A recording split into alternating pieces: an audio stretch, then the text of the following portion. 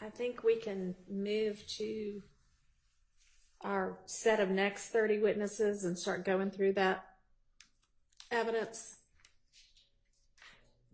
Oh, and sorry, let me circle back. I'm looking at my notes from yesterday.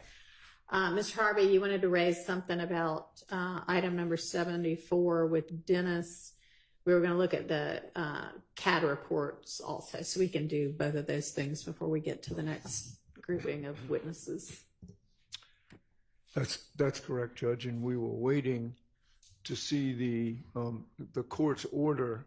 The court's order dealt with essentially the admission of lyrics. Our challenge to, it's number 26, Dennis, item number 74. Right. Did the state find that order? We did. Okay. Your Honor, we sent that order last night to court in all parties. Judge Glanville's ruling on the lyrics. Okay. I didn't see it in my email this morning, but maybe it's there now. But would it be a fair characterization to say that it's the admission of the lyrics, and the court ruled on the admission of the lyrics? This is a video, and it is a video essentially with one of our co-defendants as the primary singer. And I believe it has Mr. Nichols in the background. So my challenge is not to the admission of the lyrics, Okay. but to the admission of the video. And I think the video should be admitted against, with all due respect, Mr. Jackson, but not admitted against Mr. Nichols. It's Mr. Jackson's video, and Mr. Nichols is in the background.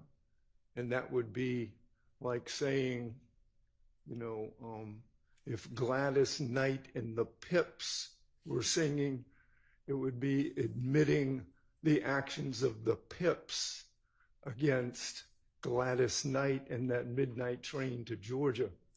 Not that I remember Who's that who song. here? Jackson is Gladys and Nichols are the Pips. The Pips, yes. Mr. Nichols is a Pip. Okay. Well, I mean, you know, I guess I don't know, let me look at the video, but I would think that both Mr. Nichols and the Pips are in the background voluntarily. Before you look at the video, can I just make an observation and a comment? My client's artistic expression, I want to put this in context. My client was arrested in 2005. The state has, not until 2022, I guess, got around to trying this case. Mr. Stillwell was rapping, and he dared to say in his rap song, "I beat a murder rap, paid my lawyer $30 for that," because a reasonable person would believe that he had been arrested for murder and beat it because he had been released and no one had tried him. I have no idea how this has become some sort of admission saying I beat a murder rap, because he was arrested for murder and he did beat it. I have no idea the relevance of this. He's just stating I've been arrested for murder, which is clearly true. And he beat it because he was out on bond. So I have no idea why this is admissible against anyone. I have no idea why it's relevant. I agree with Mr. Harvey that the fact that Mr. Nichols is in the background shouldn't come in either, but I don't believe that this should come in against my client. I think that this whole ruling is out of left field, respectfully, and that's our stance on it. I just wanted to provide that context before you viewed the video, because that's what it is. It's years after he had been arrested for murder. When's the video from?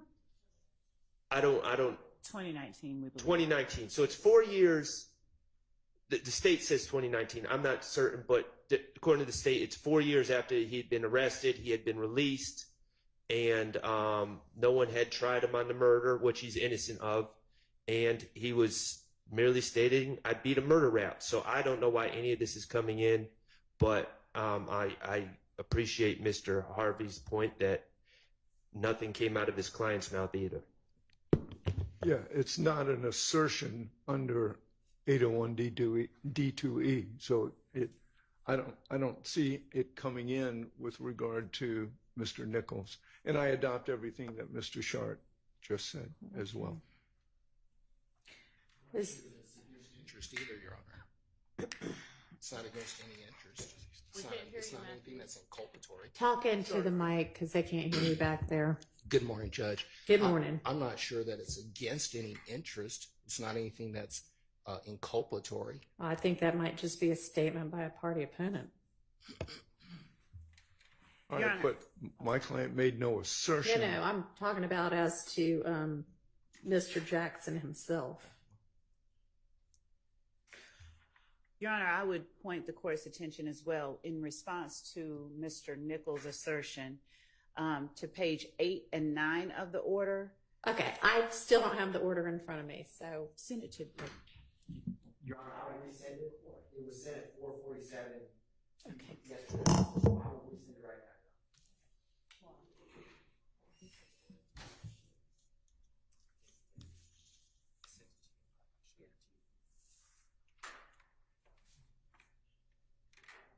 I mean, I thought I perused it.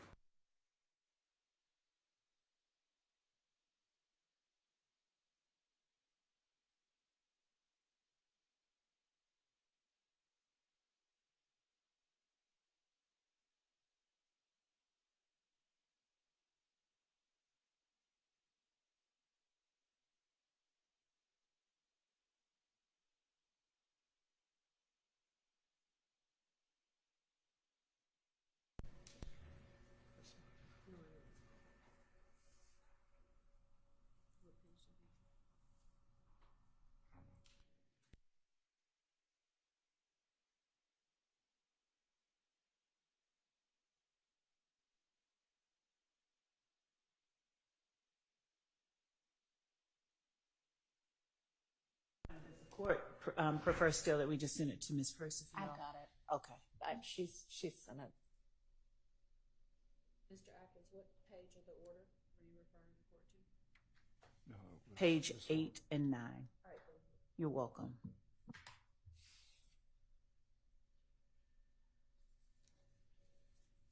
I'm not challenging the lyrics. The subsection G.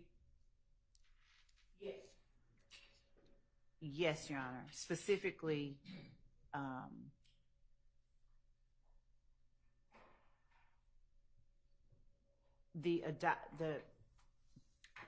the court finds that contrary.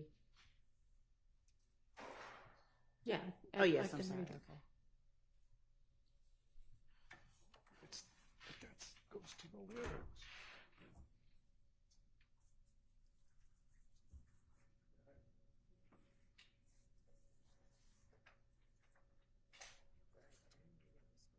Yeah, that's irrelevant. In subsection M. M also. Yes, Your Honor. Okay. I know that. I can see that.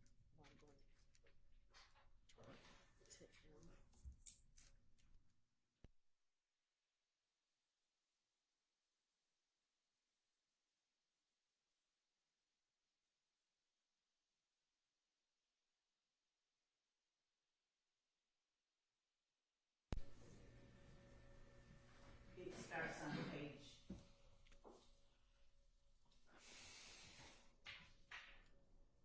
27. All right. And then there's a section 9, Roman numeral 9.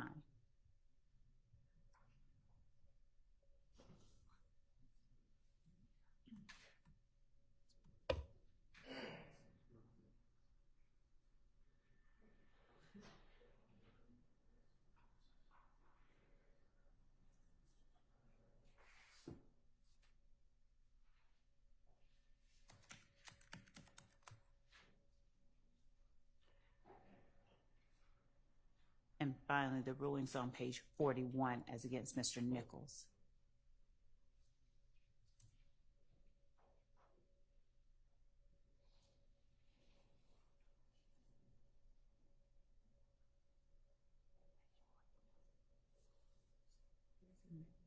Right, the court rules, the lyrics, evidence reference in 8.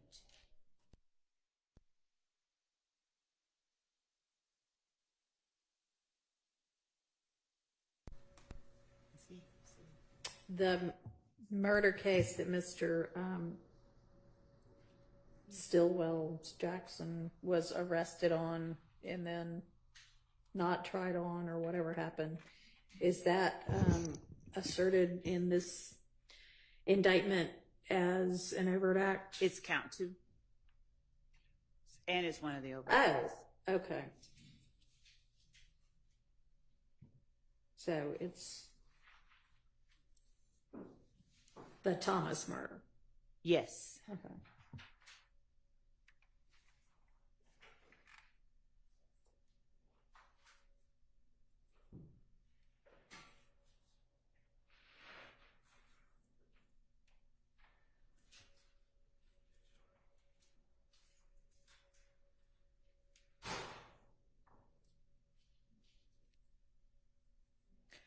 All right. I'm familiarized myself with those parts of that ruling now. If you want me to watch the video, I will. But it appears that... Is it on Zoom? Okay, let me get on Zoom.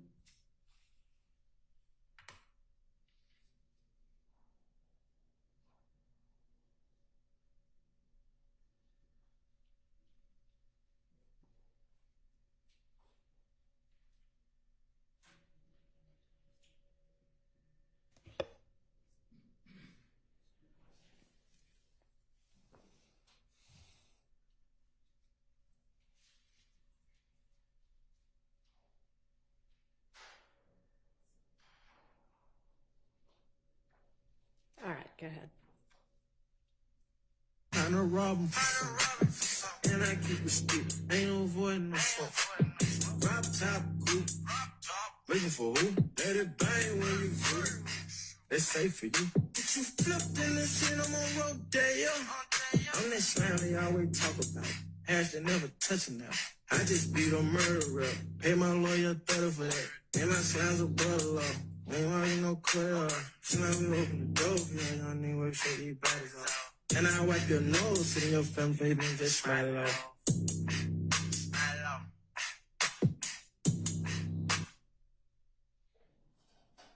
All right, I don't see any reason to revisit the ruling.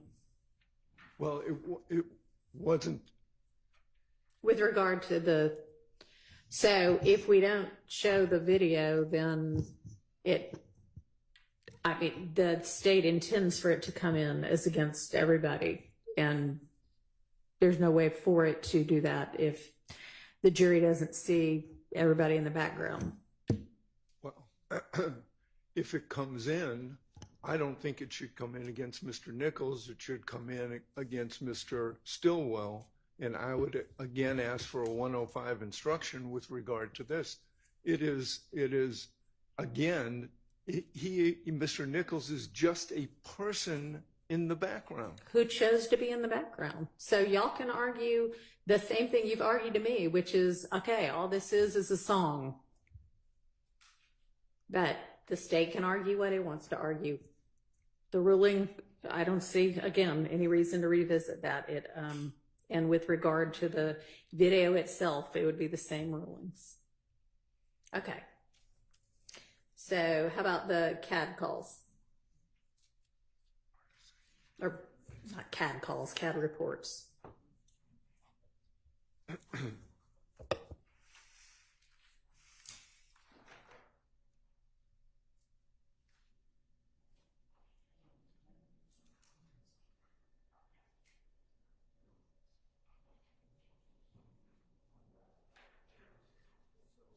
So I think we found these in,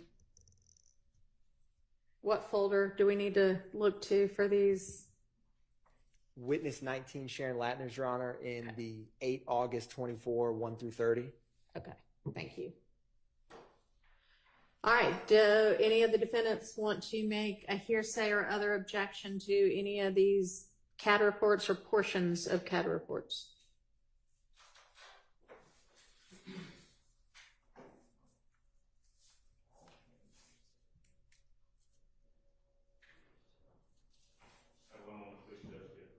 Sure.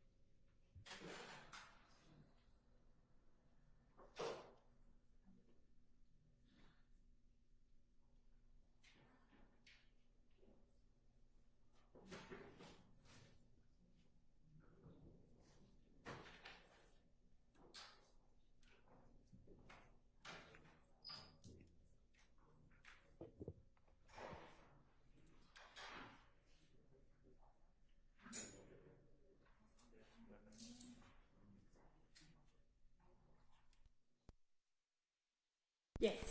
All right. So, and I'm really what I'm doing is repeating an objection that we've made previously. Ms. Latner has testified numerous times before. She's come in regards to various 911 calls that have been made, and our objection has been and continues to be objecting to any hearsay that would be contained in. Right. So point out for me now the hearsay so that we can make a ruling on that. All right. So we're probably going to have to go through them one by one. And if That's fine. With the court's permission, if I may retake my seat and kind of. All right.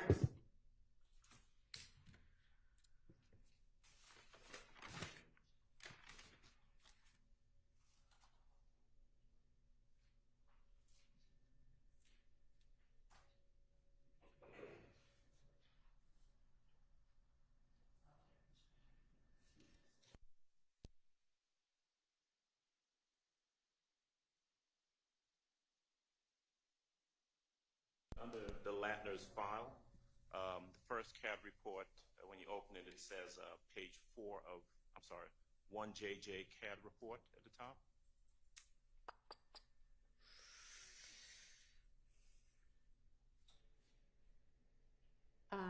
Yeah, it says that on the, It's yeah, it's printed dated 6/22/2022 if that. yes. All right. And so I'm going to go to page 4 Okay. of that, page 4 of 4, where there's a statement under CAD narrative, under remarks, says number 78, shots on call, 6 or 7 vehicles shot up at location. My position is that that's going to be, I don't know who the. Talk into your mic a little bit better if you can. A little closer. Is that any better? Yeah. All right. So my position is going to be that that's going to be a hearsay statement. We don't know where that information comes from, the accuracy of that information, who it is that's speaking, and so we would object to that coming in and ask that be taken out from that particular CAD report. So, Your Honor, this is 1J is a self-initiated. It's an officer-initiated. There's not a 911 call for this specific 1JJ. There is for 1JJA. And so this is received at the top on page 1. It's received at 2:20:41, so 2:20 in the morning. Mm-hmm. And 2517 Donald Lee Hollowell is Club Crucial. And if you look at what Mr. Adams just annotated, that first, there's no 78, which means there's no suspect. Shots on call, 6 to 7 vehicles shot up. There was 6 or 7 vehicles parked in the parking lot of Club Crucial shot up. And that time hack is 2:20:41. So when the officer initiated this CAD, the state views this specific one as essentially a present sense impression of the officer who's trying to get help. He's literally there. This is all from radio traffic, and the computer aided dispatch CAD gets generated. So he is in real time stating there's 6 or 7 vehicles that are shot up and to get officers to come. So the state feels that that hearsay exception to this is appropriate. All right, I'm going to overrule the hearsay objection based on 803-1. What's next? Your Honor, the second one is 1JJA. All right. At the bottom in the narrative, at 2:21:28 a.m., it says heard about 30 shots. I'm not sure who the declarant is. All right, state's response. I mean, I think everybody's probably going to concede all of this is hearsay. It's just a question of whether there is an applicable exception. Yes, Your Honor, and this comes from the 911 call that the state would also be playing. So this CAD report, unlike the one we just addressed, came from a citizen in a neighborhood like very close to Club Crucial, and she states on that 911 call that's pretty brief. Just heard, she says, heard about, she's on Woods Drive, and she says, don't come to my address, but I just heard a lot of gunshots. I don't want to give my name. And so the state feels that, for one, her calling is an excited utterance from hearing gunshots in her neighborhood. And number two, this 911 call is very brief. She is not, there's not a confrontation clause with that statement because she's not making that call to prosecute someone. She doesn't even want to give her name nor know who did these gunshots in her neighborhood. So this CAD report is in conjunction with the 911 call that generated the CAD. All right. That would come under the 803-1 and 2 exceptions, so I'll overrule that objection. Judge, the next one we're going to skip because I believe the third one down is actually an actual 911 call. Okay. So if we look at the fourth one down, which is 1KK CAD report. Okay. When you open it, it's more than just a CAD report. It's a police report.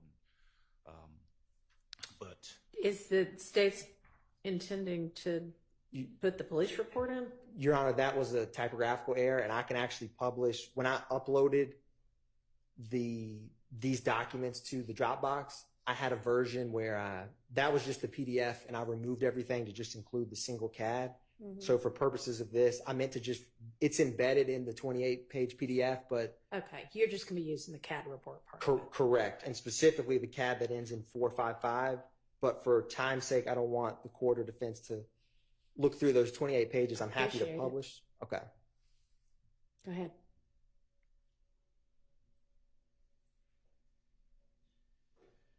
I'm going to join the Zoom right now. Your Honor. Okay.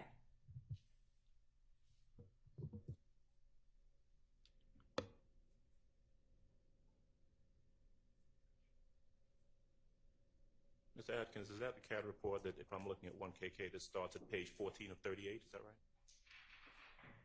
I don't have the original PDF I got this from, but the CAD ends in 455, and it's a single-page CAD report, if that helps.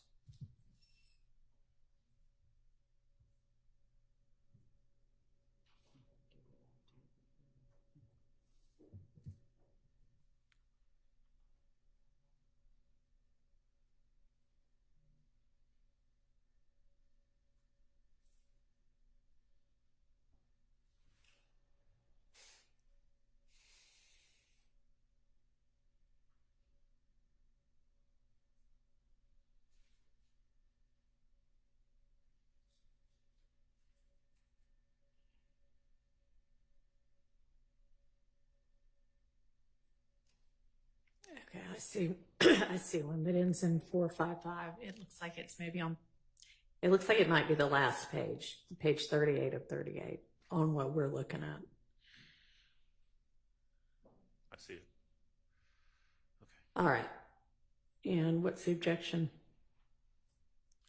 All right. Same here. So objection. If you look at the bottom of the CAD report, there's going to be information by a declarant. Indicating call advised, you heard 8 shots fired in the area. That's the last line of the CAD report. My position is that's not the officer reporting, that's simply the officer reporting what was reported, and so that would be hearsay. We'd object to that. Your Honor, the 911 call that corresponds, there's multiple 911 calls for this incident. The caller advises he heard 8 shots in the neighborhood, and he states he does not want to speak with an officer. He, again, wants police to come to his house. I think it's about a minute or so. It's a short call. So the state's position is it's a excited utterance from the neighbor calling after he heard 8 gunshots. All right. That would be an exception under 803(1) and 2. What's next? Your Honor, 1LL. Okay. It's in the narrative. It says heard 9 gunshots fired near parking deck Okay. at 5. And it, according to the CAD report, it's 5:52:18 a.m.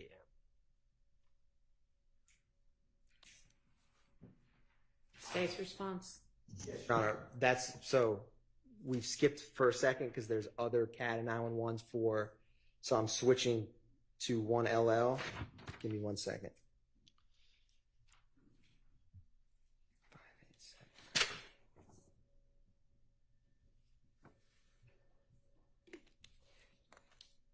Yeah, so this 911 call, the caller, so the incident happens at 1903 Drew Drive, and the 911 call that corresponds with 587, which is 1LL, she says, I just woke up and heard about 9 gunshots. It came from the parking deck. This is an apartment. She gives her phone number, the apartment, and the gate code so officers can get in. She does not see anyone.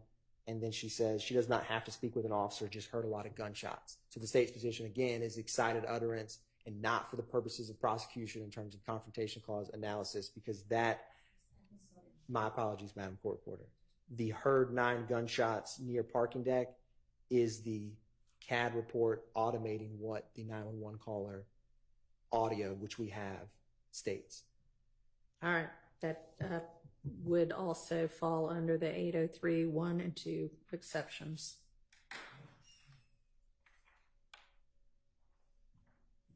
What's next? I think we're going to have to jump down a bit to what looks to be 2LL CAD report. Okay. I believe that ends in incident number 588. Yeah. It's a 3-page CAD report. On page 2 of 3, there is at 4/28/2015, 5:52, there's an annotation that caller advised she heard banging on her window. Nothing further. And then a line beneath that where it says, there's actually a description. I'm unclear as to whether or not that is a description being relayed by the officer or a description that was given to the officer by a declarant that we don't know who it is, where it says 78C-BF, dark skin, head wrap, black shirt. Okay. Mr. Atkins. Yes, Your Honor. And with this CAD report, the state, you can get CAD reports in present time, but I don't have the 911 audio that accompanies this, so I can't state for the court. So the state can redact that specific line because Okay. I can't articulate All right.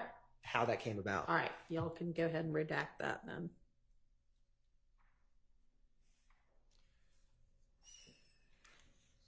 What's next? 3KK, 4/28/2015 at 4:05 a.m. There's a note: do not see CLR. I believe that might be caller. Yeah. Caller heard multiple gunshots in the area.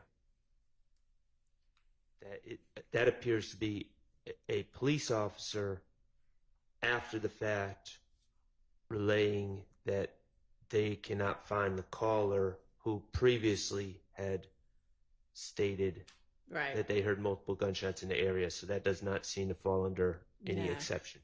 I agree. And Your Honor, to be clear, are we talking about 3KK? Yes, sir. 3KK, yeah. So this actually is a 911 call, and the caller advised they heard, we have that audio. The caller advised heard 8 shots fired in the area, they say someone is firing off AKs in the neighborhood. So Yes, Your Honor. this is a 1-page report, right? And we're down at the bottom under the narrative, the 3rd line at 4:05:20. Do not see CLR. CLR heard multiple gunshots in the area. Can you address that?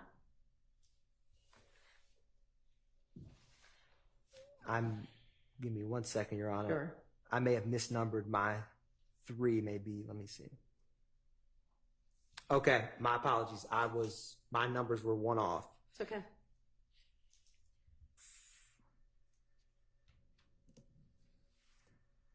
There is a 911 call for this. It's very hard to hear. The person's just, I can play it. It's only like a minute. But essentially, that 911 call that accompanies this, and it says source E911 call. He's saying that he hears shots. It's hard to make out the totality of what he states because he's just not speaking into the cell phone very clearly. But my understanding is that comes from his call. All right, why don't we just listen to it? Yes, Your Honor.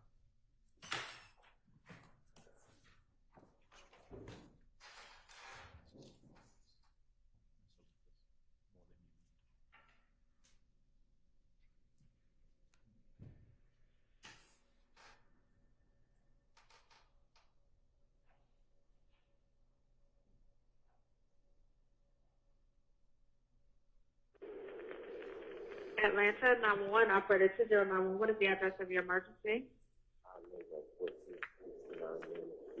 Okay, do you need the police, fire, ambulance service? You need the police? Yes, it seemed like there's a time.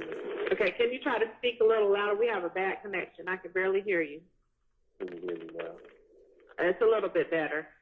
Okay, I'm saying it seems like there's some type of time not for something going on in my neighborhood.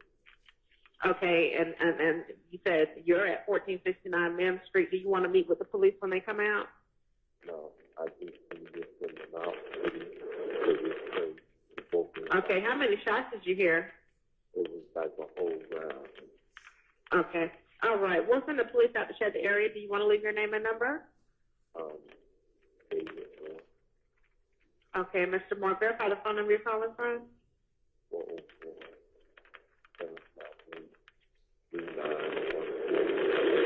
404-758-3914. All right, we'll send the police out to check, okay? Thank you.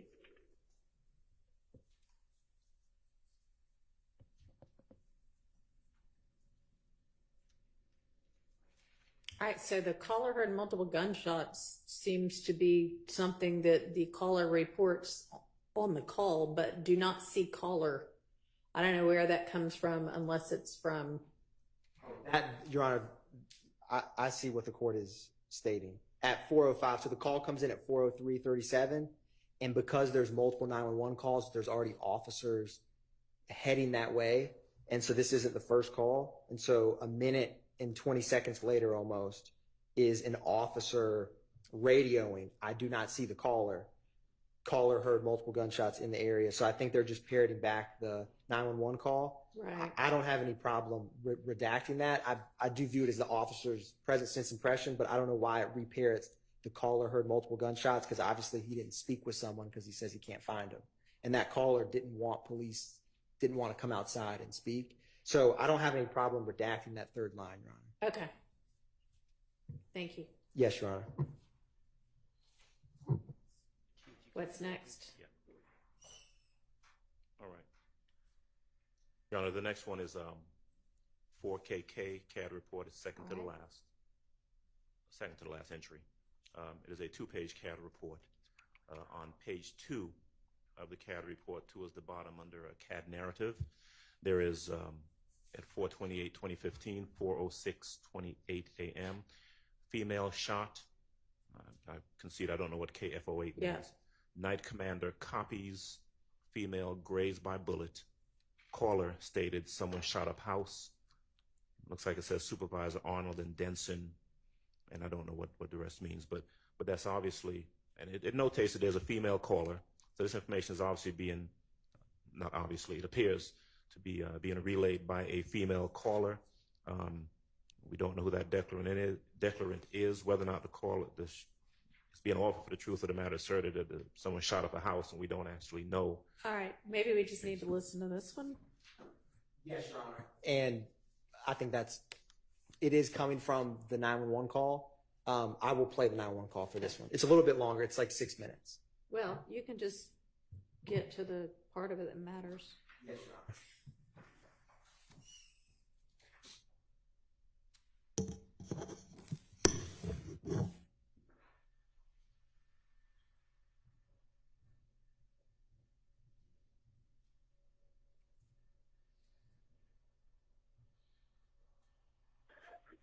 Lead out. I'm calling. Atlanta 911, operator 6587. What is the address of your emergency? Someone just turned a shot on my house and my auntie got shot. Okay. Okay, what's the address? 1428 1428 Adair Avenue.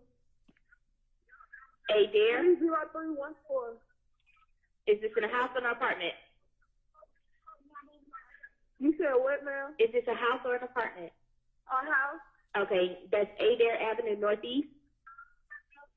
Southeast? I thought it's Southeast. Okay. 1428 Adair Avenue, Atlanta, Georgia, 30314.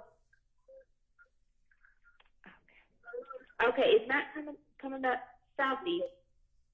And Your Honor, around 2 minutes and 31 seconds, this gets to the female being grazed, so I'm going to jump to that. Okay. And is there... All right, and what's your name? Diamond. Okay, Diamond, tell me what happened. I was just, when I woke up to gunshot, somebody just trying to go shooting up the house.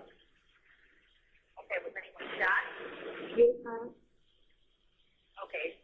Are you with the patient right now? She's laying in the bed. Okay. Are you with her right now? You said what, ma'am? Are you with her right now, Simon? Yes, ma'am. Okay, how old is she? She is. The bullet didn't go through. She got straight. But she is. And the reason I highlight that part, she says the bullet did not go straight, which is how the CAD report ends up reflecting female grazed by bullet because her aunt was shot. Okay. I mean, other than the night commander copies part of that, that's all the caller obviously relaying what just happened. So that would fall under the same exceptions as the others. Do you intend to, I mean, the night commander copies part, can you I can redact redact that. that out? Okay. Yes, Your Honor. All right, what's next? Is there anything else? I believe that's it. Okay. All right.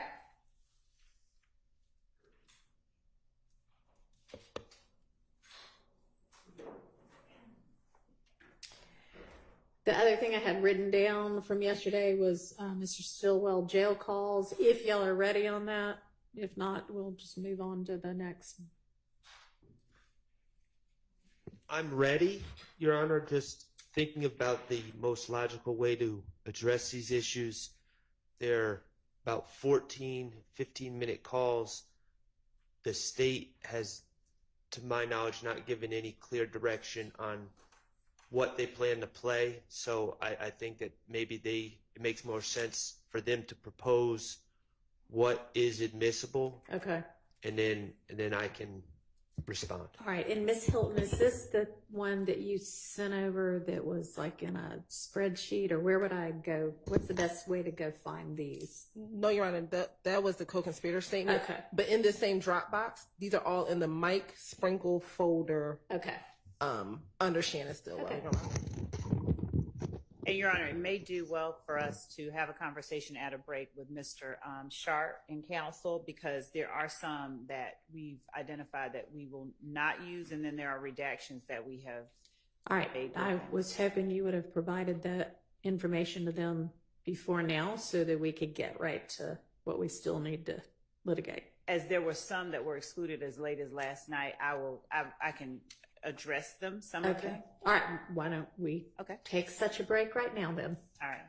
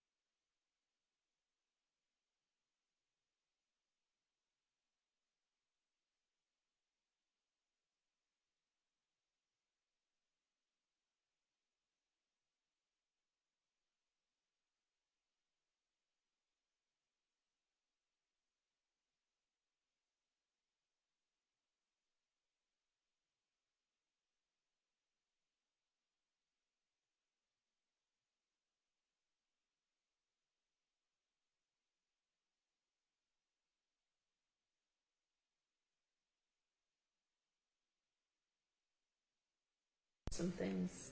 We've not come to an agreement, but we've narrowed down the pool of calls as it relates to Mr. Stillwell and the information we've got to litigate. Okay. Before we get to that, actually, with regard to the CAD reports that we just went over, how many different incidents does that cover? Oh, how many? 10? Let's ask Mr. Adkins, since he seemed to be handling them. He was.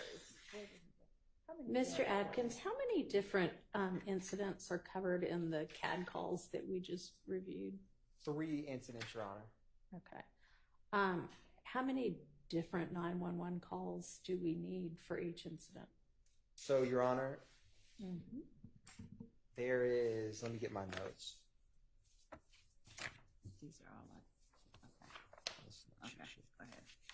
So, for the Club Crucial shooting, which is going to be letters JJ, like the exhibits are going to have that when we introduce them, there's only one 911 call. Okay. So that one's easy. For Adele Drive,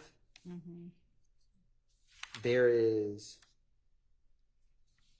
4 CAD reports, 4 911 calls. Okay. The state wanted to introduce multiple of these. And why is that? So, Your Honor, a couple of these is, for example, and Adele Drive is a good example of this. APD gets multiple calls from different neighbors. Right. And so, in the state's mind, there's some relevancy to kind of some initial chaos of when these, because some of police work or investigation of cases. And so in real time, when it's 2 a.m. and someone's house is shot up, sometimes they get 5 calls.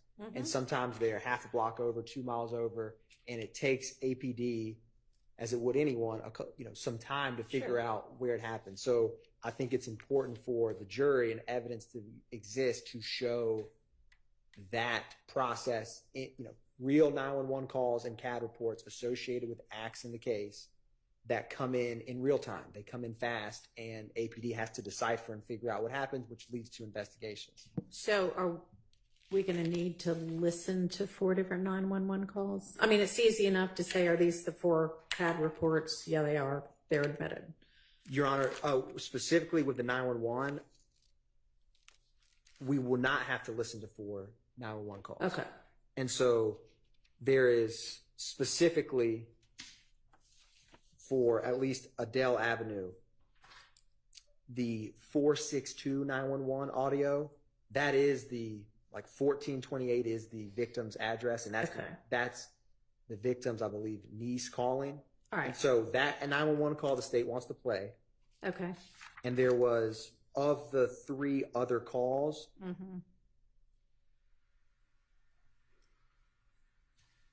the 455 the state wanted to play because these CADs come in sequential order. And so the first 911 call that we have audio for and is in the case file is 0455. So the state wanted to play that because Ms. Latner's kind of explains how they associate cases together when they get multiple calls. And so I will not play the audio associated with 460 or the audio of 456. Okay, you can just say there were 2 other ones. Here are the CAD reports. Yes, okay, Your Honor. super. And for Drew Drive, we have 1 911 call, 2 CAD reports.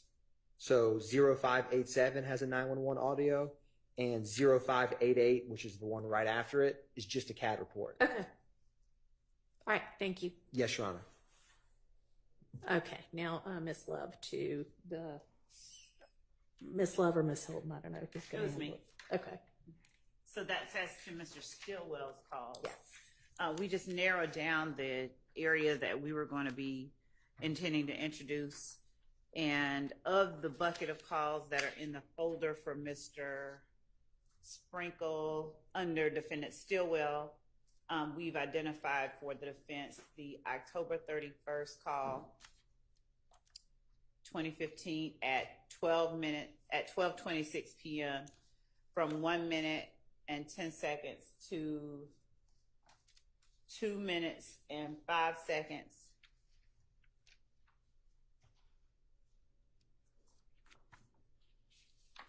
We have eliminated the November 9th, 2015 call at 12:04. We've discussed and do not agree on the November, well, we don't agree on any of them. Mr. Sharp wanted me to make sure that I was clear. We don't agree on, they don't concede any of these, but November 9th, 2015, 1627 and 1645, those are two different calls. We are keeping those. Mm-hmm. We have eliminated the November 9th, 2015 call at 10:57 p.m.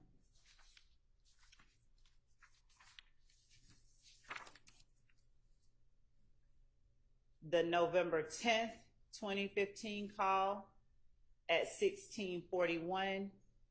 We are introducing the portion starting at 1 minute and 50 seconds to 2 minutes and 30 seconds. And then the portion at 5 minutes and 51 seconds to about 6 minutes. Okay. Then the November 13th, 2015 at 16:58 call. We are introducing the portion from 12 minutes and 40 seconds till the end, which I believe is about 15 minutes. The November 18th, 2015 call at 17:30.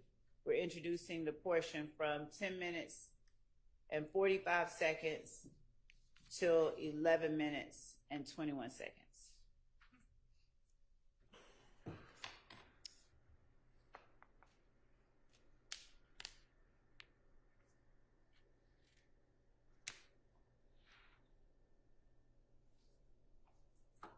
See? You want me to continue? Yeah. The November 18th, 2015 call at 18:43. We are introducing 1 minute and 52 seconds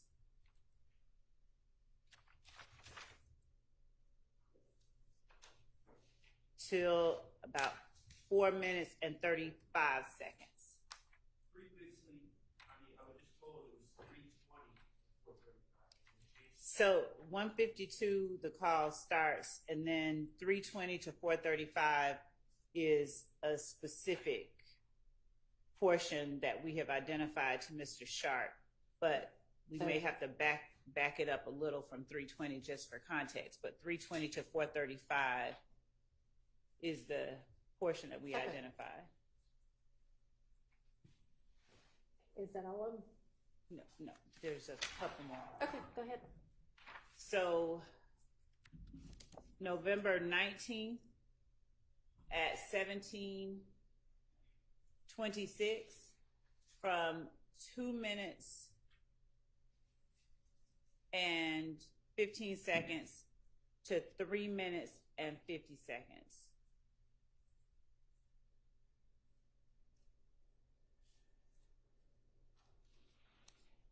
November 19th at 19:35. This is 1 minute and 27 seconds to 9 minutes and 20 seconds.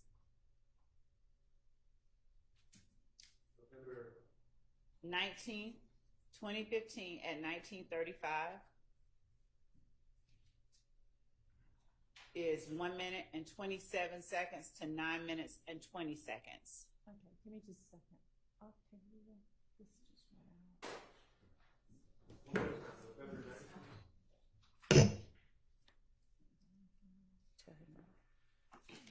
out.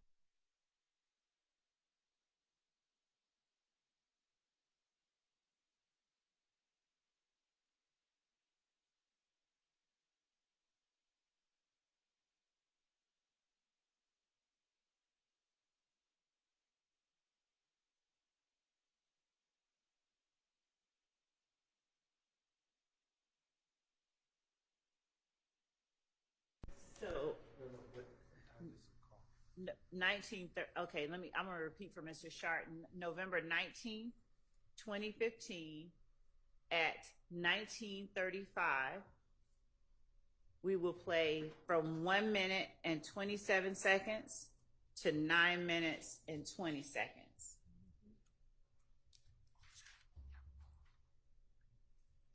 Then, for the call dated November 23rd, 2015 at 16:08 p.m., the state will play from 8 minutes and 50 seconds until the end of the call at about 15 or 16 minutes. 16 minutes, actually. So it's about 7 minutes. 8 minutes, 7 minutes. Then, December 4th, 2015, at 15:48, the state will play 11:57 to 13:15.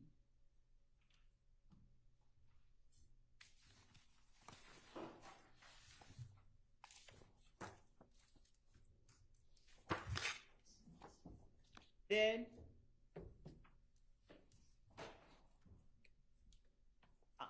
on December 4th, 2017, at 17:31, the state will play 8:10 to 8:30, approximately.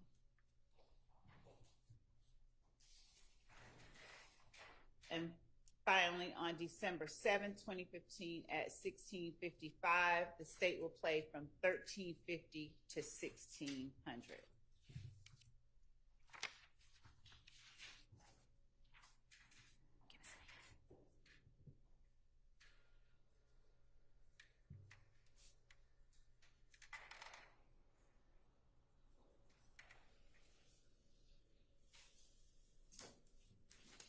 Okay, so do we want to just start with the first one and I'll hear what the objection is, or hear the tape and then hear what the objection is? Maybe hear the objection and the tape. So, Your Honor, I think that's a good way to do it. Maybe hear the tape and then the objection. Okay. The reality is, I've listened to all these calls, but I'm not going to be in an agreement with the state, so we're going to have to litigate it. So there's not really any sense in further negotiations, respectfully. I mean, we at least have the portion that they intend to play now. Yes. Okay. All right. So if you want to just start with the October 31st one and play that portion that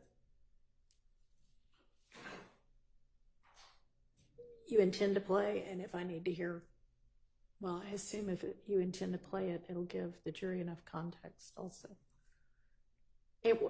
Is there like a general objection on all of these, or is it going to be different depending upon?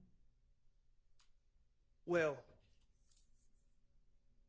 I will note that several of these calls involve people threatening Mr. Stillwell and him reaching out for help to stay alive because the system has placed him in a cage with people who are potentially trying to kill him. I find something rather perverse about the system putting him in a cage in a situation where he needs to reach out to help to survive and avoid having a shank plunged into him, and then us using that against him. So that is my general objection to some of these quote-unquote gang-related statements. I think we all know about the danger risks and the deaths and stabbings that have occurred at 901 Rice Street. So he's really in a no-win situation there, and I don't know, that just does not, on policy grounds, that doesn't seem like something that should be held against him. He didn't ask to be put in that situation. But other than that, Your Honor, there's different topics, there's different objections. Okay.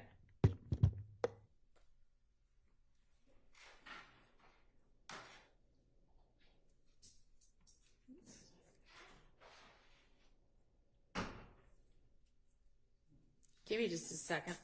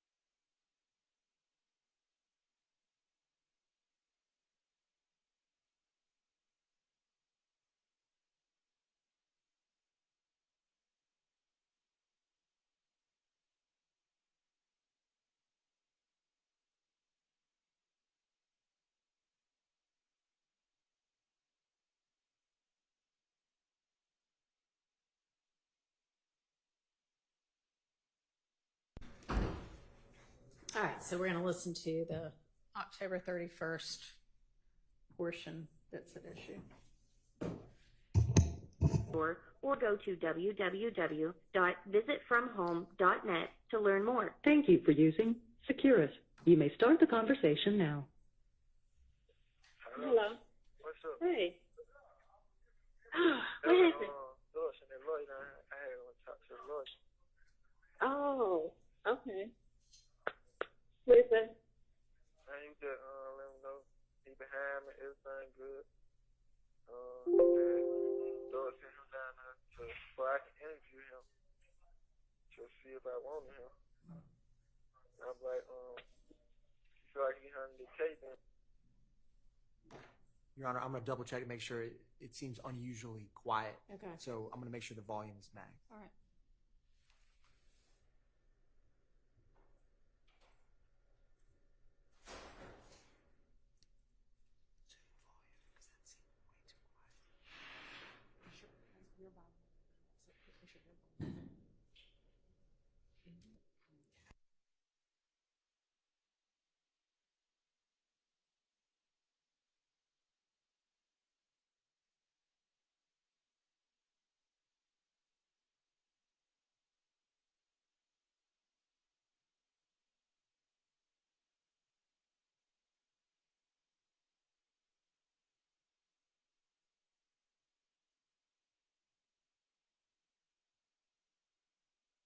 While we have a minute of downtime, I'm getting dispatches from colleagues that are not here. Okay. We wanted to make sure that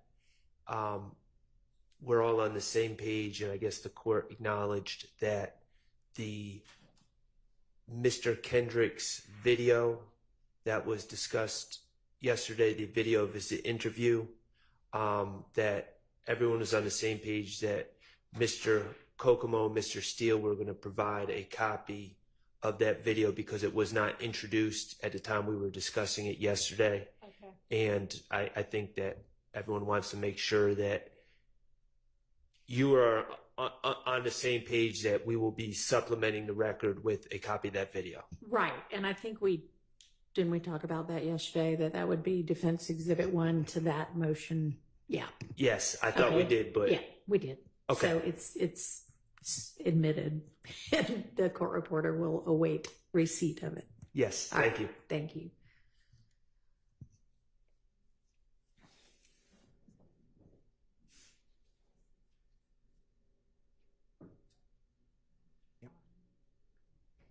Hello. What's up? Hey. What happened? Lewis and Lloyd, I had to talk to Lewis. Oh, okay. What is that? And you just let him know he behind me, everything good. He said Lewis sent him down there so I can interview him to see if I wanted him. I'm like, if you feel like he hunting the cake, then I want him. If you feel like you can't, then don't waste my time. Oh, okay. You want him? But he talking like he can handle it, like everything. He can handle everything. He say he been working with all type of stars on all type of murder cases and all type of cases. Mm-hmm. I'm sorry. Okay. Can't hear that at all. Your Honor, we're bringing over a Bluetooth speaker. I'll give the court what is being said so that at least we can discuss it. Mr. Stillwell says, when asked how he's doing, that Thug sent the lawyer down for me. I went and talked to him. He let me know he's behind me. Everything's good. Thug sent him down there so I can interview him to see if I want him. I feel like he can handle the case.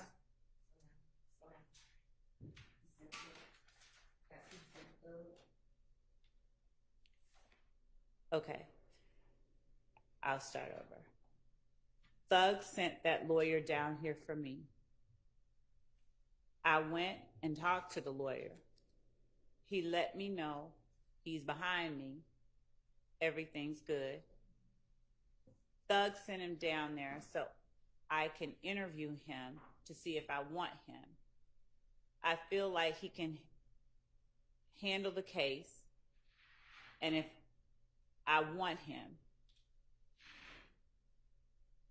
If I feel like he can't, then don't waste my time. He's talking like he can handle it. He's been working all types of stars and murder cases. All right, said the extent of it. Okay. I agree with the state's rendition of what that says. All right. My objection is relevance and 403 specifically confusion of the issues. So, to my knowledge, well, first of all, let me just say this. Factually, I think the state would acknowledge this. I did not represent Mr. Stillwell in 2015. I did not meet Mr. Stillwell in 2015. I am not the lawyer that represented that. I beat murder cases all the time and have represented all sorts of stars. So, factually, this creates an impression to a jury that, and I know I'm not a party to this case, but I am linked inextricably with my client. This creates an impression to the jury. A reasonable deduction of the jury would be that he is talking about me, that Jeffrey Williams sent me, and let me just be clear, I have no information that Jeffrey Williams sent anyone, but Jeffrey Williams sent me to talk to Mr. Stillwell, and that this is just a continuation of Mr. Williams sent a lawyer. I'm here representing Shannon Stillwell in 2024, and all that is completely false. I know who represented Mr. Stillwell in 2015. I don't know if that's the individual that's being discussed, but it wasn't me. Furthermore, I don't know of any information or any evidence that Mr. Williams ever hired a lawyer on behalf of Mr. Stillwell or had any role in that. I don't believe that to be true, but the state has not provided any information. So this is misleading. It's confusing the issue. It creates the impression that Jeffrey Williams sent me, current counsel, and I'm continuing to work on behalf of Mr. Williams representing Mr. Stillwell. All that is false, and the state, I would hope, would agree that any impression that it was me would be misleading to the jury. So I'm not sure what the relevance is, but certainly there's 403 issues that outweigh any probative value in this piece of information. And Your Honor, just to add a bit more context to that, certainly we agree with everything that Mr. Shard has said. We're going to have an objection as well, of course. We don't believe that conversation that you're about to hear is, number one, irrelevant, that it advances any issue specific in this case, but more importantly, and the state knows this, I'm sure they do, there is no indication, and there, in fact, was not any attorney hired by Mr. Williams for Mr. Stillwell, Mr. Jackson, and so any discussion that the court would hear, that the state would intend to introduce about Mr. Stillwell talking to someone else about Mr. Williams sending an attorney down, or whether he's going to hire an attorney, or the fact that he did not hire an attorney for him, I don't see the relevance. And so that's just adding a little bit more context for the court. All right, thank you. I'll hear from the state. Yes, Your Honor. As far as the relevance goes, the fact that the alleged leader of the gang that Mr. Stillwell is a member of is securing for him representation for a murder that is alleged on this indictment, that we allege that other members of this gang committed, and the fact that we allege that in part one of the ways that the gang protects its members is to pay bail for arrested gang members and enterprise members and to obtain and procure representation for them. The fact that Mr. Stillwell is relaying out of his own mouth that the alleged leader of YSL has sent someone down there, and the fact that this person has been, according to Mr. Stillwell, working with all types of stars and murder cases, and he is saying in one of his songs that he's talking about paying a lawyer, having beat a murder rap. I don't think anyone is going to get the impression that Mr. Shart is the person who represented him. And even if they did, it doesn't in any way impact the 403 analysis, which would Mr. Shart bears the burden of showing that this information somehow or another is so substantially more prejudicial than probative as to permit its exclusion on 403 grounds. And he hasn't done that except to say that they might think that I'm the one, but Mr. Shart's not the person or the proper inquiry around which to make that analysis. All right. I mean, it doesn't actually say anything bad about any lawyers.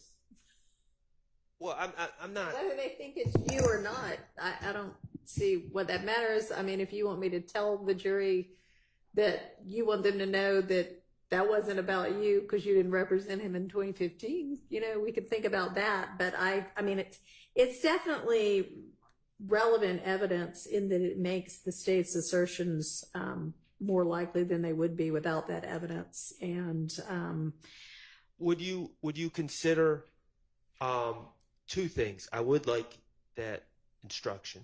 Okay. And second, would you consider taking out the lawyer said he represents all stars and is beating all sorts of, I mean, that's just lawyer puffery. And I don't know why that was said, but at the same time, I don't know why that would come in. And Your Honor, Go ahead. so as it relates to Mr. Shart asserting or asking the court to assert or put before the jury evidence about him, I don't know that that would be appropriate, but we can address it at a different time. And as for whatever the lawyer said about him representing all types of stars in murder cases, the fact that Mr. Stillwell made that assertion is the part that we believe is most relevant, because that means that it was important to him, and that's his belief. He's telling this person that he's saying he can handle it. You know, he's been working all types of stars in murder cases. That repetition of that part of whatever the conversation was is the part that we believe is most pertinent. Okay, and you're saying that then shows up in a music video, or what did you say about that? With respect to the music video, I pointed the court's attention to the music video that we heard earlier. Just that he had beaten a murder rap. Okay. Pay my lawyer $30 for that. To beat a murder, I just beat a murder rap. Paid my lawyer $30 for that. Okay. Your Honor, Me and my slime's above the law. I'm sorry. The problem is that there's nothing to indicate that there's any connection between that particular lyric that we saw in that video and this conversation that Mr. Stillwell is having with his significant other about an attorney coming to see him. And the important part pardon my seat, the important part, I think, to add into the analysis is that, Mr. Williams does not hire an attorney for Mrs. Stillwell. And so there's been an association that's been shown already between Mrs. Stillwell and Mr. Williams. And the fact of Mr. Stillwell having a conversation with his significant other, his girlfriend, about whether or not a friend of his or an associate of his is going to assist him in getting an attorney doesn't prove anything. I know they can argue whatever they want to argue, but there's got to be something to indicate that that's a reasonable argument, that they're discussing this, or Mrs. Stillwell is having this discussion in the context of the quote-unquote gang leader getting him an attorney as part of this overarching and ongoing conspiracy, and there's no evidence to indicate that. And so for that reason, I would say that, again, I don't believe it's relevant at all. I think it does confuse the issue. Okay. I'd ask that you got I to hear it. understand the objection. It is admitted. I will give the instruction that it wasn't Mr. Shard if you want to come up with something like that. And otherwise it comes in. What's the next one? To address my concerns about the idea that the jury would think that the lawyer in question is representing Mr. Stillwell currently, I'm probably going to include Mr. Botts in that too. It was neither Mr. Shard or Mr. Botts. Okay. I would also ask that in that instruction that it be added that it was not Mr. Steele who represented or who came down, quote unquote, to talk to Mr. How Stillwell. about it wasn't any of the, was it? I don't know who it was. Judge, I would. Mr. Steele. No. Or myself. We don't know that, and in fact, Judge, when we have in 2022 with the murder with respect to Mr. Steele, we don't know. Okay, who entered an appearance, if anyone, on Mr. Stillwell's behalf in the 2015 case? A gentleman by the name of Michael Bixson. Anybody else? No. At some point there was, and just to give full context, a lawyer was not, the state keeps arguing that Jeffrey Williams hired this lawyer. A lawyer was not hired for a significant amount of time. He was represented by a public defender. Okay. I believe Mr. Bixson was the gentleman who entered an appearance and is being discussed here. Okay. And Your Honor, That's not what we said. We just read what Mr. Stillwell said, and that Thug had sent a lawyer down there. We didn't say someone had entered an appearance. He just said he talked to him. So we don't know who it was, and that was the point that I was that making. doesn't matter, because I'm not going to say it wasn't Mr. Shart that talked to Mr. Stillwell. I'm going to say it was none of these lawyers who represented Mr. Stillwell in 2015. That's fine. So do you want it to be Shart bot Steele, or nobody here today? Nobody here today. All right. An entry of appearance. All right, y'all need to draft it. Give me a second.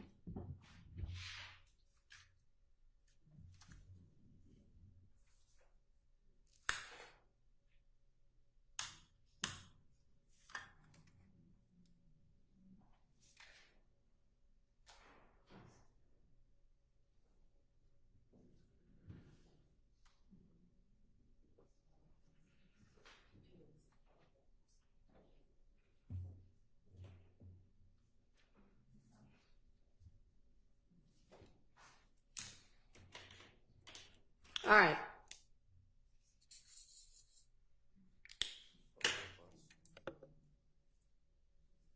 Next.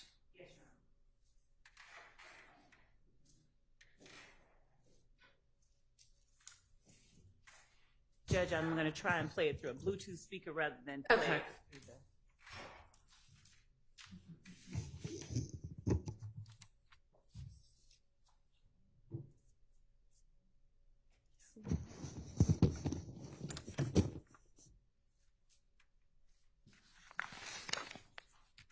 And this will be the November 9th, 2015 call at 1627. Just one second.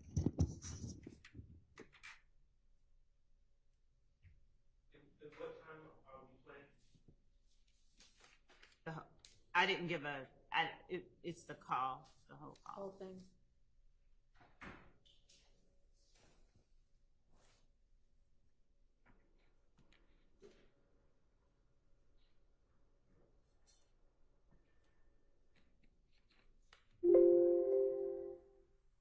Hello, this is a prepaid collect. That's a little loud. Do it without the mic.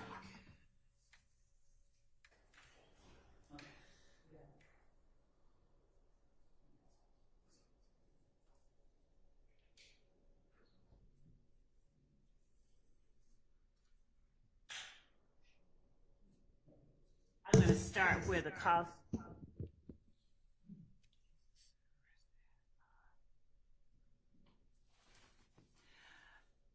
I'm going to start where the call starts at 1 minute and about 27 seconds in after the securities.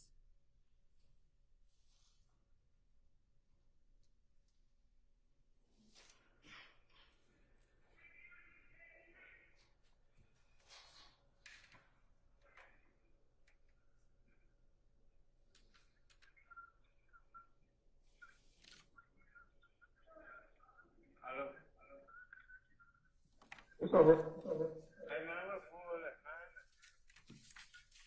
It's fine. Someone with something like that. It is. Maybe it is better going through the microphone. I'm going to try one more time if you had a microphone on. If it does do that, I will play it. Okay.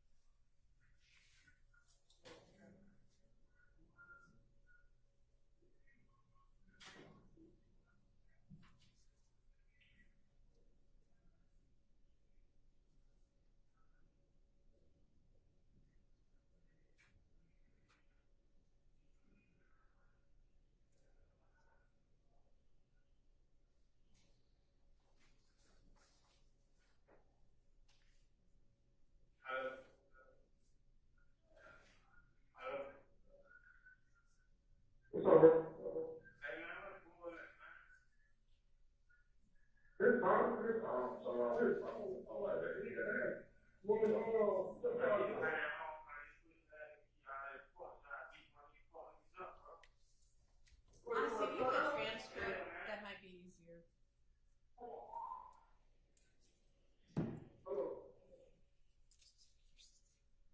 I mean, was better once you moved that away, but.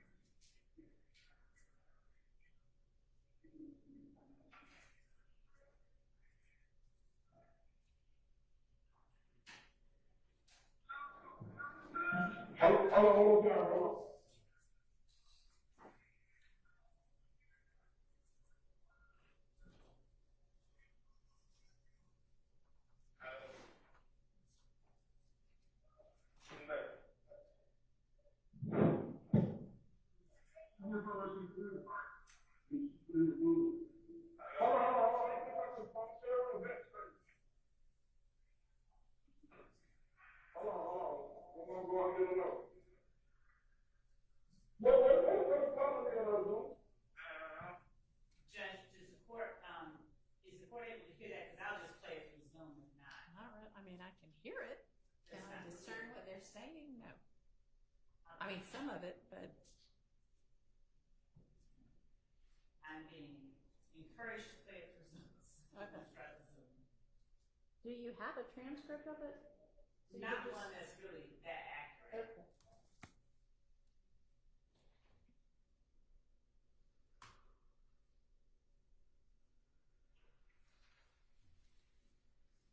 I don't know what paperwork got going on. These niggas tonight, you gonna hold and all that. Man, y'all just stop playing with me, bro. Cause I know how to fight, bro. Y'all fuck at me, y'all cap ass shit, bro. I ain't with all this suck shit, bro. All this fake ass gangsta shit. When I was just on the street, y'all niggas just talking about, bro, everything good, man. Come on, man. He needs some hoes.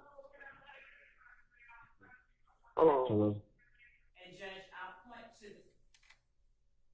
I'll point to the right of the screen where the court sees the lines indicating talk. Mm-hmm. That's the transcript that's coming up. Okay. It's sort of closed captioning. It's not the best, but that's what I was talking about. Hello. Boo. Junior, he on the phone, Junior. Hey, boo. What's up, little man? What up? Man, what's up, man? You fuck ass nigga telling all this suck ass shit, bro. You shine, nigga, bro. For real, huh? I don't know what paperboy had going on out there like he kicking like he's there with a lower or the fifth or whatever he's doing. Man, Who said that? Paperboy, these niggas they don't know nothing about paperboy, man. Who are they? They trying they shine. What's their name? Who they big bro? He's my hit big bro, Montana. Bro, what channel ain't got no wisdom? Hey, bro.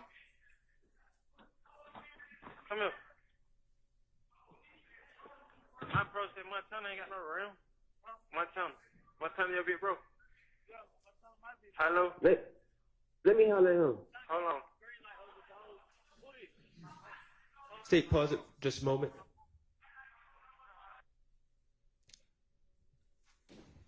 I think this is important to note. At this point, a jail phone is being passed to a third individual, so we're about to hear a conversation between two individuals. Neither one of them are my client. Okay.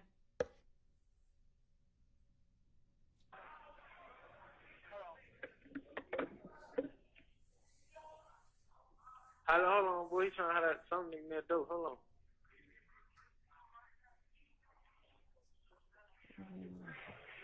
He ain't got no run, no flow or nothing.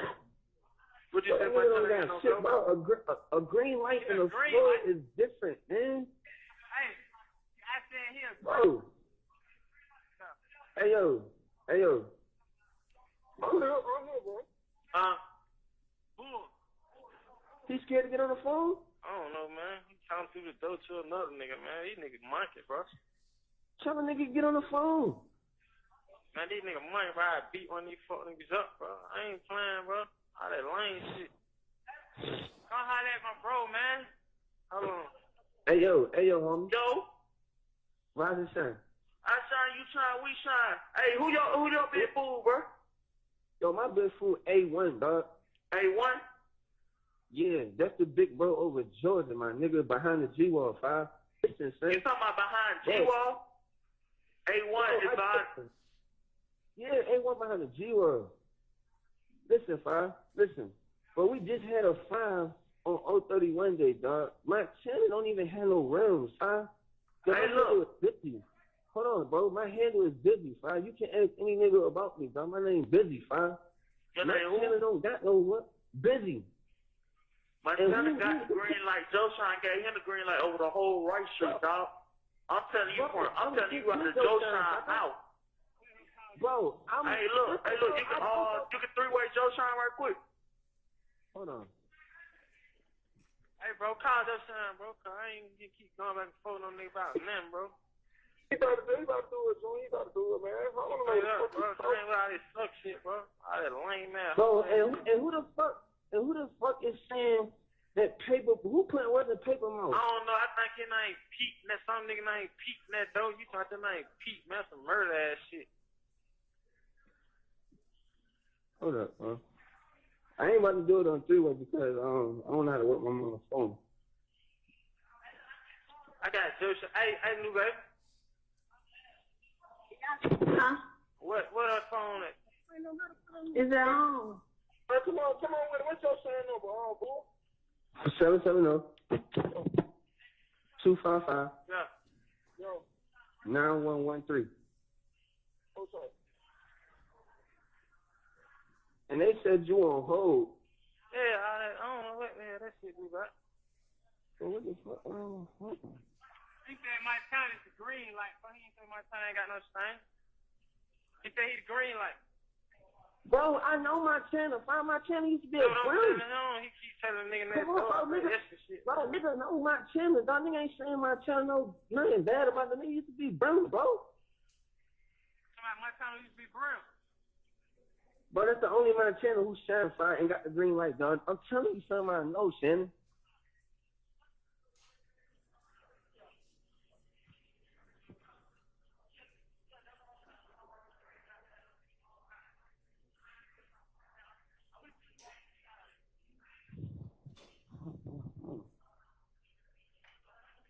Hey, Hey, boy, he ain't picking up. Where the other man? Where the other straight now?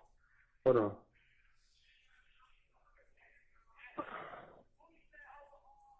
Hey, yo, call his number. Hey, who over Georgia, boy? Hold on. 44 632 6586. Bro, Pop got the whip for Georgia right now.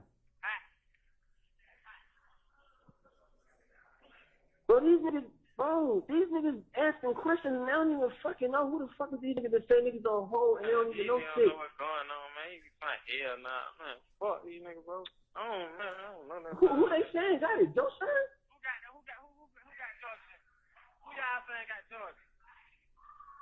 Who he saying got Hello? Georgia? Hold on. Hey, yo, Robin Shine, 5. I say, what's up? Bro, listen, you know Shannon and Rice Street, he just went upstairs, right? Yo, listen, bro, these niggas talking about 5 is on hold and all that kind of shit. Who this is right here, boy? This buckshot. This buckshot. Hold on. Hey, yo. They talking about what? They saying that there's 5 is on hold and all this my channel shit. Bro, tell these niggas my channel don't even got no fucking room. My channel don't got no fucking rims, nigga. That nigga's a slap, nigga. That's what the fuck I just told these little niggas. These little niggas don't even know shit. No, What the fuck? What he saying? He got the same. Hey, he said his Bro. name. He said his name Finesso and another bro named Pete. Bro, and then on top of that, these niggas want to tell me that Pop not running the whip. Stop pushing the whip, nigga. That's what I'm telling him. You said Pop. Pop. Not the whip. Georgia. Pop, man. Pop. Yeah, he know Pop pushing. Bro, Pop just running the whip, G. That's what got the rims right now, G. This shit goes on. Hold on, let's say, bro. Yo. Hey, yo, Yo. Hey, yo. Yo. Who is saying that Shannon is on hold? Huh? Who's saying Shannon on hold? My the green light over here, Lil Pete. Look, Cause look, let me tell you what the situation going on right now. Joe Shine gave him the green light over on 6th floor. Goddamn, Montana got the green light over the whole right street, right? Goddamn, the hood we pushing is living proof or no proof, right? Y'all say the high is hot. No, Pop. The high is not Pop, bro. The high is Doug, bro. Doug Ski, bro. Bro, Doug is not. He's inactive right now. Five. It's a bunch of policies going on with Doug right now, G. But them niggas. Hold on. See, look, we've been in Rice Street for a good minute. See, we ain't been pulling up at no jewelry shop. You feel me? Wow. Yeah. But fine, look, yo, you right on paper. Doug is the high, but bro, this nigga is inactive right now. Fine. You got a three-way with Joe Shine? Bro, call this nigga Joe Fine, so they just so fixed on this nigga Joe. I'm bar Joe right now. Tell Lil Pete they following Joe right now. Tell Lil Pete they following Joe right now.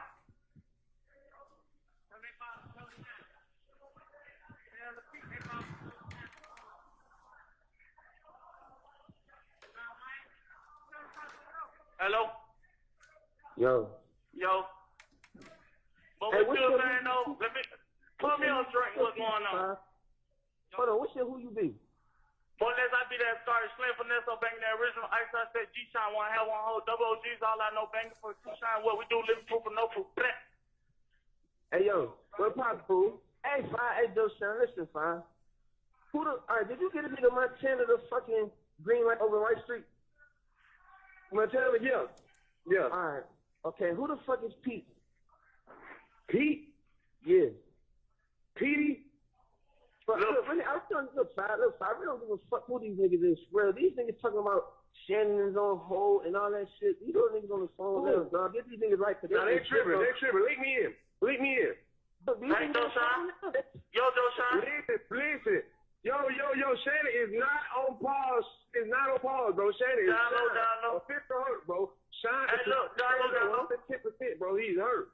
Down low. Hey, look, we just listen, bro. Y'all matter of fact, bro. So listen, bro. Just listen, bro. I'm gonna tell you everything you need to know. Y'all niggas listen, bro. Shannon is not a dub. He's not on pause, bro. He's Shine, bro. He's official hurt, bro. He's in the lineup, bro. He's in tune, bro. So y'all are to embrace him, bro, and stand behind him as so, bro. Alright, down low. I'm gonna put Peter Drake on that right now. Tell Montana. Tell Montana I said this. Don't like tell Montana. Montana downstairs. They ball me up to the 6th floor. Okay, listen, you need to let all the bros know. You talk to me today. The big bro, you let them know that I said Shannon is Shine, bro. And everybody face him and stand behind him and so. Down low. Hey, yo. And tell them they be getting at me beast up, bro. I need to hop. They got Trey One to bust at me, bro. Everybody got Trey One to bust at me, bro. I need to hop in all the bros in White Street. Down low. Hey, yo, Doug, you know Shannon's situation. The only reason why niggas called this time because these niggas really don't know shit, for real. But you look, this way it happened. When he bombed in, I was like, you shine? He was like, yeah. I was like, rise and shine, twin. He was like, I shine, you shine, we shine. So I was like, all right, what hood you pushing? He said, living proof or no proof. All right, down low. So I bust that Lil Pete. Lil Pete said, do he know his oath? He didn't know his oath. You know how that is. If you don't know the oath in 3 days, you ain't shine. You feel me? Hey, yo, but Fine. Hey, yo, I just asked you who you be, Fine, and you didn't even have the mandatory shit in your who you be, dog. I did just tell you who I be. Bro, the only thing you had in there Yeah, was double fuck that. Hit OSG. him up right now. Hit him up right now. Unless I be that start slipping this or banging that original ice I said G You shine have one 1 half minute one left. hole. Double 01 G's up is all I know. Thank you for two shine what I do. Living proof or no proof. Blah. Bro, Listen, this shit just said 1 minute, bro. You gotta try to ball back, bro. Y'all need to ball back, shine stuff. Everybody got Trey one to tune in with me, bro. Everybody in Rice Street got Trey one to tune in with me, bro. But you Download. all these little niggas thinking they got stains, I don't know them, bro. I know Montana, bro, and that's the only person that I stand behind, bro. Whatever Montana got going on in Rice Street, that's what he did. Oh yeah, they good brand. All them come from Montana, bro. They good brand. I agree like the Montana to do that, bro. They great brand. With everything else, bro, they just need to tune in with me, bro. Y'all, bro. Everybody in Rice Street got to tune in with me. Hey, yo, part of my soul, who the hurt is that's on the line that's in Rice Street right now? His old Trey, fine. Yeah, we got to get him the ball back. Hey, look, what the fuck y'all at Buckshot and Young? I need to have a y'all niggas bad about some more shit. Shut up. I'm in the All right, look. Thank you for using Securus. Goodbye.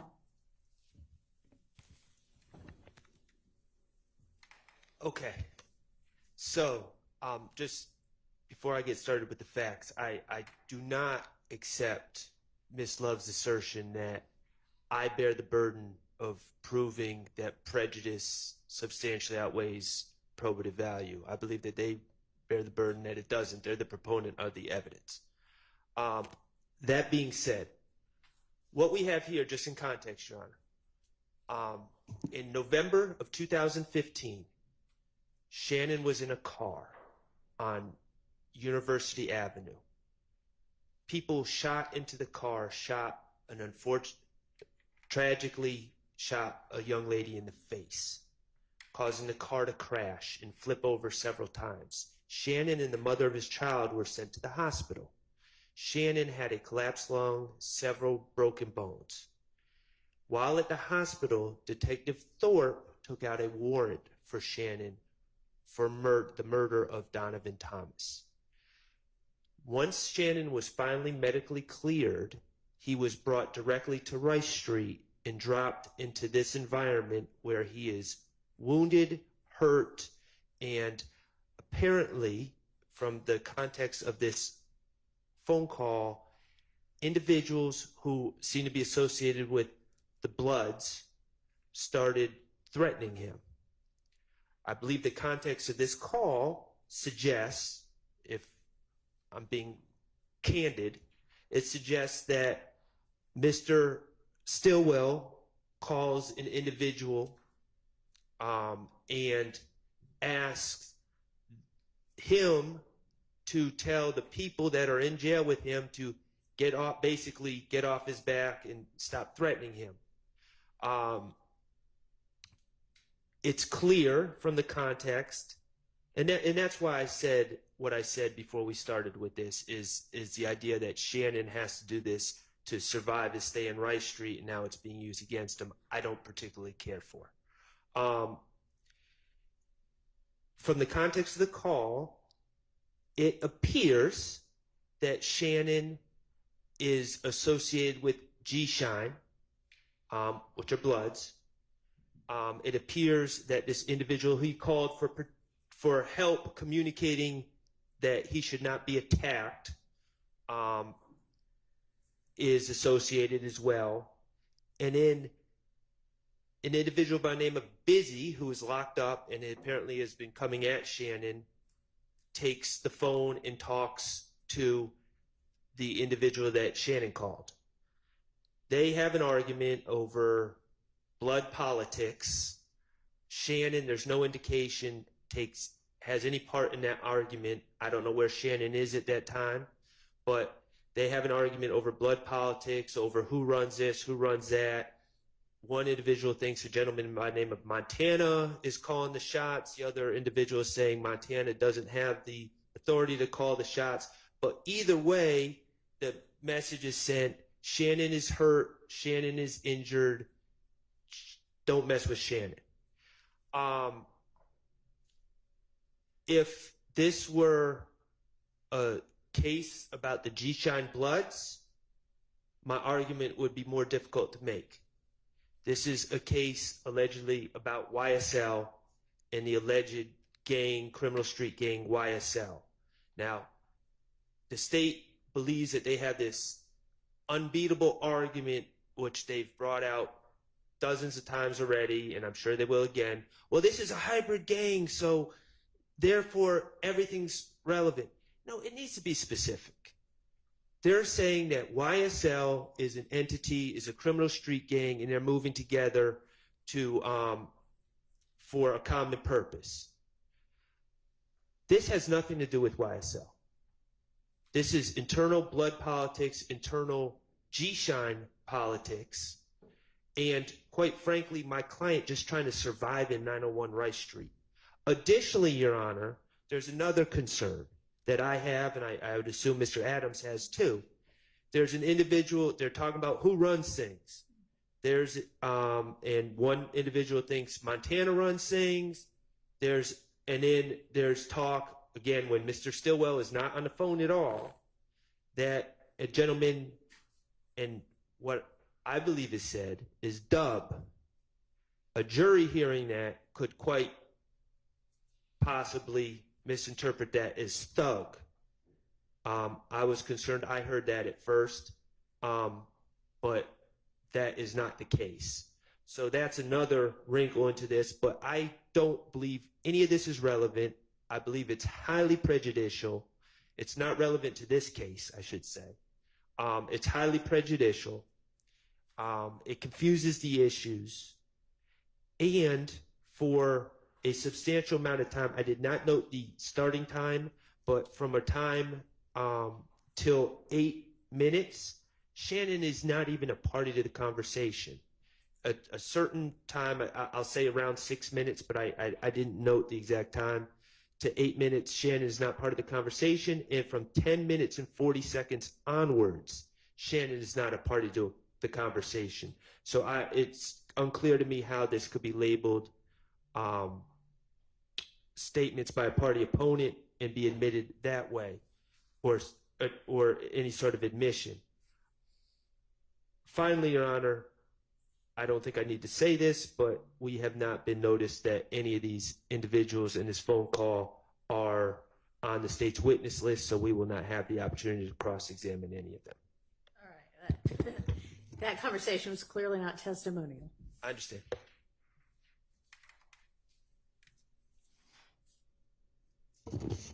Your Honor, with the court's permission, I'll address the issue of burden in a moment, but I'd like to just start out by talking about the relevance.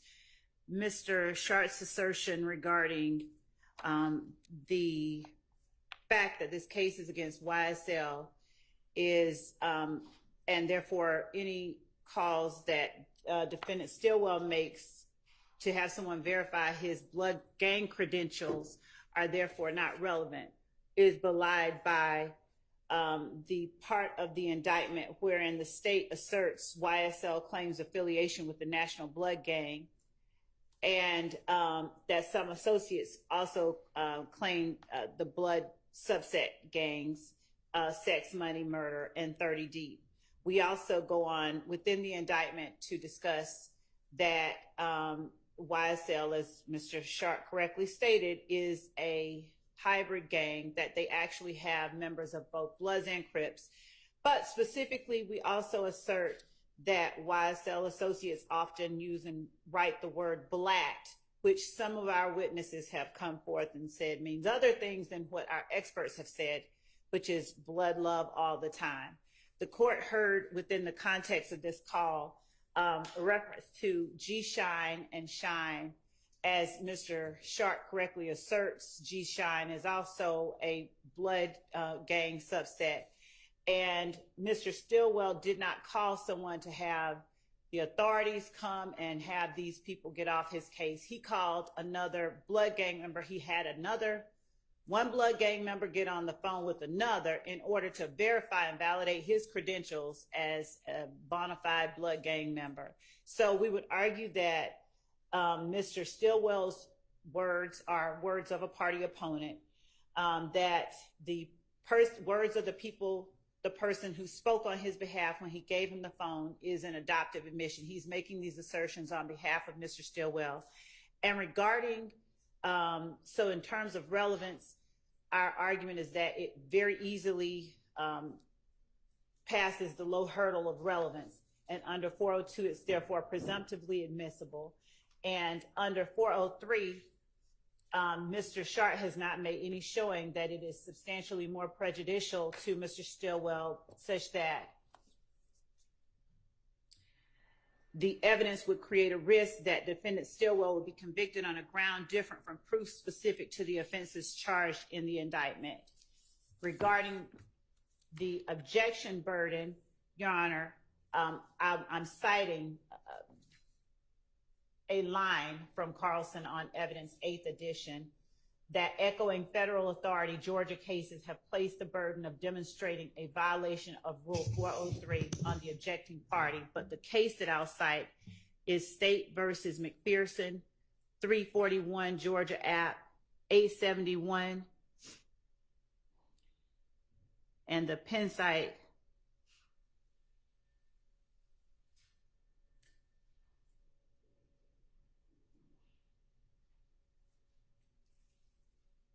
is at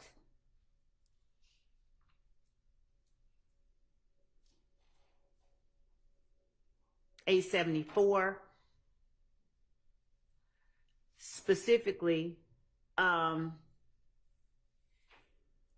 in discussing or analyzing whether or not there is a 403 reason to exclude the evidence, the court says that it finds no basis in the record to support the extraordinary remedy of excluding this evidence as unduly prejudicial, particularly given the strong statutory presumption of admissibility. There has been no showing that the evidence would confuse the issues, mislead the jury, waste time, or be cumulative of other evidence, or that the probative value of the evidence otherwise would be substantially outweighed by its prejudicial impact. And the fact that they're saying that there's been no showing. But it's that because at that point it's on appeal? When the court says... Are you talking about at the trial court level somebody didn't show, or here on appeal? Because that's I different. see what the court said. Okay. Yeah. I think it's... If the court would give me a moment to analyze that aspect of that case.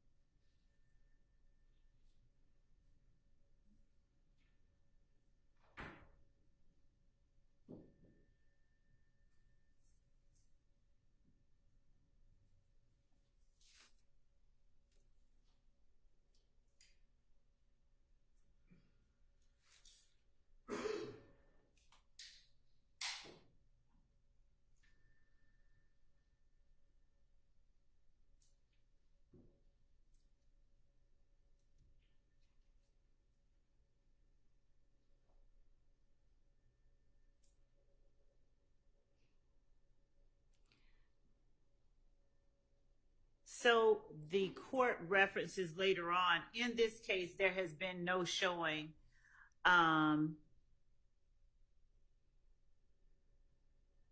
the potential witness's memory about the alleged incidents is either impaired or patently unreliable.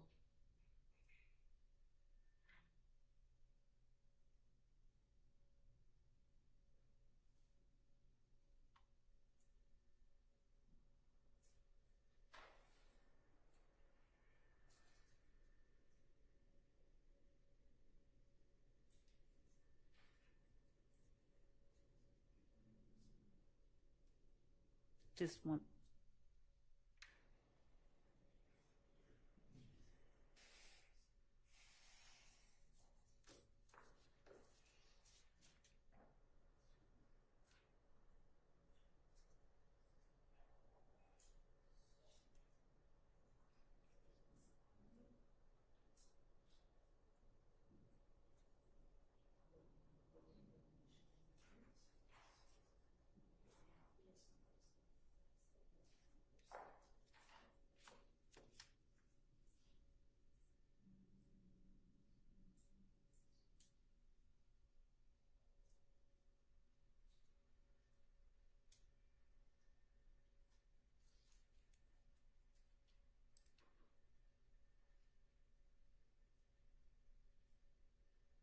So, Your Honor, my reading of the case is that in this particular case, in the record that they're looking at, the record below, that there was no showing in that record, that the evidence would confuse the issues, mislead the jury, waste time, or be cumulative of other evidence, or that it would be substantially outweighed by its prejudicial impact. All right, well, question. be that as it may, 403 is a balancing test for the court to apply. So, Ms. Love, are you done? So, I might have a little bit more, but if I may cede the floor to Mr.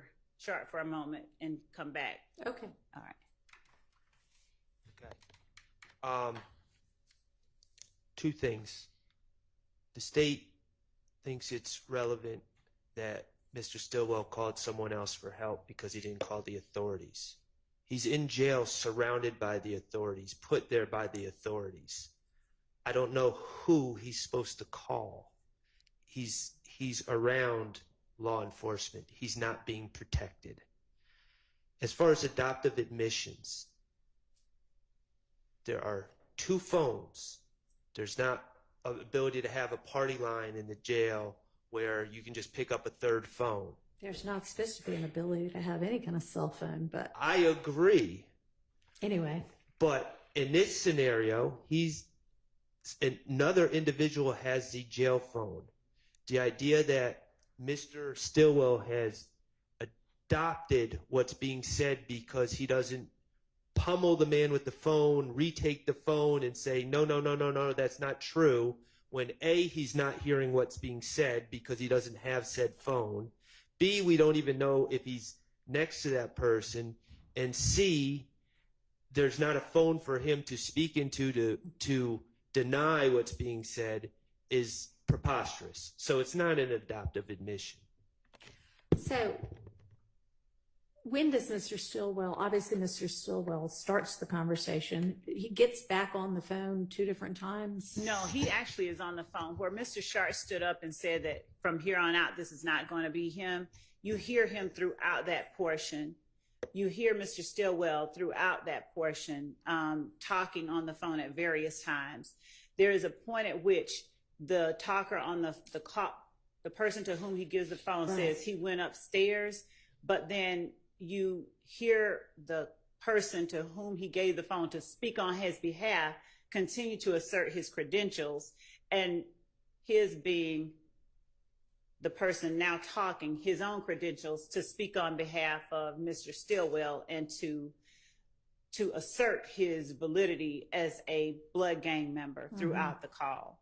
So it's at various points, and I could go back and, obviously I could sort of demarcate those specific times where you hear Mr. Stillwell's voice, but there is not a point at which you stop hearing his voice 3 minutes in, and now it's only these 2 people calling or talking. And it's certainly not a point at which you expect Mr. Stillwell to pummel this man because he's making these assertions, when Mr. Stillwell placed the phone in the man's hand precisely to make those And it's almost like he's an agent for Mr. Stillwell at the time, somebody speaking on his behalf.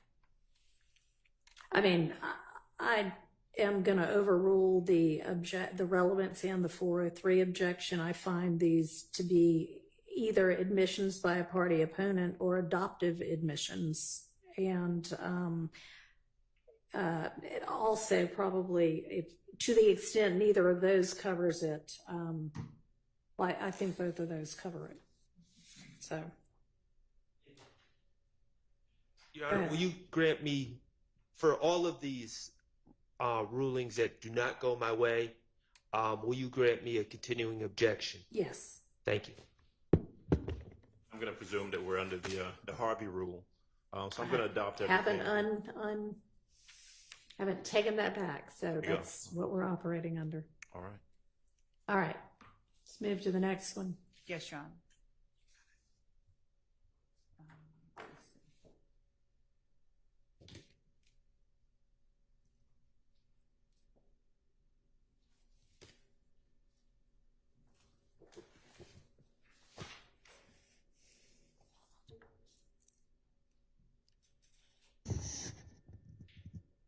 The next one is going to be November 9th, 2015 at 16:45.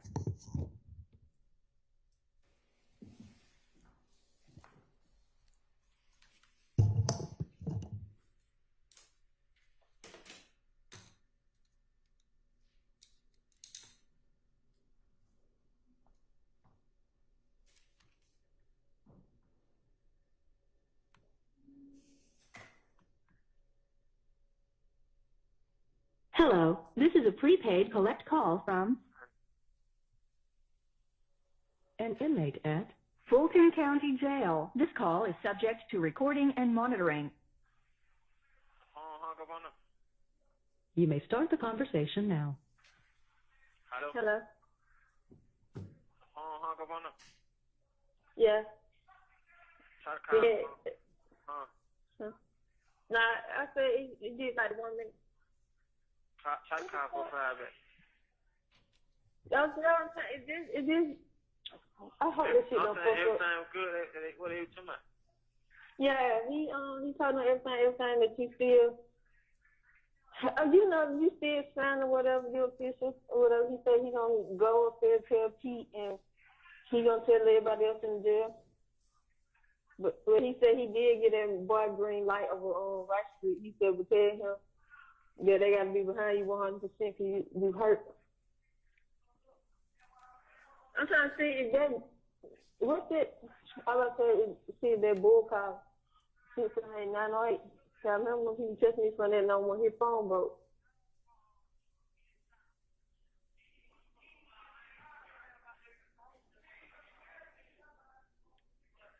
They just told you what was going on. They say nigga supposed to be behind you 100% of my situation. Hello? Yeah. Hello? You want me to call them back? Yeah. Which one, Bull? Well, I'm calling so fast, I don't really know what Bull is. Because I think I don't sit on the phone because they were still talking. I just hung up because you weren't on the phone. All right, they call for private.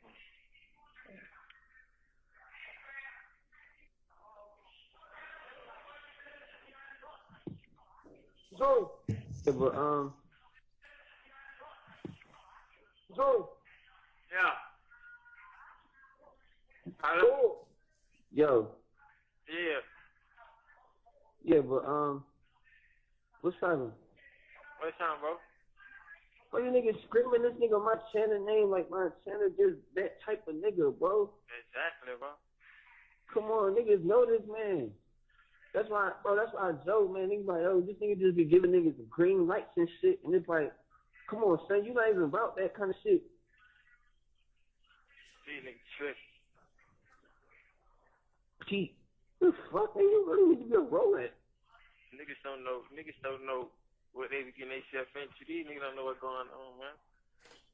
And he's so quick to be like, you don't know your oath. You don't even know the real who you be. I said, I told you to get on this shit, dog. I told you I had you, five. I told you I had you. Like, niggas ain't saying niggas jinx you to go back to jail, but bro, the life niggas is living, it's a chance, five. And I told you niggas was cleaning shit up, dog. That shit gonna be way, bro, God forgive, dog. Forbid, bro, that shit gonna be way worse behind the G-Walk, I'm telling you. Hey, Dread on the phone. Yo, what's good? Hey, you hear me? Yeah. I don't know how niggas gonna get it to you because they fucking that crazy shit, the mail situation. But bro, you got to know that shit, bro. That's the first thing niggas gonna ask you. That's the first thing, especially if niggas don't know you. You just so happen to fall into a dorm, niggas really don't. You know what I mean? Yeah. Bro, you got to know that shit, bro. But still though. Them niggas don't even know shit. They just, they've been in the dorm, so they got a little establishment going on. And they ain't even around no real right niggas. Cause I keep screaming, Joe Shine, Joe Shine, Joe Shine. Man, this nigga Joe Shine is all the way on the fucking east side, man. Niggas, I was just with this nigga. The only people this nigga Joe got, like, right up under him is, like, his brother Bart and some other nigga. All these other niggas, dog, these niggas don't even be real right. Me and Joe got into it at least 2-3 times since I've been out. Yeah. So what the real nigga doing now? Talking to the other niggas too, though. What's their handles? What's their handles? My nigga name is Vanessa. Vanessa. Where they from? I don't know where these much ass niggas from, man. These niggas,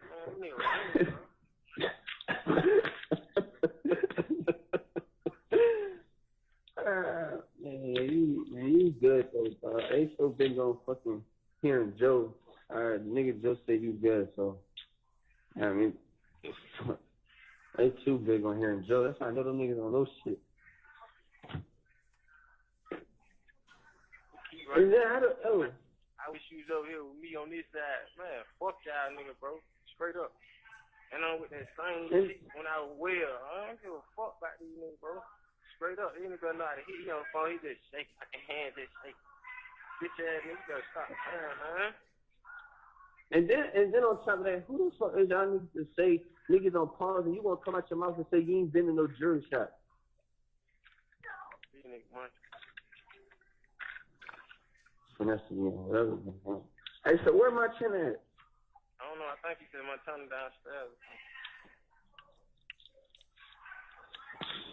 This nigga got the whole right street, not even on the 6th or 7th floor.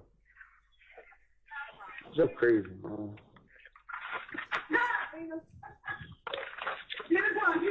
Hey, yo. Hey. What's man, up? Look, man, I love y'all, bro. What's that new baby? Yeah, I love you too, dog. Alright. Love you, Joey. Love you too, bro. Love you, bro. Alright, love you, bro. I'm calling out tomorrow. Alright. Hello? Yeah. Yeah. Y'all crazy. These niggas monster, bro. I'm just thinking like how it works. I don't know. Oh my god. We gotta get this shit straight before the situation gets situationized. So stupid.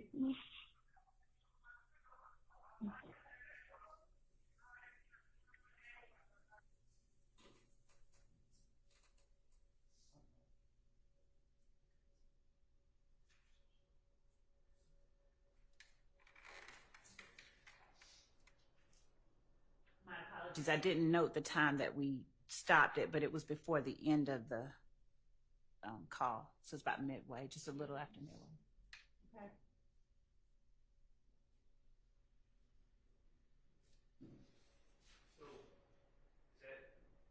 I think that's all they. I'm sorry. Yes, that's it.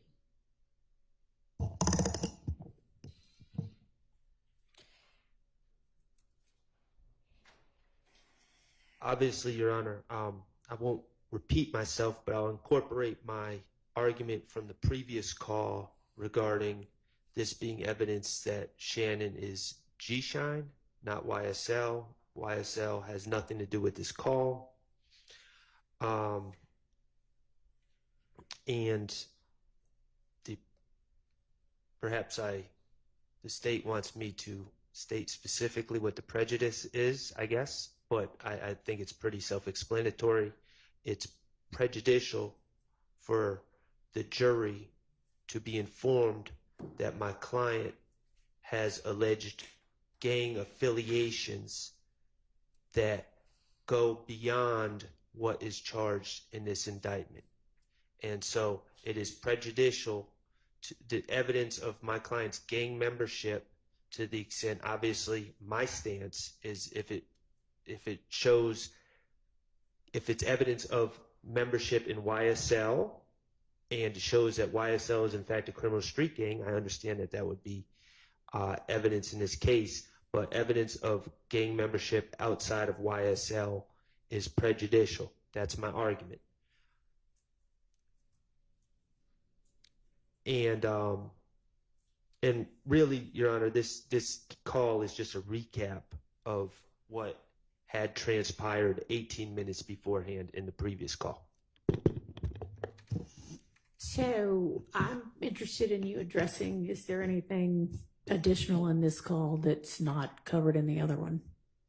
So no, what this call did was belie the assertion that Mr. Stillwell wasn't making those assertions that were made by the person he gave the phone to. This is Mr. Stillwell, but this is it basically coming from his mouth that that's what he was doing. Okay, well, I think it supports them, that argument, but it doesn't need to come in separately to the trial. Yes, Okay. Your Honor. All right, next. Your Honor, so are we saying that that's coming in or not coming in? It's not cumulative.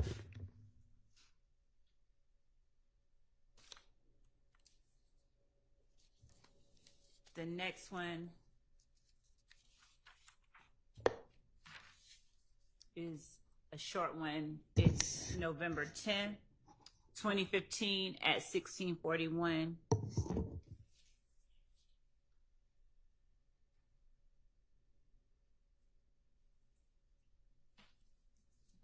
Maybe we'll do this, and then if lunches are ready, we'll break for lunch. Yes, Your Honor. I did. November 10th at 16:41.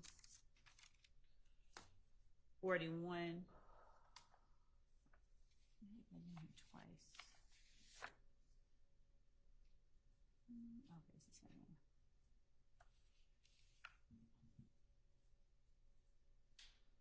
And I'm going to start, Your Honor, at around 1 minute and 30 seconds to about 2 minutes and 30 seconds, which is 1 minute. And then I'm going to go from 5 minutes and 51 seconds to 6 minutes, which is about 9 seconds.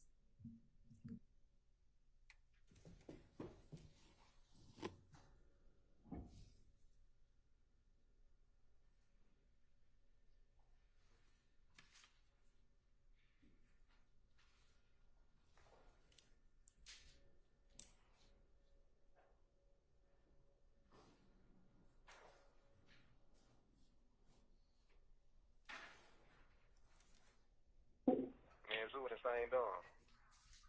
Yeah, when you told those Zoo? Who? When I told those Zoo. Damn, man. You told me, yeah. I'm supposed to have my man answer the phone, man, so I gotta put someone on that book right quick. How much? I don't need nothing but a 20, so I'm trying to make the little store right quick. I know she I got it. You got it, but you can't put it on. You at work, nigga. Yeah. Who need to do it? Tell somebody to do it. I can't let my man. I don't know who do this shit. That's what I'm trying to see. I think you can call. I think you can do it online. Call 113 real quick. You still got no? Nah, I got a new phone. I ain't got nobody's number. I'm getting on What it is? 678. Hold on. I'm going to fast forward, Your Honor, to 5 minutes and 51 seconds.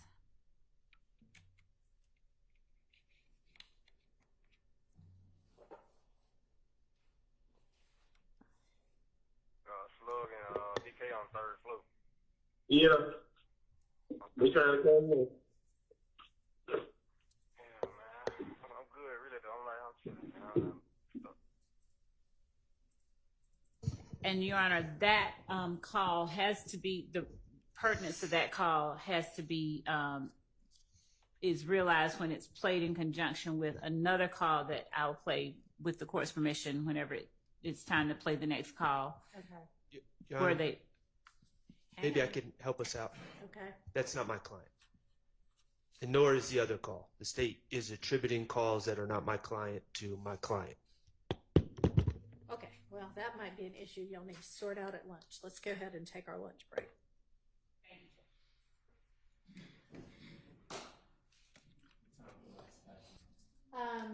Let's do 1:15.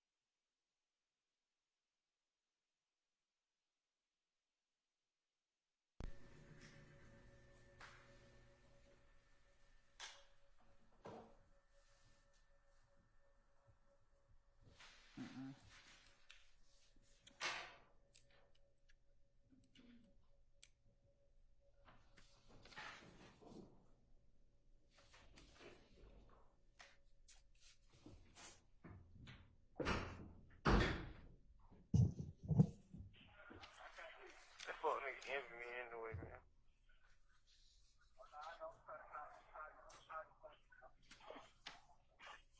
Yeah. Pussy asshole. Good asshole. What the hell? You don't know. Wait till you get your package.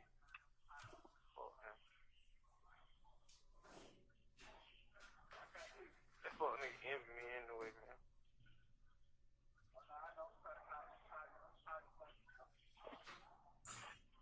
Yeah, I got one crazy relationship.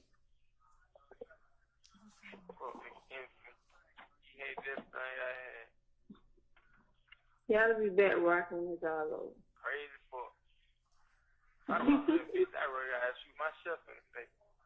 Y'all go back right. I don't want to fuck that nigga, man.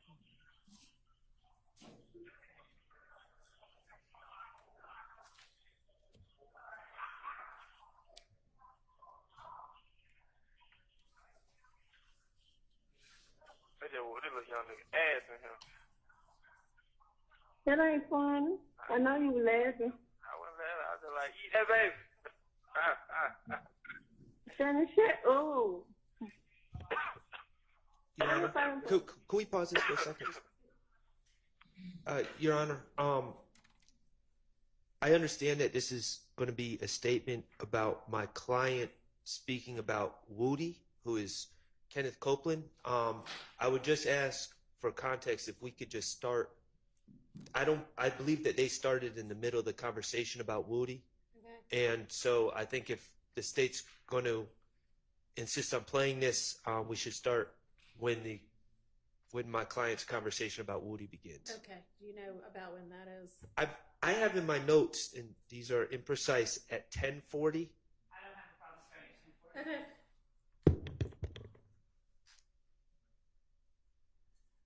Today, if I did see you in 10 days. I might get about next Friday. Huh? I might get about next Friday. We can talk. We can talk.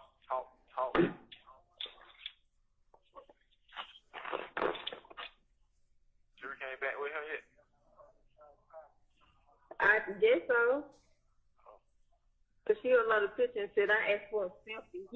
He sent his waist and below to her. She like, I asked for a selfie, but I guess this would do. With a heart.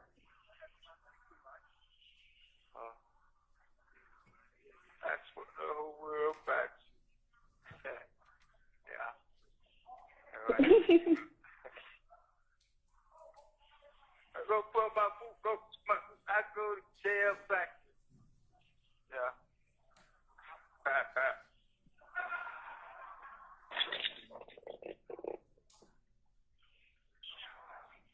You know what it is? You know what? I told you, I had wrote Treasure like, oh, we didn't know he had the same charge because Lloyd said he didn't. Yeah. They said gonna fix back. Lil Woody on the phone. He said, what did he say? I don't know. He said you told Trez they dropped the charges on him. He want to know what was said. I said, I never said they dropped the charges on him. I said, I didn't know they had the same charges. Oh, I guess that what Trez was talking about. Okay, thank you. Well, she. They trying to sit up, push that out for a nigga slap.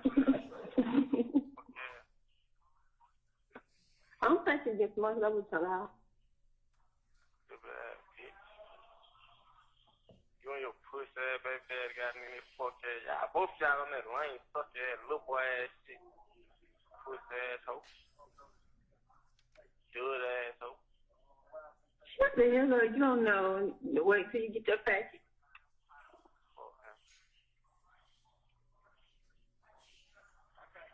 That fuck nigga envy me anyway, man.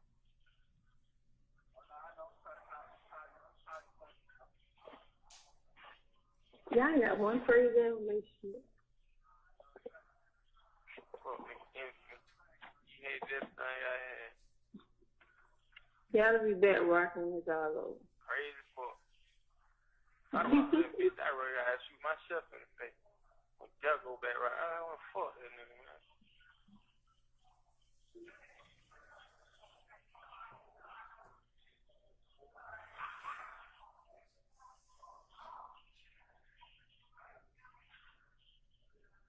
They just whoop this little young nigga ass in here. That ain't funny. I know you were laughing. I wasn't laughing. I was just like, eat that baby. Shannon, shut up. Let me find for you. I hear blood and he ain't real right. He what? He ain't real right, fucking blood. He what?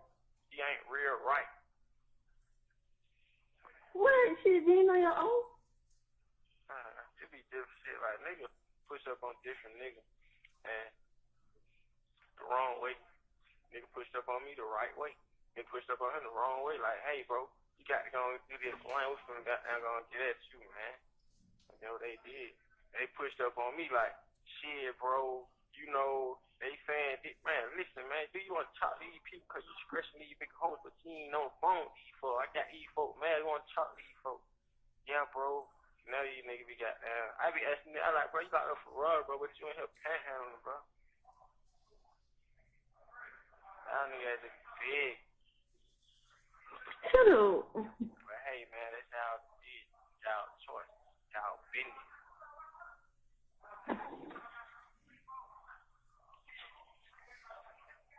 I feel like I'm wild the clock. What I am. You got shit. I can take that. What you said? I said I feel like I'm round the clock. I said, well, I am. You have 1 minute left. I'm stopping at 15 minutes and 5 seconds.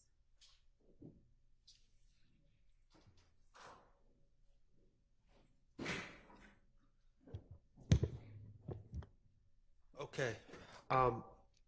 Your Honor, from 11:25 to 13:30, there is discussion about Woody, Kenneth Copeland, lying on my client and having my client falsely accused of these charges. That is one aspect of what was just played. After 13:30, there is a brief discussion, as far as I'm understanding it, about the previous calls, about the same subject as the previous calls, where we're talking about the Bloods, quote unquote, pushing up on Shannon. Very brief discussion. And then we get into stuff that, quite honestly, I'm not tracking or following, but I don't believe it has any relevance to this case. To the extent that 11:25 to 13:30, I would object. For the record, I don't think it paints my client in the best light, but if I'm forced to deal with that, I'll deal with it. That's 11:25 to 13:30, but I think that's the extent of what is admissible or what is relevant at all in this case. All right.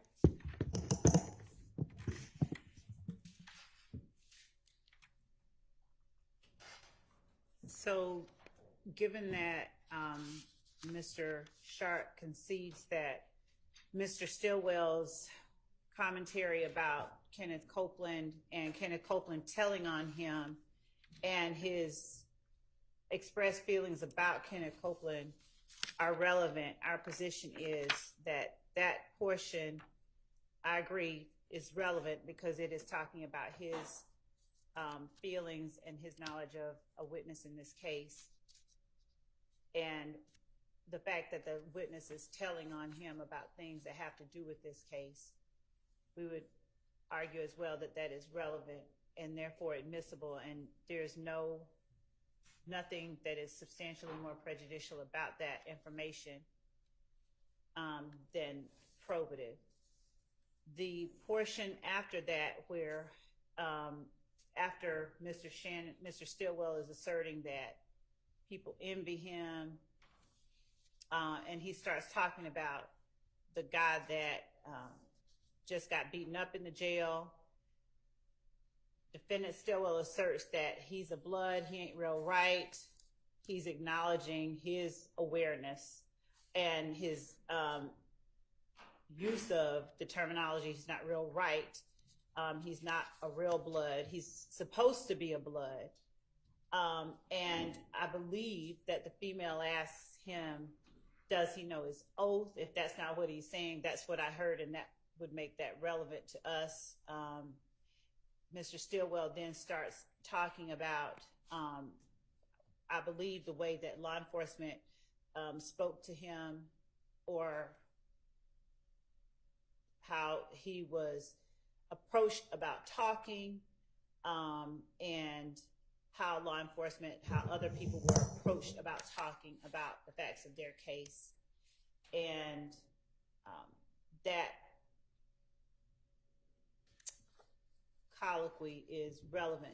He's particularly as well for what he's not saying, as well as for the fact that he's aware that he is being asked to talk about things and how he's dealing with that. So our position is that it's not substantially more probative. There's nothing in that span of the call that is substantially more prejudicial than probative.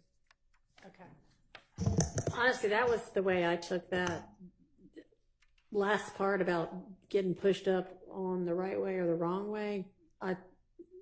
My impression was he was talking about law enforcement as well, wanting to have him say whatever he was going to say about the case. So I think that would be relevant. And I mean, if you can shed more light on it, go ahead. But that appears to be the topic of it. I mean,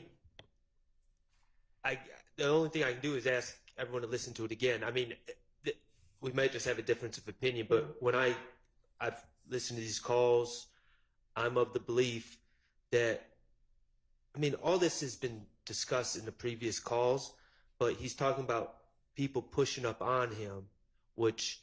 In the jail? In the jail. Is that what you think it means? Yes. I mean, that's what I believe it to be. And so... I understand that Your Honor has already ruled one call in. I think at this point it's becoming cumulative. I didn't hear the thing about the oath, but to the extent that the young lady is talking about Shannon needs to know his oath, which I didn't hear, but to the extent that that was said, I mean, that was said in the previous call. So to me, the talk about Woody, I believe it's fair and accurate to say that it appears that Shannon's talking about Woody when he says he envies me, he always envied me, but that ends at 1330. So that's my stance, is any relevance, which I know that the state's arguing it's relevant and it passes the 403 test, ends at 1330. All right, well, can you start from 1330 again? Yes.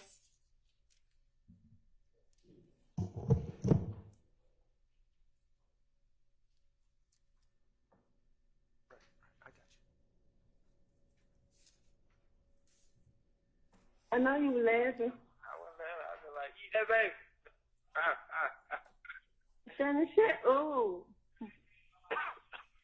Let me find one. Say your blood and he ain't real right. He what? He ain't real right, fucking blood. He what? He ain't real right. What? Shit, do you know your own? It be different shit like nigga push up on different niggas and the wrong way. Nigga pushed up on me the right way. They pushed up on him the wrong way. Like, hey, bro, you got to go and do this. Man, what's gonna do that to you, man? And that's what they did. They pushed up on me like, shit, bro. You know, they saying, man, listen, man, do you want to talk to these people because you stressing these big hoes, but you ain't on the phone with these folks. I got these folks, man, you want to talk to these folks. Yeah, bro. Now these niggas be got down. I be asking me, I like, bro, you got a Ferrari, bro, but you ain't help panhandling, bro. That nigga had to be big. Shut up. But hey, man, All right. that's how it is. Whether it's about how people are treating him and other people in the jail, or law enforcement. Certainly the part about certain people being bloods but not being real right. But I think that's all relevant and not excludable under 403. So I'm going to allow this over objection. Thank you, Anna. The next call is November 18th, 2015 at 17:30, timestamp 10:45 to 11:21.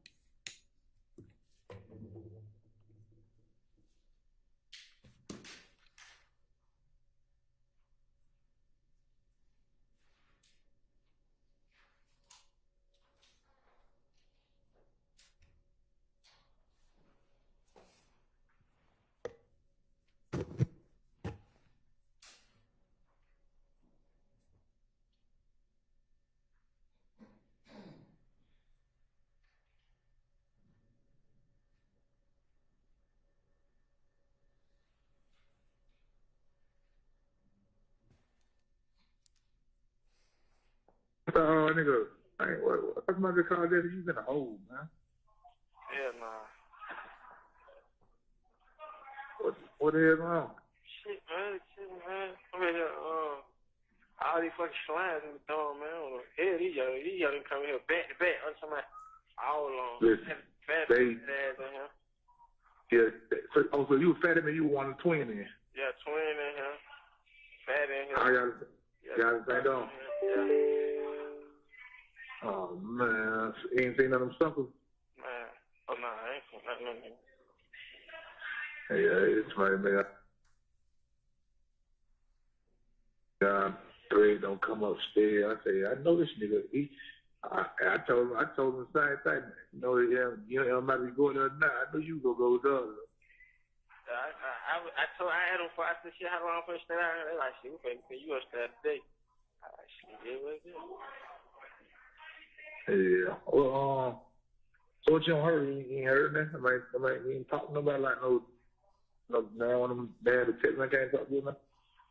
I don't want no, I think for the court tomorrow. Yeah, I heard it was on Thursday. I think, yeah, somebody said Thursday. Yeah. You just went on that. So that would be your first time saying move to all of them, man. Nah, I said moved on last week on the 12th. Yeah, what? On the 12th. We went to court on the 12th. We've been to court like 2 times, 3rd and on the 12th. Oh, but y'all were put together, right? Yeah. Me and Moonstone being that good, but Lil D, they got that nigga ass, I don't know. They be having him separate. So what you heard like for what's the reason they would think you did something? Shit, they keep coming our 4 names will come common names keep coming up like on some shit like, oh y'all did it. Everybody like keep stressing like we crazy. They keep saying like we crazy, like we just unruly. Oh, that's so true. Look, that got a nigga name on some crazy shit. Like nigga just. That's all that is. We been like I just explained them struggles. You know, they were just doing a lot of extra talking. You know, I had got there, got to throw a lot on.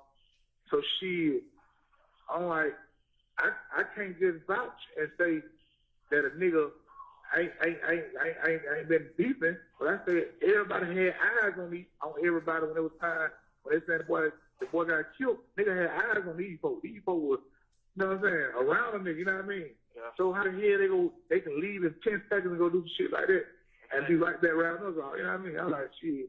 It is what it is. What the police do their job, man. You know what I mean? Yeah. Y'all niggas just saying it because it was on some really on some shit. Well, I told nigga y'all side something to do with it. Whoop, whoop.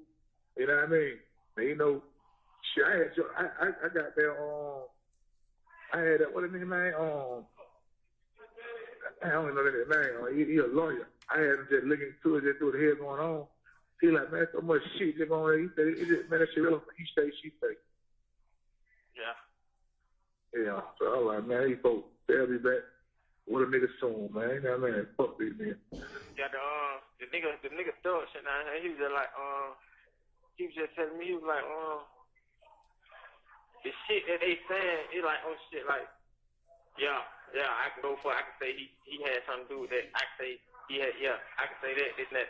You feel me? But he said, motherfucker not saying, I seen home do this. You feel me? So they can't say that anyway because, come on, bro, look at his name, they saying.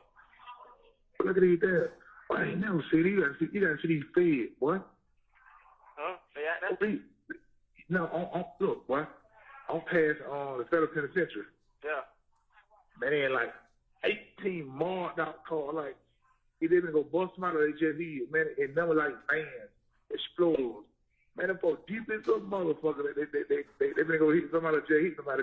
They leaving out the federal penitentiary. You have 1 minute left. Man, they need to be hearing me, letting me know what's going on, man. I be and that word about you, they be asking me about the shit I don't know, man. Yeah, I be chatting. New baby tell me she be talking shit. I just be like, man, I be so down, bro. I be like, man, I don't want to talk, no. I just be. I know, but you know, down, like I told a nigga, man, it's a process. Man, y'all coming home, man, y'all ain't did shit. That shit dead, man. And the nigga just so long. I said, yeah, man, I mean, you should have seen the date that they hit all y'all with. All the suckers come out to my, oh, they were there having it. And next thing you know, that nigga goddamn week, they pick their ass up. Hey, New Baby, somebody go to my shit. I was waiting on Shannon to get locked up. They want New Baby. I can't wait to get New Baby. I was waiting on Shannon to get locked up. That nigga suck. They came out, leave about 30 beat that day. They hit y'all with that shit. All the brothers and all. Thank you for using Securus. Goodbye. And I want to make that correction. It was 10:45 until the end of the call at 16:05 instead of at 11:21.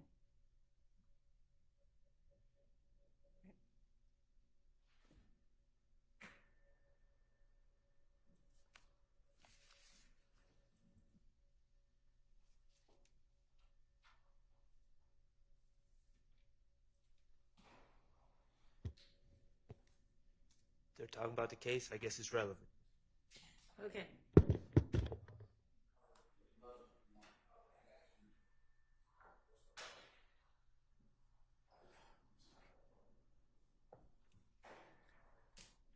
So the next call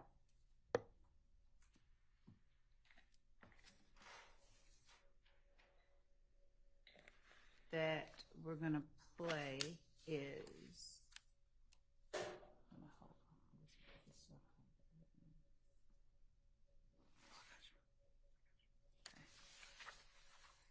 November 19, 2015 at 19:35.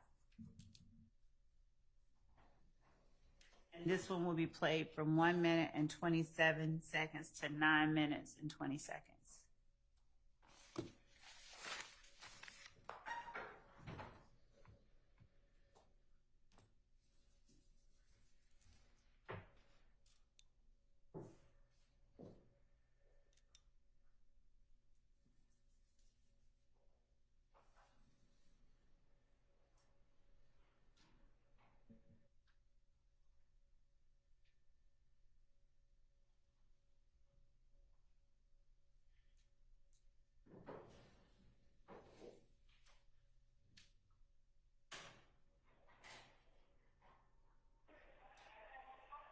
Yeah, I know Jim wrote me, said D said, what's your number?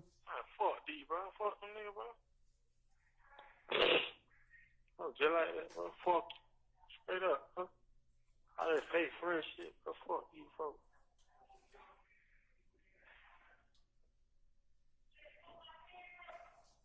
Wish I get on tour. Fuck all that pussy ass nigga. I wish I get on tour. All these fuck niggas. Fuck all y'all rat ass niggas, man. Fuck that nigga, man. I didn't know baby D on the phone. He said, what happened to the XD in court because they just need smoke from charge. They didn't even take on the court. That fuck nigga, you know what's going on. Pussy ass nigga. Shit like that. You a fuck.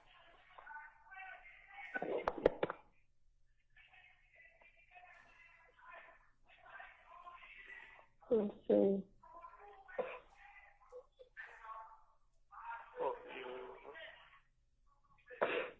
Okay. I said, fuck D. He know what he talking to tell.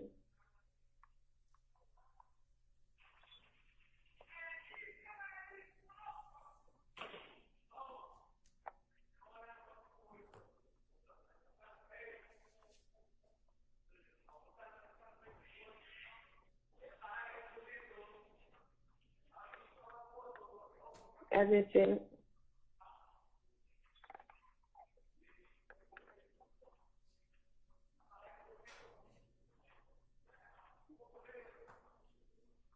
she just read it. It look like she run it. You texting her with your number? Huh?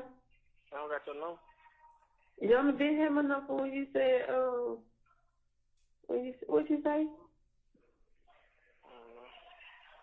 I'm an old shit now. Wait, what happened to baby? That fuck nigga rat. They just went till I had went to court and they just let everything got to that fuck nigga rat. Him and Wu, they know what it be.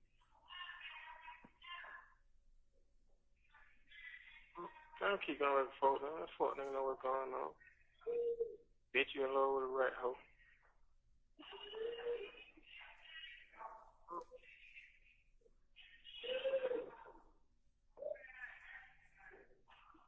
Everything that came out, see.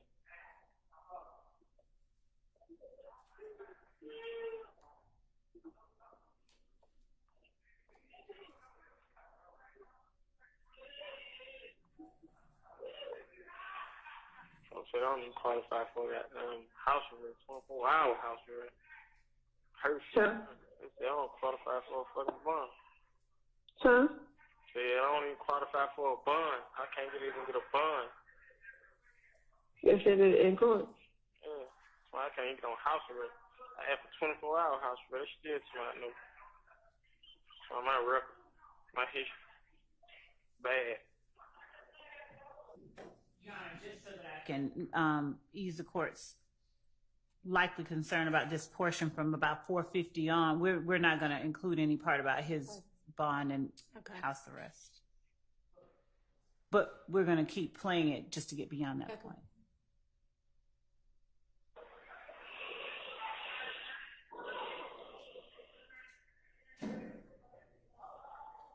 So you don't know nothing about another court that name. That's going to be up to you when you get a lawyer. Get on the 18th. December 18th. She'll be a lot of time. Just run up. That fuck nigga, boy. I want to slap that fuck nigga boy in court, right? Yeah, keep Deep in court with you? Nah, somebody down. Take care of private, turn that nigga, man. Take care of lawyer, man. I want to slap that fuck nigga, bro. I want some lawyers that get out there eating them folks' ass up. I'm just like, bro, why the hell you ain't doing that, bro? Cause the shit they bring up, bro, that shit was just weak as fuck, bro. I'm talking about.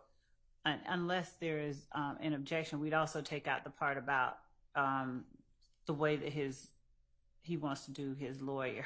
But you know, we don't mind playing it. But I wasn't going to play that part, but it doesn't matter to us either way. So there'll be objection if they redact that part.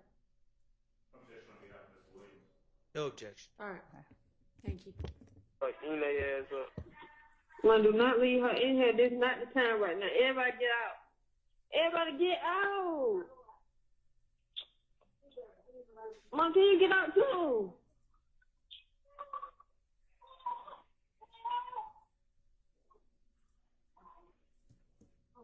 Shut though. I don't know, call the phone.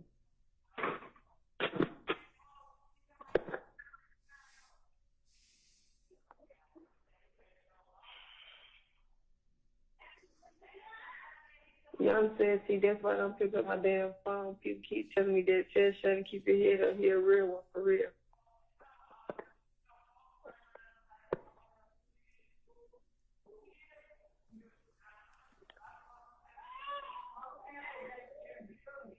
That's all you hear. Oh, you're real. Man, that shit don't do nothing for a nigga. That shit don't make a nigga feel good. That shit don't do nothing for him.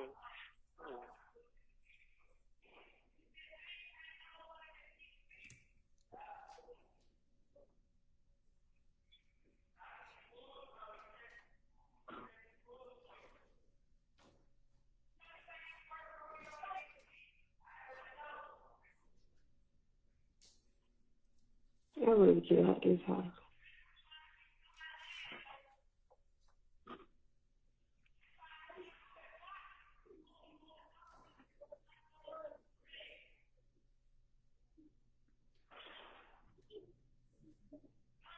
I don't hear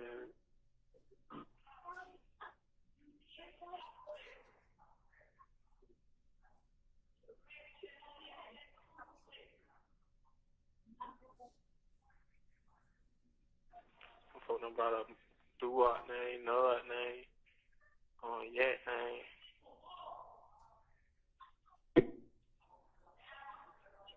So-called Yak. Yeah, get that shit on name too. I said Yak, Nud, Duwop.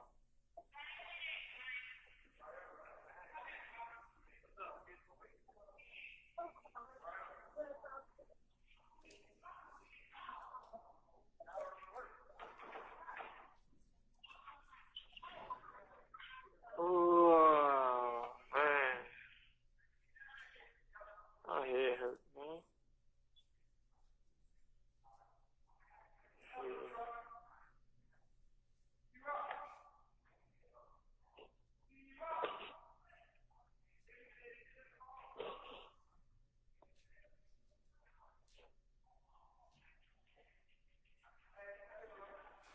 You all like that, baby.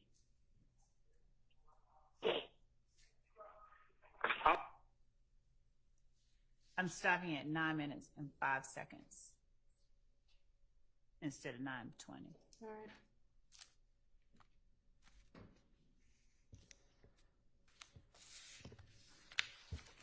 So, Your Honor, from what I hear, Mr. Stillwell is calling someone who lied on him a rat, and that's something I will deal with. I don't have any problem with that. All right. As far as 640, we have a complicated situation. I don't know how the state is going to try to play this, but there's a way to try to play this that would likely mislead the jury. I would hope that the state wouldn't do that. In 640, factually, Your Honor, Mr. Stillwell had been charged with this murder with Mr. Copeland and others. Mr. Stillwell brings up Yak and Duwop. The reality, as people in the criminal justice system and are familiar with Fulton County know, that you have a prelim. And at the prelim, Yak and Duwop came up in the statement, in the testimony about what other people were saying. So it is completely logical that he brought up Yak and Duwop there. However, if the state wanted to mislead the jury and not tell them about a prelim and not tell them about how Yak and Duwop were brought up in the prelim, they could try to twist this into something like Shannon's bringing up people that weren't even charged. But, I mean, we're going to, if we need to have 3 days educating the jury about how the criminal process works in Fulton County and preliminary hearings and all the rest to really complicate matters, to explain that to them, I guess we can. I prefer not to. But he's just recounting what was said at the prelim. So I would object. It seems like a simpler solution is just to take out where he's talking about Yak and Duwop at that time. Judge, June 10th, I believe we are midway, if not further along in the Copeland interview. I believe that it's Mr. Copeland who is bringing up these names that Mr. Shard is talking about. I don't hear Mr. Stillwell talk about a preliminary hearing. I hear him say they're bringing up. So this conversation is November 19th of 2015, right? Yes. All right. What you said something about June 10th. What are you? Just that prior to that time that Mr. Copeland was the one who was bringing up these names. Did anybody have a prelim? They all did. On a couple of days before? They did. And Mr. Sledge, as the state is very aware, in these other phone calls, there's discussion about the prelim, and Mr. Sledge's case was dismissed for lack of probable cause at the prelim, and the testimony or the statements made by other witnesses, including Mr. Copeland, was discussed at the prelim. Okay, well, I mean, I don't know that you can tell from here what he's saying is somebody else let these names out. Somebody else is throwing these names about, and your client seems concerned about that, and that's relevant. I don't know that it's relevant how he heard that was going on, but it doesn't sound like, I mean, it sounds like as long as they play the whole thing, he's saying, whoever this is throwing these names around. It doesn't sound like he comes up with that on his own. He's talking about this other person is saying these names. Right, but here's the dilemma. It's an unindicted case at this time. He doesn't have discovery. And what I am concerned of is the state saying, oh, wow, probably in closing when I don't have a chance to respond anymore. Oh, wow, what a coincidence. Shannon Stillwell in that jail call is saying yak and doo-wop, even though they weren't charged at this time. That just proves everything. And the reality is those names were thrown around in the prelim days before. All right. Well, they may have been thrown around in the prelim. They may have been thrown around in interviews. Apparently, it's a whole lot of gossip that goes through the jail. But Judge, the state needs to make sure that they don't we couldn't do that. mislead the jury during the evidence or in closing with something that it ought to be true. We agree with that. Okay. All right. So it doesn't sound like there's an objection. It just sounds like there's some caution about how this might be used. And I'm telling the state right now, you better not use it in a way is not supported. We agree and understand. Okay.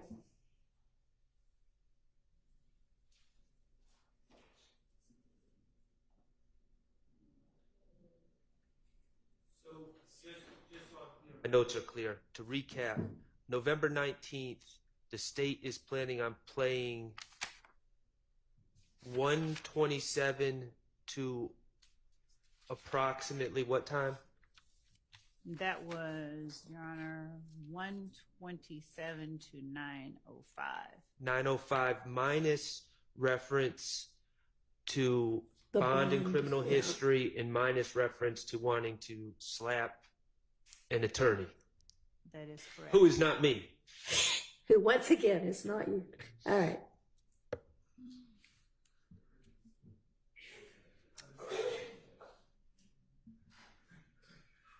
The next call we'll play is November 23rd, 2015 at 16:08 p.m. from 8 minutes and 50 seconds till 16 minutes.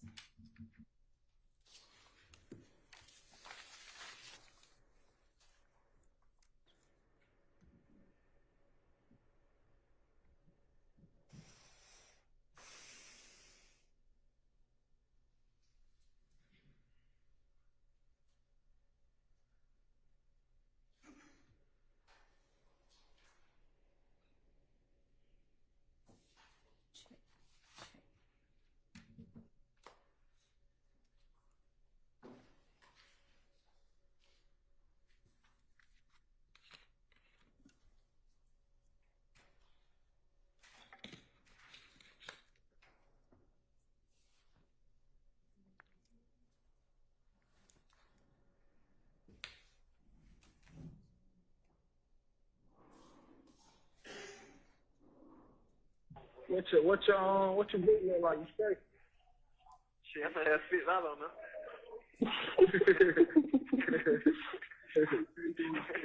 So when y'all go back to court? On the 18th. And what they said, a hearing?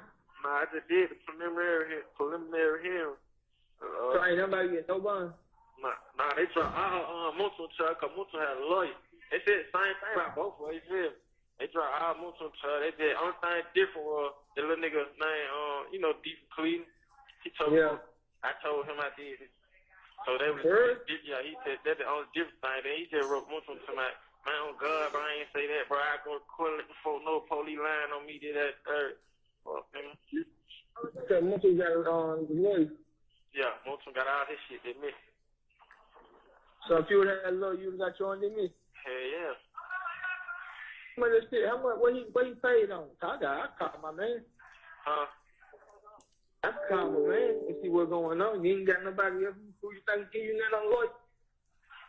Shit, I ain't called. But Kim just telling me got down to call him my knees on and shit. Who? Kim. I ain't calling it though. Who? Kente. Kente? Yeah. Man, them niggas that be talking, bro. Yeah. That's what I be saying. That's why I ain't really just put no effort. Like that fucking stuff was been sent the lawyer down here. That nigga, he keep coming down here, but he just like, shit, dog keep telling me he ain't got all the money yet. Now fuck you, money yet.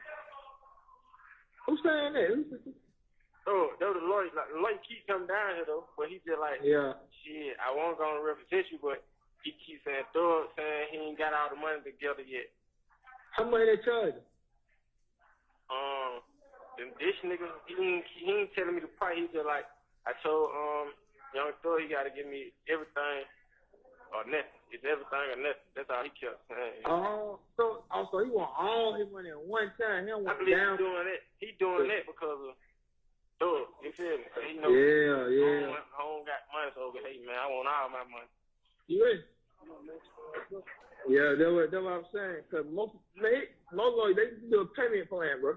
Yeah, exactly. New lady talked to some lady and she was like 4,000 some shit. She was 4,000 for what? start. Man, that nigga I had, he want that money, bro. Yeah, now nigga who beat my brother murder case, you know, I'm cool with him. He don't even want that much. 4,000 start, that's too much. Yeah. I probably give him about 2,500. He probably put me on a payment plan like every 2 weeks. Probably pay like $350. Right, what? That's cool, man. Mm-hmm. Hold on, cuz. Yo,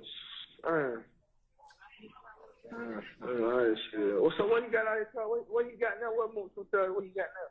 Most of they got now, they got all them aggravated salt shit that they had. Aggravated salt, aggravated batteries, all that shit, and gun charges. No, they had so what part of that truck? That murder truck? Yeah, they just dropped the murder charge off him. Man, that ain't shit. That's based salt. Just like that. Yeah.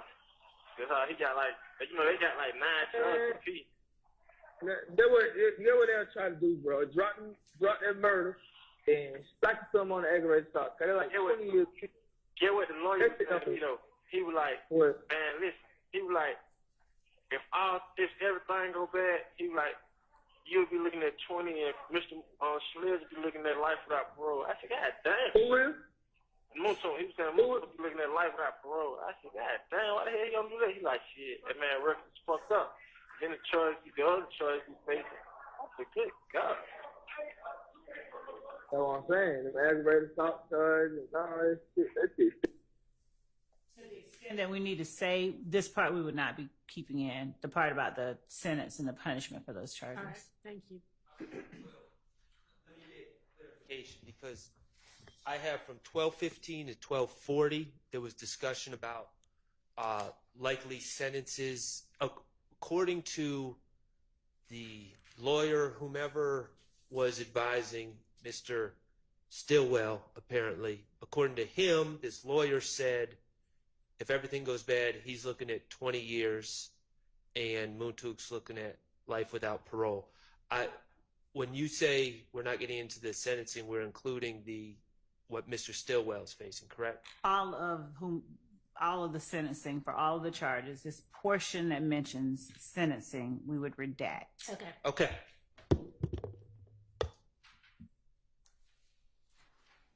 Still the same thing. Yeah. The murder, they just make niggas say, woof, these ain't got this. They got to fight that red stuff.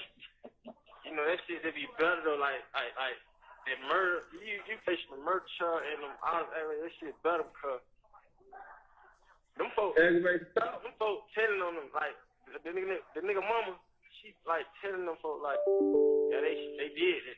And then Lil D telling them folks like, yeah, home with me that night. And they said Lil D already told him he did it. And Lil D told him he did it when he left the club. Yeah, he told him he did it. And he told them that Musso was with him when he left the club. So they like, shit, he with you, then he had to do that too. I don't even want to talk about that. Yeah. Hey.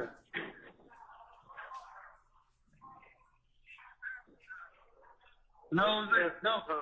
Jose. Yeah, Jose. He take pictures.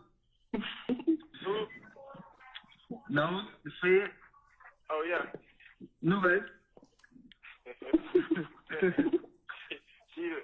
I told you she a proud investor. So we pull up. See, y'all talk. Damn, hey, how you doing? I'm not gonna do it like that. Give her an oh, Lord. She gonna say it. Why they? She gonna let me go down.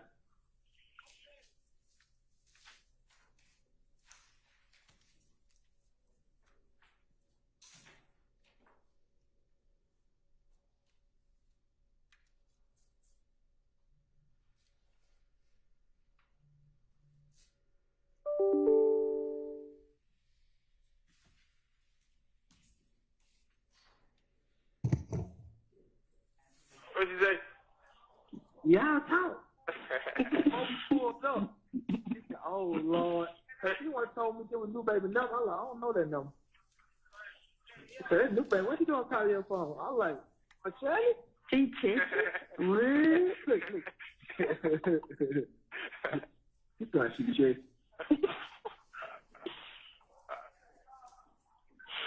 You understand that?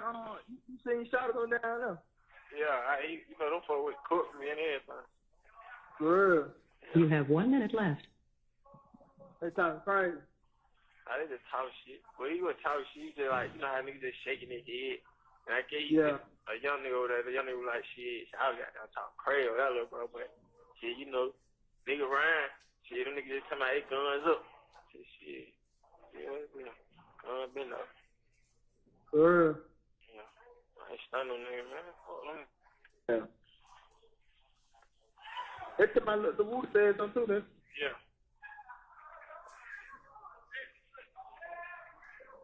Nigga say anything, try to say they ass, but. Yeah. So you know, that shit be having me down, but I just really be shaking that shit. Know what I'm saying? That shit be crazy. You be with a nigga 388, 188, whatever. 2, 3 years, 5 years, and situation pop up, and you're like, boy, he did. That be crazy. I want him to touch me, bro. Exactly. The nigga sit right there. Thank you for using Securus. Goodbye.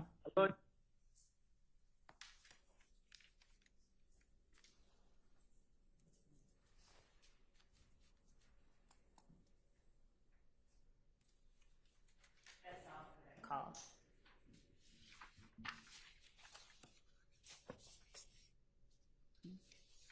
Which one? Who did? Oh, wait. On this call, there is extensive discussion about the issues Mr. Stillwell is facing hiring an attorney. I don't believe that that should be relevant. That's A. Regarding 1315, approximately at 1315, as I hear it, Mr. Stillwell is saying that Mr. Sledge told him that someone, and I think it was Lil D, said that he being Sledge was with him during a separate incident, which I believe to be the 428 incident shooting up houses. But in that segment that starts at approximately 1315, we have Mr. Stillwell passing on hearsay from Sledge about what Lil D supposedly said about Sledge in a, I'm not going to say non-related because it is on the indictment, but non-related to, it seems, the Donovan Thomas case situation. So that seems to be hearsay wrapped into a statement by my client. I don't believe that that should be admissible, and that's 1315. I don't have an end time. And then, quite frankly, after 1315, there seems to be a lot of kind of laughing and giggling that don't really have a lot of relevance to anything that I can ascertain. Okay. So we've got the discussion of the lawyer, the kind of hearsay from what Lil D said, and then the sort of end of the call. Sorry. Yep. I just was summarizing what Mr. Sharp said. Okay. What I heard in the court summary was the discussion of the lawyer, the summary of what Rudy said, and then the end of the call. Right. Okay. So in terms of the lawyer, as I said earlier, with respect to what the lawyer is saying about sentencing and all that. Yeah, no, I know. We all know that's out before that. But the part about defendant William, or Thug, as he puts it in the call, getting him a lawyer, I'll point the court's attention to over at number 97, wherein there is in the lyric of the song Just How It Is, the assertion gave the lawyer close to $2 million. He handles all the killings. We don't speak about shit on wax. It's all my business. We know how to kill the biggest cats of all kittens. And so our assertion would be, considering that Mr. Stillwell is discussing a lawyer who has been sent down there to talk to him by defendant Williams, and that he wants all his money up front, that could be, their inference could be made by a jury reasonably assessing the evidence that this is part of the proof for that particular overt act. It's not just in a vacuum discussion or negotiation with the lawyer. It's who's providing him the lawyer, what it is the lawyer is asserting that he wants. Okay. So that's our basis for the relevance of the portion about the lawyer. All right. I agree that's relevant, and I don't see a 403 issue with that. All right. What about the kind of hearsay reporting that Lil D says, or kind of admits to have done it, and that Montauk was with him for one of these other? It goes to show the level of awareness within the jail by defendant Stillwell of what other people were saying, and the fact that Lil D swore to God the police lied on him. It would help explain. I don't know what, and I think he's actually talking about Garlington, but it was Quindarius Zachary was one of the people that told that he and Mr. Sledge committed the April the 28th shooting on Adele and Drew Drive. And to the extent that either one of YSL members, Shannon Stillwell himself or anyone else, confronted him about telling, the fact that he's asserting, I don't know what the police are talking about, they're lying. It speaks to this culture of you're not supposed to snitch, and the fact that they know that they're snitching. If they are changing stories, it would help the jury understand why stories get changed when witnesses take the stand, in particular the witnesses that we expect will be called, and frankly, one of the witnesses that's already on the stand now. All right. I don't believe that what Ms. Love is using to defend that portion is not in the portion that I'm seeking to omit. There's a discussion about Lil D told, and then he swore to Sledge that he didn't tell and the police are lying. Okay, that's not what I'm talking about. At 1315, there's a discussion about Sledge saying that Lil D told on the 4/28/15 shooting, told on Sledge. It seems to me that's a co-conspirator statement. Sledge telling him, or if he's discussing that Antonio Sledge is bemoaning the fact that Lil D told, he's apprising him of the fact that someone's snitching on a member of YSL. Well, we just changed the verb. He was bemoaning, and now he's apprising. The bottom line is he was bemoaning, it sounds like to me. He was bemoaning the fact that Lil D told on him on something that Mr. Stillwell is not charged with. So I don't know how that's relevant. The fact that the information is getting passed along through members of the gang to other members of the gang is what we believe is the most relevant part of it. And it explains it's defendant Stillwell's assertion, his asserted knowledge, and it explains people's behavior when they get in the courtroom and tell God's honest truth. Okay. Mr. Stillwell in his calls makes it clear that he's being transported to all his court dates with Mr. Sledge. That's not a mystery. The state puts him in the same bus, and apparently, I'm not denying that Mr. Sledge would have probably talked about things going on in his life to Mr. Stillwell, but this is a completely unrelated incident that Mr. Stillwell's not charged with.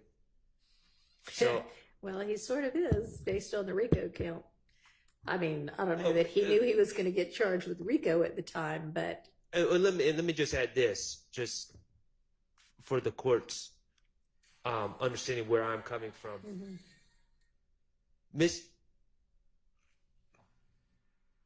Mr. okay, do not come back in here with that if that's going to go off again. Mr. Stillwell, Mr. Sledge and Mr. Garlington pled guilty to this Right. incident.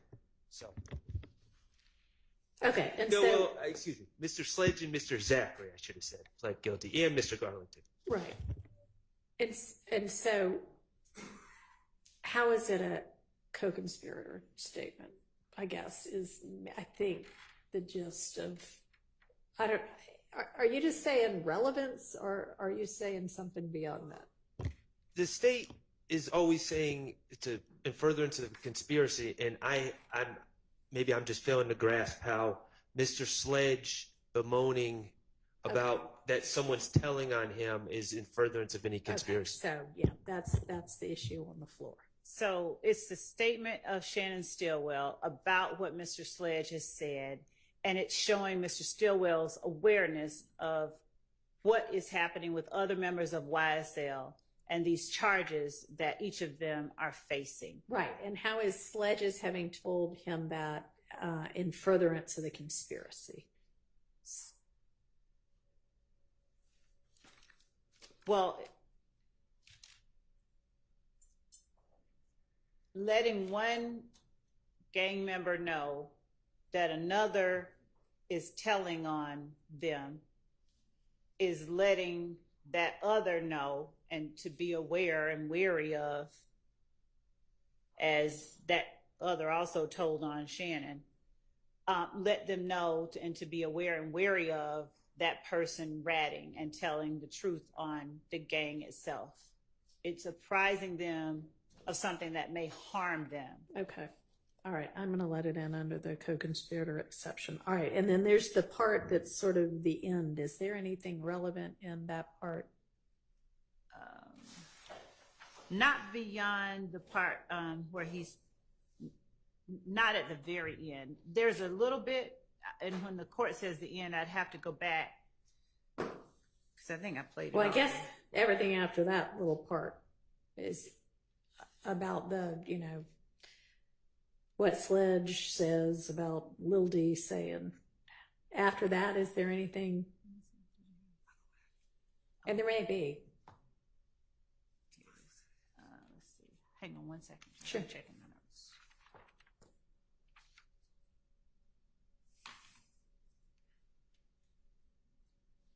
This is it right here. That's before. I said just. My recollection is there's not, but to be safe, I can just start at the about a minute before the end, and replay it.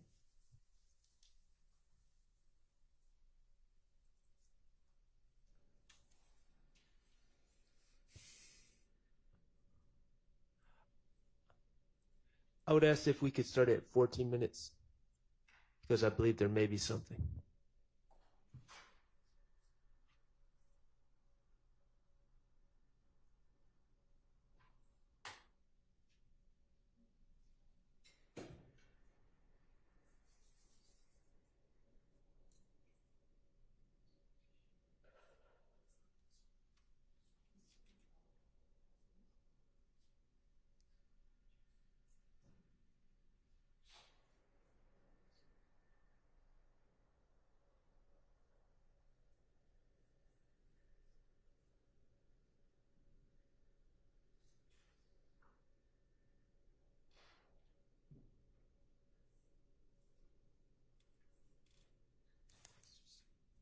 We're starting at 13:35.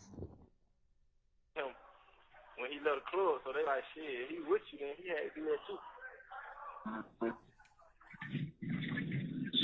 I don't even want to talk about that. Yeah.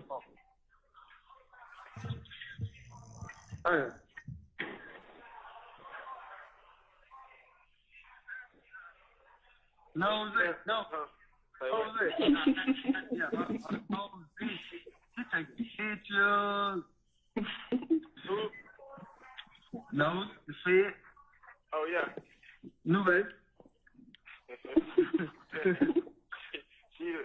I told you she a pride investor. See, so we pull up. See, y'all talk. Damn, hey, how you doing? I'm not gonna do it like that. Give her a hand. Oh, Lord. She gonna say, why they should I let her now? What'd you say? Y'all talk. Oh, we pulled up. She said, oh, Lord. She once told me there was new baby number. I was like, I don't know that number. She said, that's new baby. What you gonna call your phone? I was like, for Charlie? She checked it. Real quick. You thought she checked.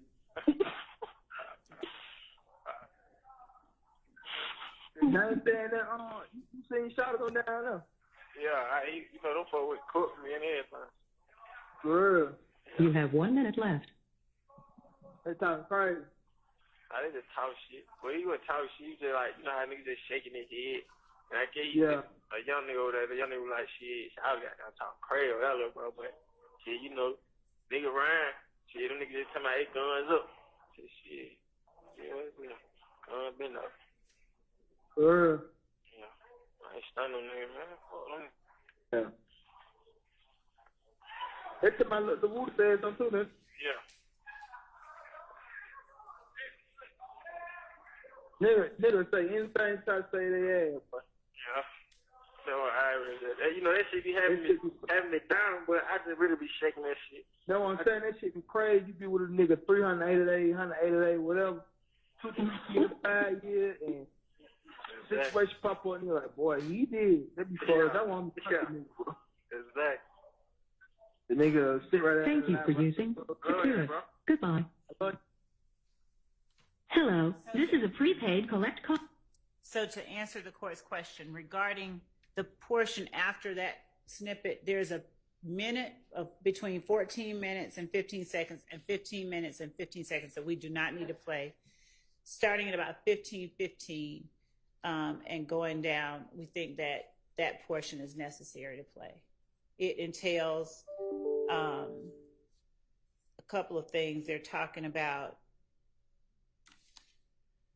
Woody telling. They're talking about the little N saying guns up, and I'm saying guns stay up. We believe that that's a reference to Peter Rolak, sex, money, murder, Bloods. So for that portion, we believe it'll be relevant. I mean, those seem relevant. That other part in between, you can redact out. Yeah, I don't know what the state's talking about with the guns way up thing, but I would ask that the last minute be played. I'm sorry, you would or you would not? I would. Okay. Got it. Think they will. Right? Yes. Okay. That's what we were saying. From 15 minutes and 15 seconds to the end, we were playing that. All right, let's move on to the next part.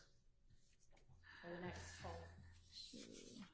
The next call is December 4th, 2015 at 15:48, starting at about 11:57, but we'll start at 11:30 to be safe to give context.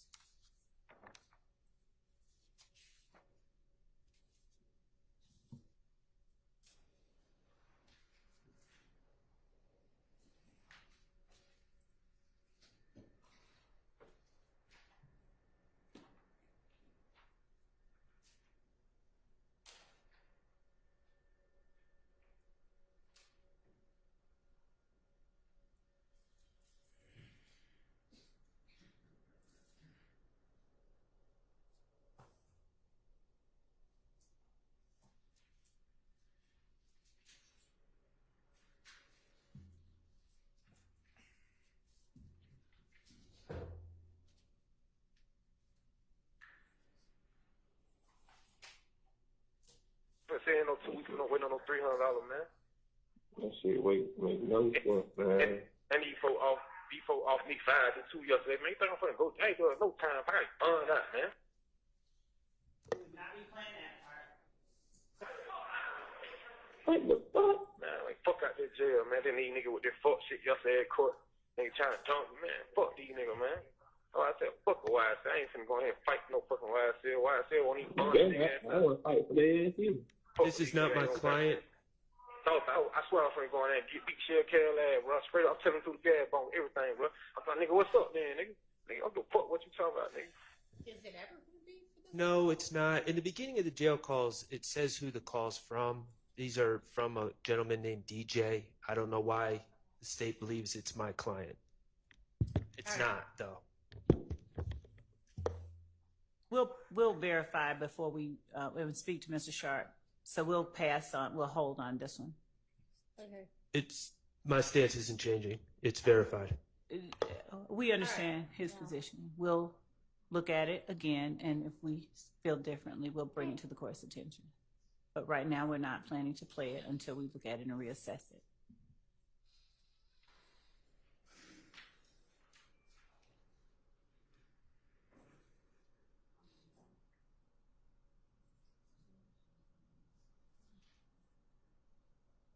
All right, was there another one? There it is. This would be December 4th, 2017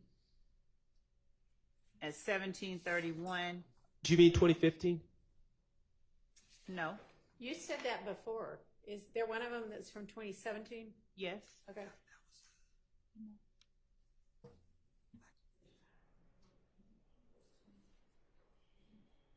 I know.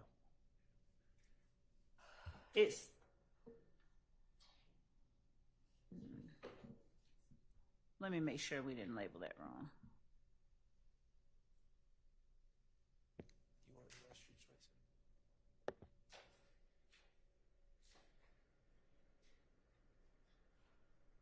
If it is 2017, it is definitely not my client. I'm jail call. It would be kind of odd for it to be. It was a between typo. two other December It was a typo. 2015 polls.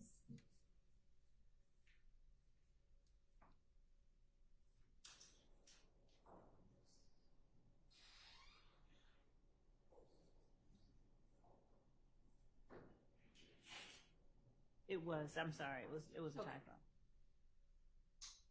2015. Yes. And we're gonna go from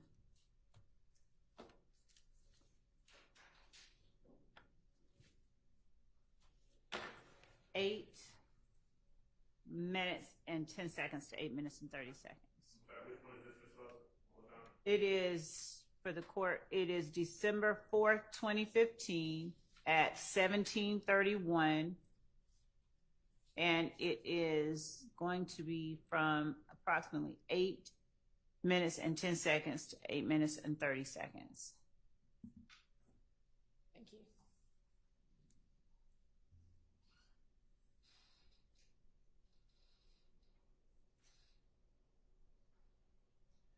That shit on there. Stop, shit. Yeah. But I still want to add one question though, babe. Is y'all fucking with Who? you? You know what I'm talking about. For me, baby? No. Who? Oh. Hey. You talking about, him? Mm-hmm. Yeah, he want to pay for everything. Oh, okay. You're right. Judge, that's a short snippet of the call. We believe that the him that he's referring to is the same person that he referred to as providing or sending down the lawyer earlier. That would be our argument for it. If there's an argument that we need to play additional portions of the conversation by Mr. Sharp. I mean, is there some context either within this call or what's going on today or something that leads y'all to believe that? The only context, Your Honor, is that prior to that exchange, and I'm not representing that it's immediately prior, but it is prior in the fact that my notes, one note before this is Shannon says he had talked to Kente. Kente, as it has come out, I believe it's come out in this case, is the owner of Club Lacura, Lacura, which is on Metropolitan Avenue. So that was, I'm just saying, on my notes, that's the note right before they say, is Shorty effing with you? So I know what the state's trying to insinuate, that Shorty is Jeffrey Williams, but no, there's no context that suggests it's Jeffrey Williams. And what I'm saying is, according to my notes, there is some context that suggests it is someone else. I'd like to play 7 minutes and 29 seconds.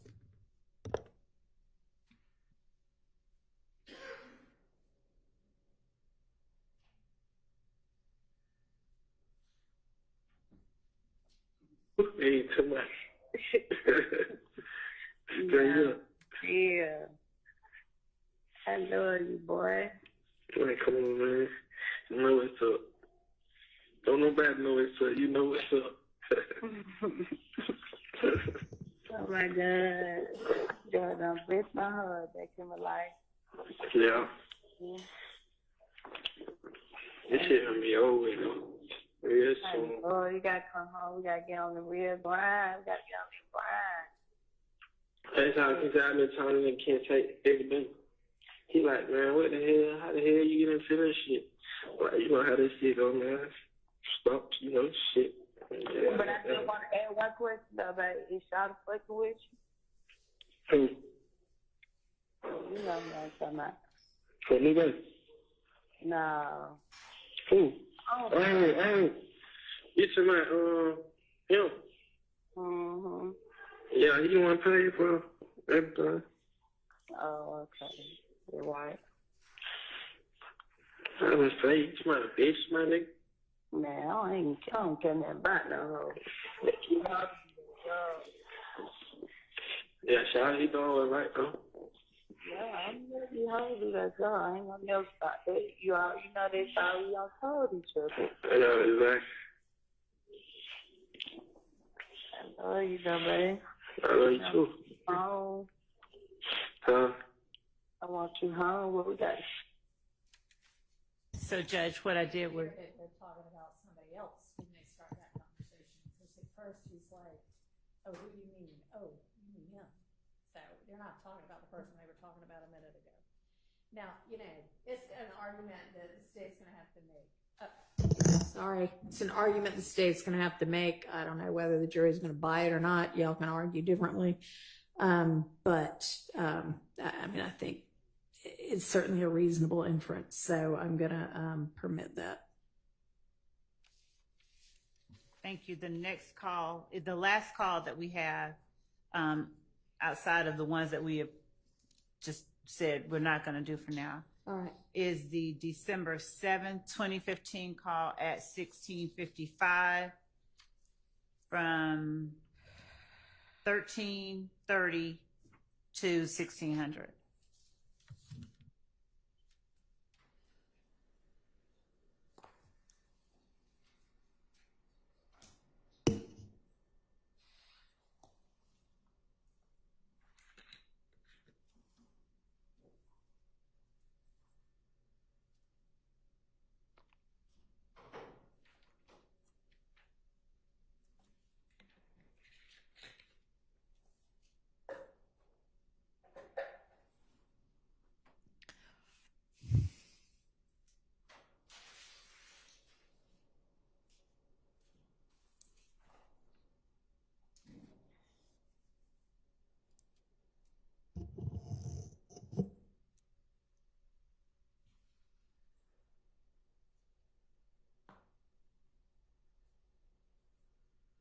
already know what the fuck nigga want. They be having their picks.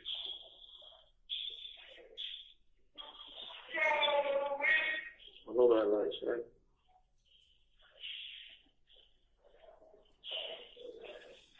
I was ear hustling yesterday, right? So you remember when the nigga got on the phone? The blood nigga got on the phone. You remember when the blood nigga got on the phone? He was what we call Bull, Joe Shot, all them niggas. Oh, I say what's yesterday shit, yeah. Alright, so you remember when he was like his big homie named Montana? You might don't, but he was just like his big homie named Montana. And you run rush me. Yeah. I'm not thinking this nigga Montana is the same guy I got rolled with, like you ask me who just at Willow with me, like that bull just be like, bull, what the hell? Like, anyway, he was just like running behind me at Willow, like, you feel me? Like, I had, like, and like just, when he came in here, he was like, hey, yo, HB, why who the hell that is? Like, it's Montana, bro. He ran from the door, showed his face, and ran back to his room, because they were telling him to go in his room. I was like, swear Montana, these young niggas up on you. He was like, You have yeah. 1 minute left. He was like, yeah. I said, man, you got these, I said, you got these little ass niggas pushing up on me like that, bro? He like, man, look, bro, I heard about that shit. I was telling niggas, like, you my personal, this, that. I'm like, yeah. But this shit crazy. But like, okay, but I was listening yesterday, and the nigga who I was telling who was slick, Hank, downstairs, he pushed up. When I was like, man, these niggas being like fit, these niggas some hate, these niggas be throwing YSL pointing at my door. Oh, yeah. Alright, he walked over to my town door, I didn't know each other on the street. So I guess he was just talking. And I just heard my name. Now I just heard Lil Bro. And I heard my town say, man, that's not personal, punk. Anything went home, I'm going to ape shit about it. So he like, nah, fuck with bro, he here real right nigga, but I feel I be sick. Thank you for using Securus. Goodbye.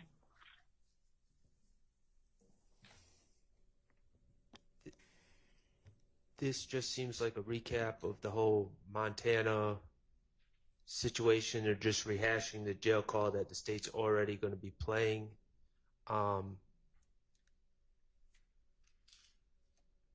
If Your Honor is going to allow this in over my relevance and cumulative objection, there is a point where Mr. Stillwell says something to the effect of, I knew him from when we were down the road. That is common parlance and for being in prison, and so that reflects on my client's character. Okay. We agree that will come out, the part about prison or being down the road. And with respect to the remaining portion of the call, it's the reference to throwing up YSL in the context of that similar call as the other one. That makes it different and a little bit more. I mean, there's a specific mention of YSL, so I don't think that is cumulative based on that. So I'll admit that. And Judge, there was one more call. I said this was the last one, but there was one that we passed over. Okay. It is the November 18th, 2015 call at 1843. I don't believe that we played it. I think we referenced it. Okay. We gated that yet. Okay.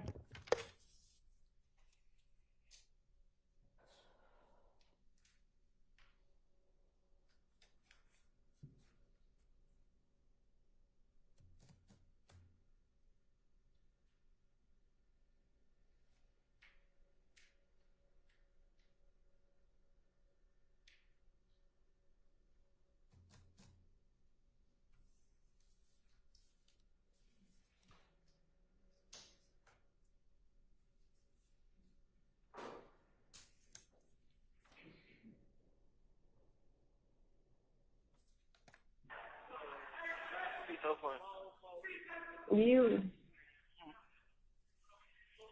You. Your neighborhood rolling 60 cars?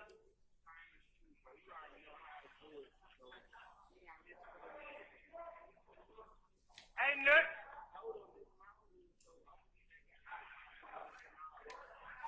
You rolling 60 neighborhood? Your neighborhood rolling 60 crib cars? Huh? You what? What is she like? Hello? You need to stop playing with people. What? I said you need to stop playing with people. Neighborhood rolling 60 cars? What? Yeah, right. We the second fish. We the first. They work. Yeah. Sunny side the fuck up, son. Shine up and line up.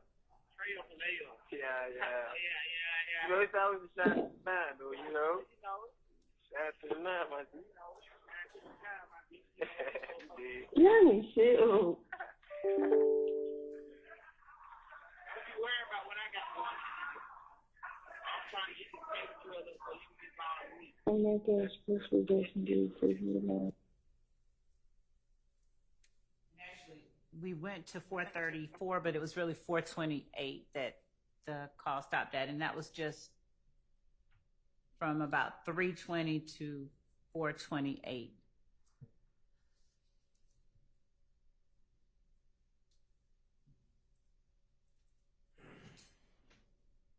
Is that the entirety for that call?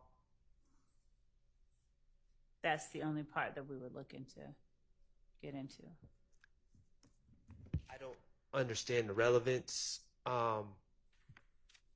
If it, yeah. What's the relevance and how is it not cumulative? The first call with respect to Shines and G Shine and the defendant Stillwell was dealing with his blood credentials. This call shows him interacting with who he believes is a Rolling 60s Crip. Martinez Arnold is a Rolling 60s Crip who we also allege is a member and who has pled to being a member of YSL, the criminal street gang. During the course of this trial, there have been repeated efforts on cross-examination to disprove the state's assertion that YSL is a criminal street gang. And that it's hybrid? Yes. Okay, so this goes to that? Yes. Okay, then I will allow it. All right, that's it for these.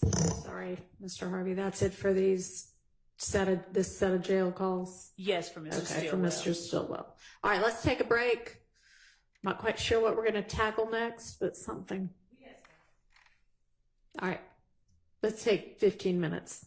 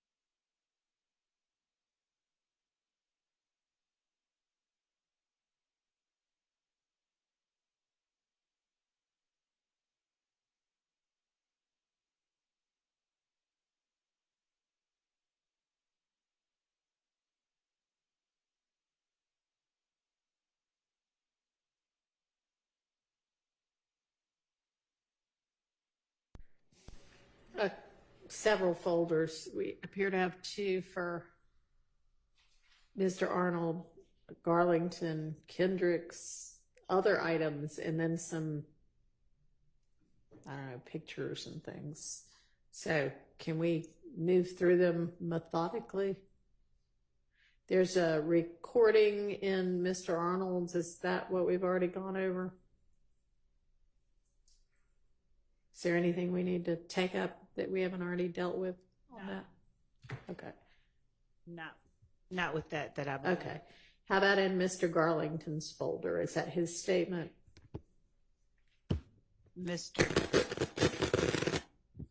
Your Honor, the item in the Garlington folder is a jail call. Okay. And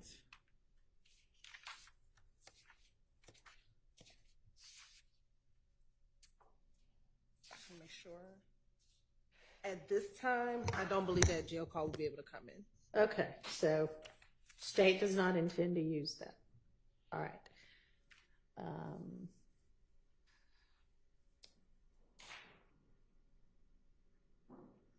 And now I've lost my place.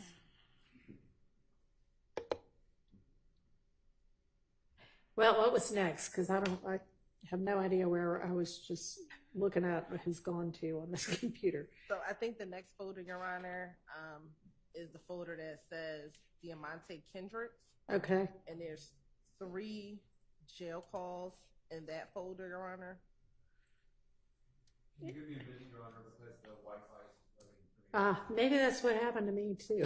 It just went poof.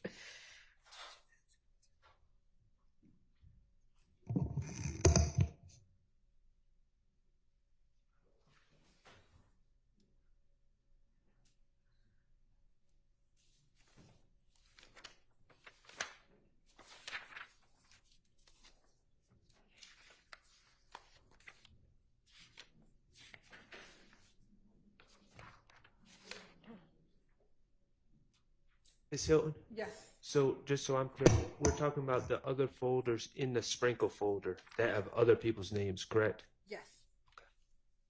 Can you give me a minute, Your Honor, because I can't get the courtroom Wi-Fi. Okay, and you know what? I think we've maybe got access to some sort of a Wi-Fi router or booster that Ms. Pursfield's going to go try to get right now, so that, because I'm not really sure why Fulton County can't provide stable Wi-Fi in the courthouse, but it's a continual problem. So let's see if we can get a router or whatever it is. Not very tech savvy, so I don't know what the right term is, but something to help us. Thank you.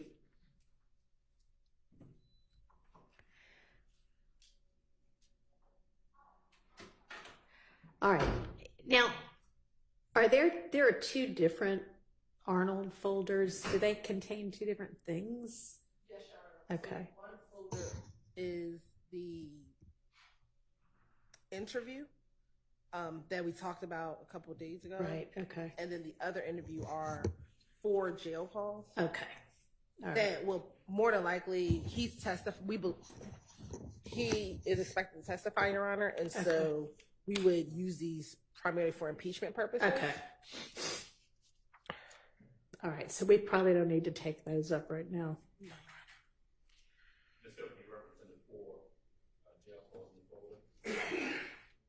Well, all of it, I guess. The 4 in the 4 jail calls, as well as the interview, would only come in for impeachment purposes.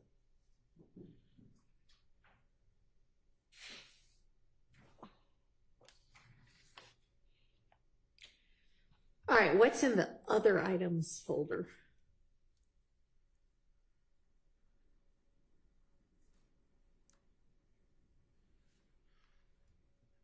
It looks to be a Justin Cobb. It looks like a social media posting. It is a social media posting of Justin Cobb. So I'm not sure if Your Honor you can't open it. I think. I could open that, or I can see a little thumbnail of that one. Is that something the state's going to be using? Could you put it up on Zoom maybe? I don't know. Is it working for y'all? As of right now, yes, Your Honor. Okay.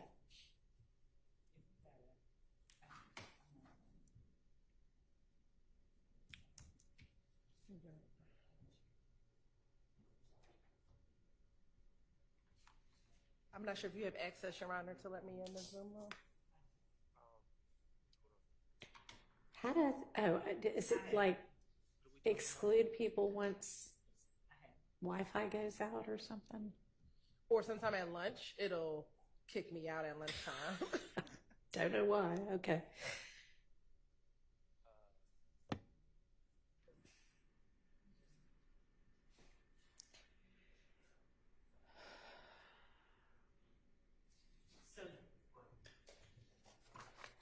Judge, this is on the screen. If you have, can you see it? Yes.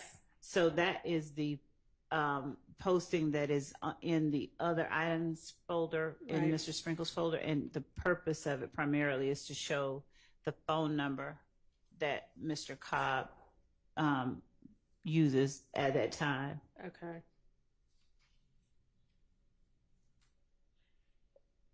And any objection to that? So, and maybe I need a bit more clarification. I understand it's a posting ostensibly by Mr. I don't know if it's by Mr. Cobb or not, and if they're indicating that he is the one who is posting that phone number, and how that's, if there's information to verify that, separate and apart from this posting. We would be having the person who found the post and who can talk about what they saw in the post, in the social media pages that they were looking in, to provide a foundation for it, like we would any other social media posting. Whether the jury believed that we have that right would be a matter for, I guess, argument, but we believe that based on what we were able to find, that this is Mr. Cobb's phone number. I think Mike Sprinkle is the one that actually found that posting, and he's free _doo-wop. And he's responding to @Stunna Bumpkin with his phone number. It's hearsay, Your Honor. How is that not hearsay?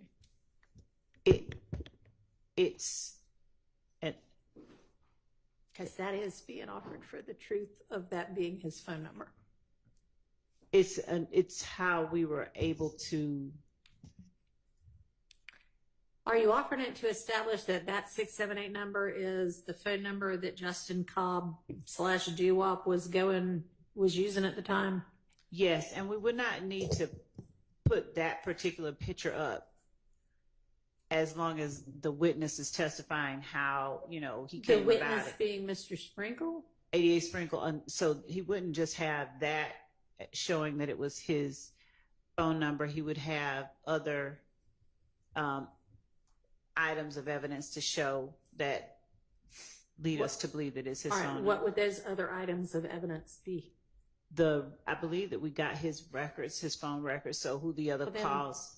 That would be the way to show it then, through his phone records. Right. So when he's doing the deep dive into who did what and how we are able to find out who is where, he starts out trying to get phone numbers for people. And this is one of the ways that do we need to know that this is how he got it, or do we just need to know? Not necessarily. It's not one that at this time I think we would need to put up. It's just one that we had. Okay. Well, I would think that if there's some reason we need to hear from either Mr. Sprinkle or a phone records custodian that this is the number for Justin Cobb. And Ms. Hilton's reminded me we had a number that was being used by another person who was being called. So these jail calls involved calls made to Javaris Bradford, and there were other numbers in his phone logs and in other co-defendants' phone logs. This was one of them. And again, it's going back to the fact that he in an effort to find out who this number belonged to, I think that he, in searching social media, came upon this. Well, I mean, it might be kind of cool that Mr. Sprinkle is good at finding nuggets in social media, but I don't know that that's relevant to this trial. If this person's phone number is relevant to this trial, then establish that through the certified copy of his phone record showing that this is his number, okay? Yes, Your Honor. All right.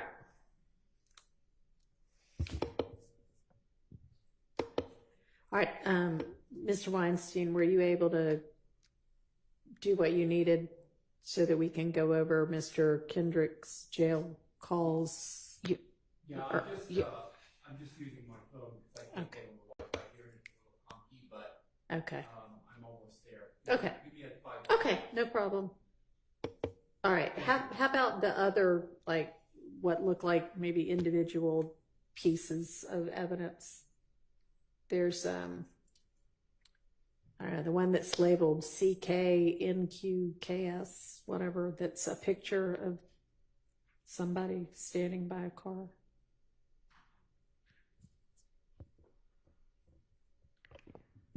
Is there any objection to this picture?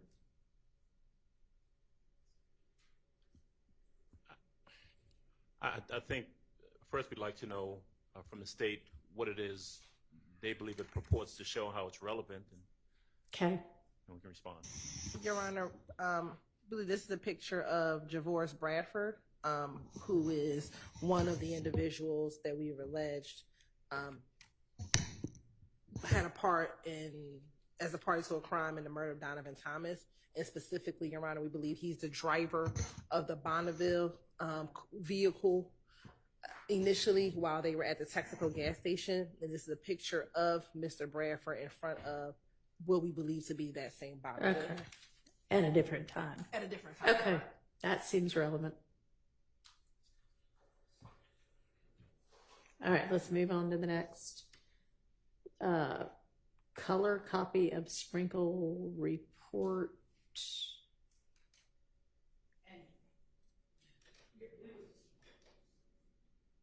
Y'all are going to use that. Sprinkle That's just right. given that to them for, okay. Right. Very good. All right. Then I guess we've got some more images, maybe? The next few are again of Mr. Bradford at different times with that same Bonneville, just in case there was. Okay. Is that what all 4 of those next ones are? Except for IMG _ 03901, that is not. Okay. That one is the Infinity after it was sold at auction to the person, Okay. the next owner of it. All right. And then is the last thing just a duplicate of that? One's a distant shot and one's a close up, Your Honor. Okay. All right. Any objection to any of those? I don't believe on behalf of Mr. Wood here. All right. No, Your Honor. Okay. And of course, for the record, Your Honor, we would take off the comments off of. Thank you.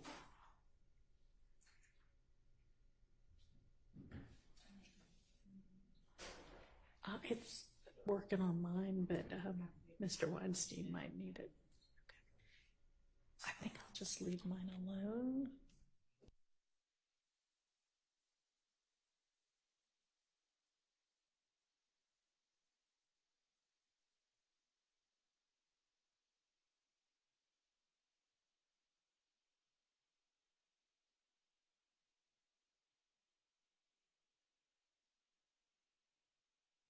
Our new Wi-Fi router passcode, just let Ms. Persfield know. I should try to email it to y'all, but in case you're not getting email.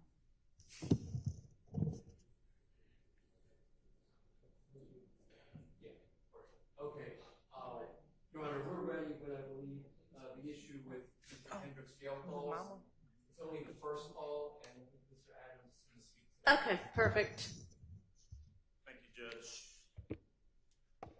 So we've got what appears to be 3 calls, jail calls here for Mr. Kendrick. The first one is a call that occurs on October the 4th, 2015. I'll just go ahead and set it up because it's an issue that's similar to the issue we dealt with Mrs. Stilwell earlier. On that phone call, at about the 2-minute and 50-second mark, there's a conversation between Mr. Kendrick and his significant other, someone named Tasha. His mom, well, yeah, she's significant to him. His mom, Tasha, it's a conversation about an attorney.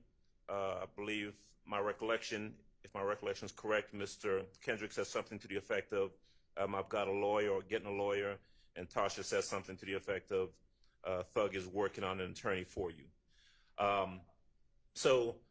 Number one, same objection as before. I don't believe it's particularly relevant. There has been an association shown between Mr. Kendrick and Mr. Williams, and so the fact that there is some discussion about whether or not Mr. Williams is going to assist him in getting an attorney, I don't think it particularly proves anything in the case other than what the state intends to argue, obviously, as they've said before. And it bears noting that he does not get him an attorney. There's no evidence, there's no factually, it doesn't happen. He never maintains and gets an attorney for him. No attorney ever comes to see him at the behest of Mr. Williams. So I just don't think it's helpful to the jury in any form or fashion in regards to these charges. All right. Ms. Hilton. Yes, Your Honor. I think for the same reasons, Your Honor, it is our contention that when Mr. Kendrick is in jail following a fleeing and attempting elude, but when they are actually intending on going up to shoot up the opposition's home, they get stopped at a roadblock, but they were on their way to shoot at the opposition with a number of guns in the car. They then take the police on a high-speed chase, and he's subsequently arrested at that point in time. This call is important for that reason. Is the state's contention that when YSL members get in trouble, they reach out to Mr. Williams, and he provides attorneys. Whether or not the attorney comes or not, it is the fact that they believe he's going to provide them assistance. But what is more important in this call is what happens after that. So Ms. Tasha on the call says, Thug is going to work on getting you a lawyer. And Mr. Kendrick says to his mother, don't say his name, say bro. And what we have found consistently throughout this case, and we'll believe the evidence will continue to show, is there is an effort to conceal his identity, conceal Mr. Williams and who he is. And so they never reference him as Thug, oftentimes on jail calls, but as bro, slime, or different other terminologies. And so that is also what is important with this call, Your Honor. All right. Thank you. I'm going to admit it over objection. And obviously, if y'all want to cross-examine the right person or put somebody on the stand to say he never got him a lawyer, that's up to y'all. All right. So was that the only of the jail calls? Yes, Your Honor. Okay. Of those three. Yes. All right. Thank you. So then I think we've taken care of everything in the sprinkle folder at this point. Yes, I believe so, Your Honor. Great. Okay. So then I think that also means we've taken care of everything in that whole entire 1 through 30 witnesses. Yes. Let's pat ourselves on the back. All right. We can move next to, don't we have this same thing for 31 through 60? We can move to that, or we can move to the wiretaps, or if there's something more pressing, y'all tell me. But we're not going to waste this time we have without the jury getting stuff done. 31 through 60 would be more pressing before the wiretaps, Your Honor. All right, let's all find that one. And is that a different Dropbox link? Can you remind us what the email would be for that one? Yes, Your Honor. Thank you.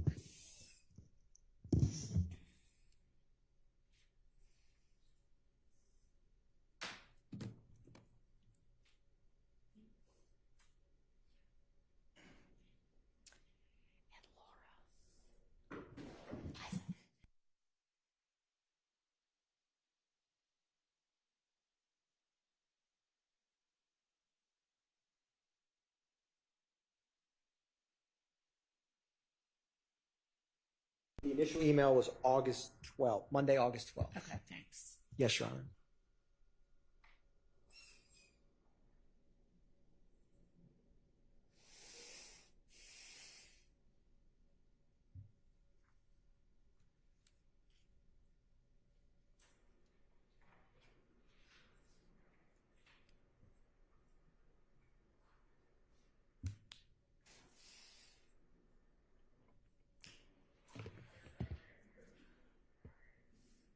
Your Honor, for the box 31 through 60, Mr. Ryan has 31 through 35, and that's the one we're discussing with the state in the background. Okay. So we're still working on that. Okay, so 31 through 35 set aside for now. Okay. We're working on that. All right, that's fine. Okay, thank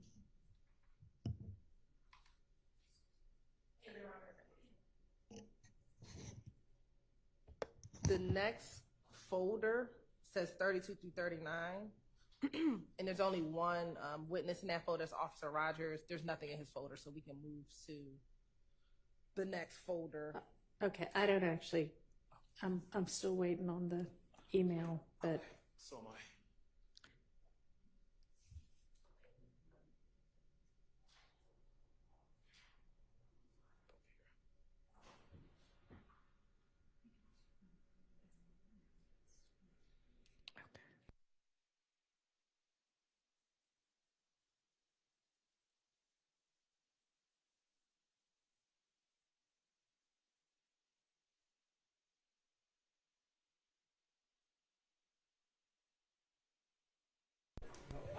You got it. Okay. Thank you, Mr. Weinstein. well, I know it doesn't come directly to me, and Miss Pressfield's downloading everything now, but that's fine.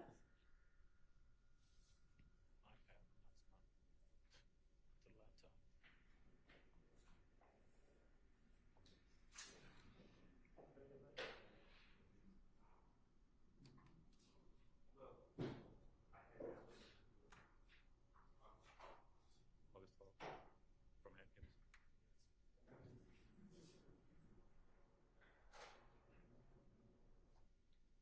It hasn't come to me either. You know what? Let me just look at it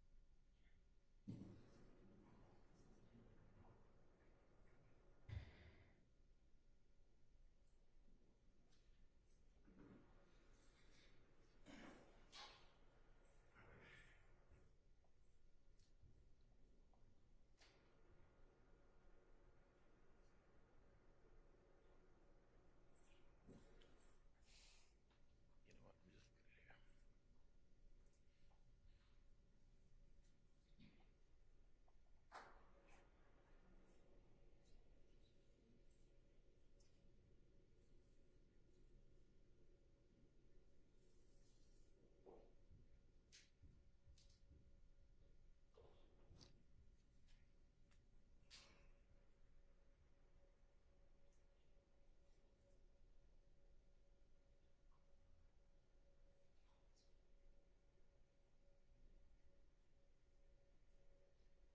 All right.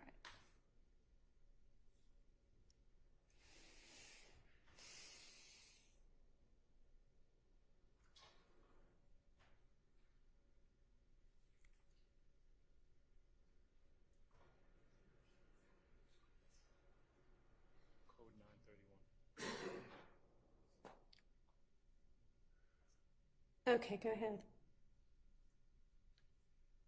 So we can start where it says counts 3 through 7, Your Honor. That folder, Acts 88 through 90, armed robbery, DeWan Maynard.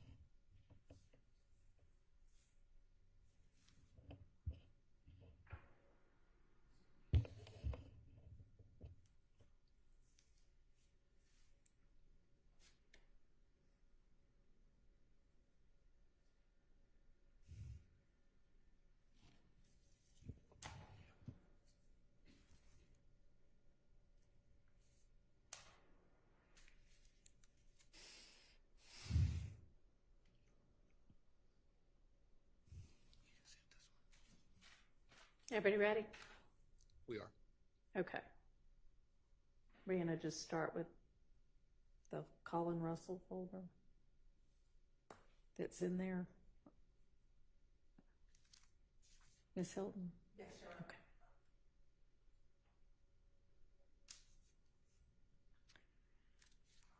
And are these videos or just images? There are videos. There's portions of the surveillance video from the night of the armed robbery. All right. And does anybody have objection to any of these 3 videos?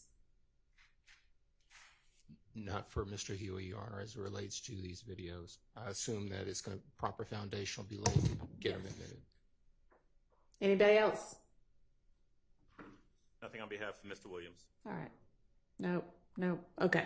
And then that last one looks like it's maybe a cell phone. Is that a video of something being shown on a cell phone, or what's that? Yeah, let's look at that. Yes. It is a video, Your Honor. It's a video from, we're alleging it comes from Mr. Huey's. It's someone taking a video of Mr. Huey's Instagram page. Okay. So we will lay the proper foundation to get it in. Okay. Any objection? Assuming proper foundation? Understood. Nope.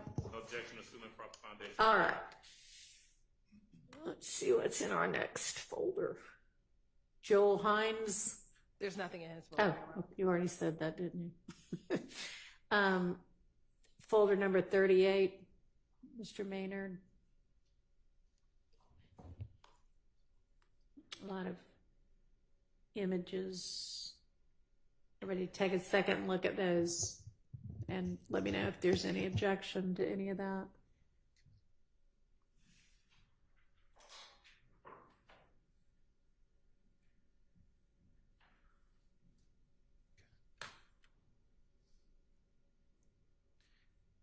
Your Honor, with respect to the second photograph on the first category, on the first line of photographs at the top, the second photograph to the It's right. like the hand and arm. Yes, Your Honor. Okay. I'm not sure. The Instagram says Hunchoke K, HUNCHOKAE.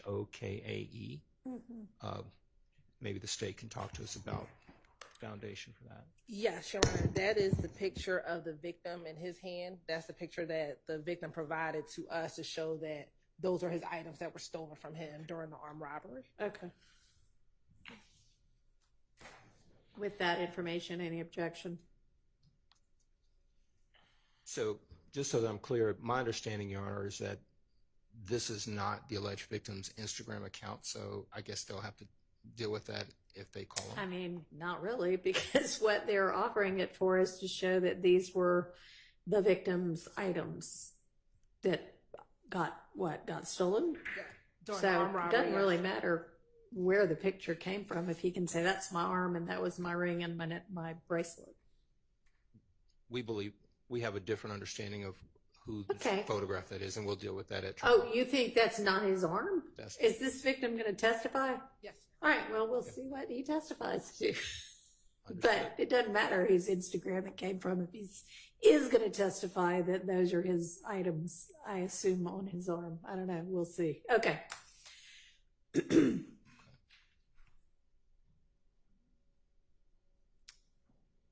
All right, any of the others?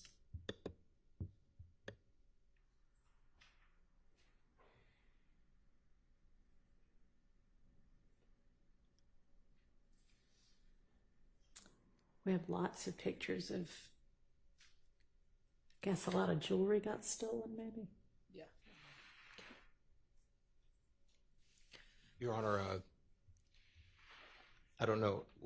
Obviously, the state has to present their case as they see fit with respect to all of these photographs.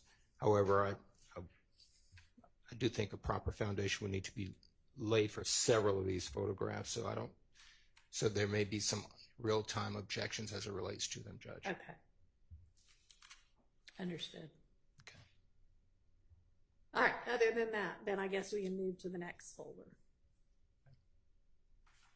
Mr. Jenkins, that's also empty.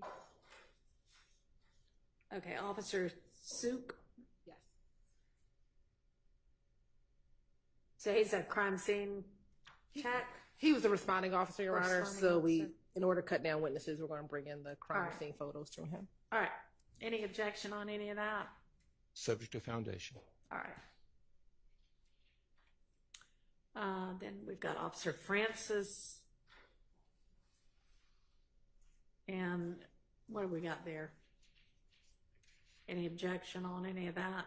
It just appears to be more photographs of the same that were contained in another folder. Yes, Your Honor. We put the items in places where either of those witnesses could introduce the evidence. All right. And then we've got Officer Greer. Your Honor, I believe that this particular piece of evidence pertained to the motion in limine that we dealt with on yesterday that I believe was excluded, if I have that correct? No. No. So Mr. Huey was arrested in 2020. Okay. For this incident initially. And when he was arrested along with his girlfriend at the time, Miss Justice Woodard, and he gave a false name back when he was initially arrested on the armed robbery warrants. And so this folder deals with the officer who arrested him on those warrants in Fairburn, Georgia. 1 second, Judge. All right, sure.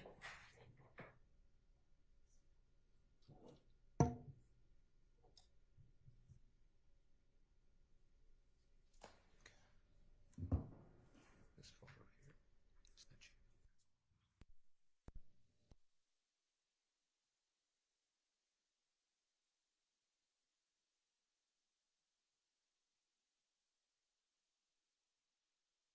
Is that you? Mr. Huey has 2 armed robberies. This is the 2019 armed robbery.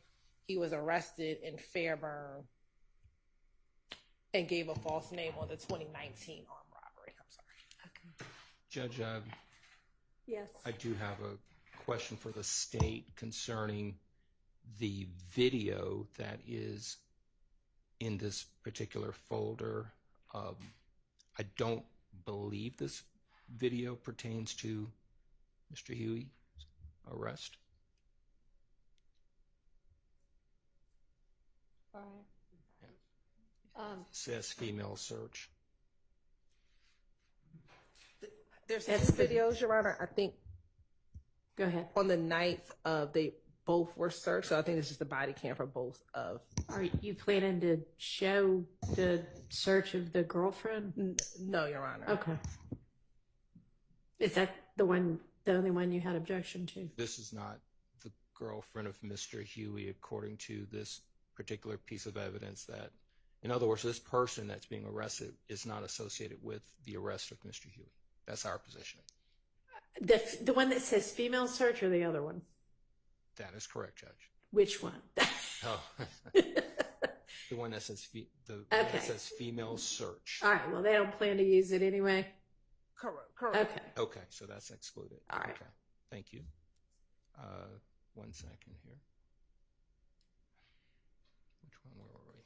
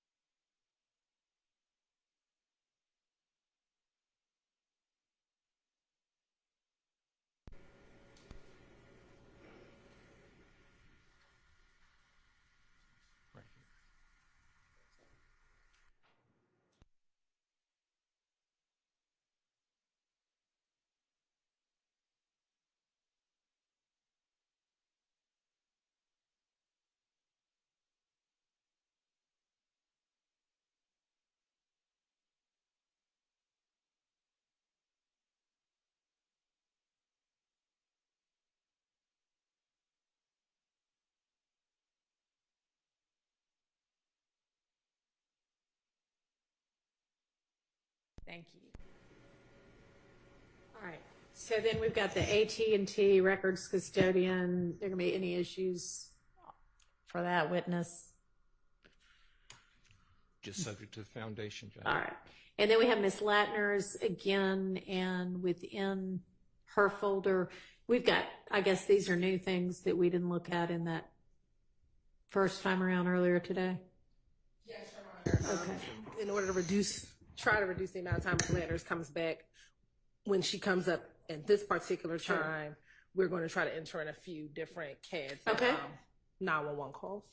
All right. And has everybody looked at those? So if you've got any kind of objections like we had this morning, you can raise them. Although I've got to say, pretty much all of those things we went over this morning are kind of evidence 101 that you'll ought to be able to agree to. Not saying you have to, but any chance y'all might take this next group and see if there are actually some legitimate objections to those? Because we know it's all hearsay, but if we also know it's clearly covered by an exception, maybe we should not make those objections. Your Honor, the state's more than happy to meet with any defense counsel, or we can talk after court, or they can email me and we can, before tomorrow, at least speak with one another and hopefully come to some agreement. I mean, that would be great if y'all could at least try. And certainly there were a couple where, okay, this is not sure. Is this something based on the CAD that an officer's saying, or is this what the caller's saying? Those are legitimate. But I mean, a caller calling 20 seconds after a shooting saying, here I am, and I just woke up to hear all these shots. That's coming in because there is a clear hearsay exception to that. So just see what y'all can do on that. And if you feel the need to go ahead and put forth the objection to each of them, then that's fine. We'll go through it. But, I know everybody's talking about how long this case has taken, and we could cut it a little bit shorter if we didn't do things like that. So I will let y'all talk about those over the evening. And we will circle back on Ms. Latner.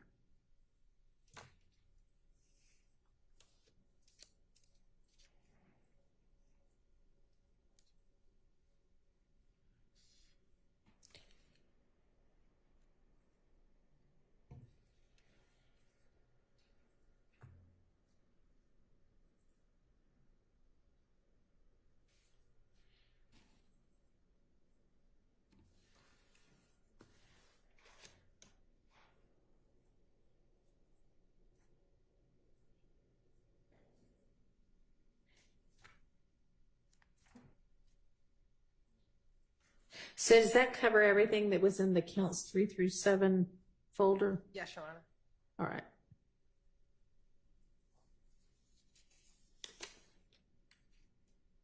All right, where should we move to next? We can go through counts 14 through 23.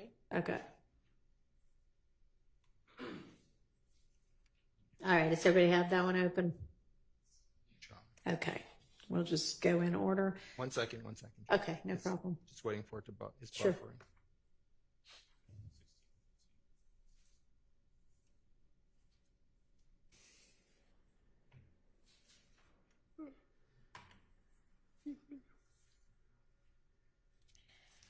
Okay, Judge, we're ready. Okay.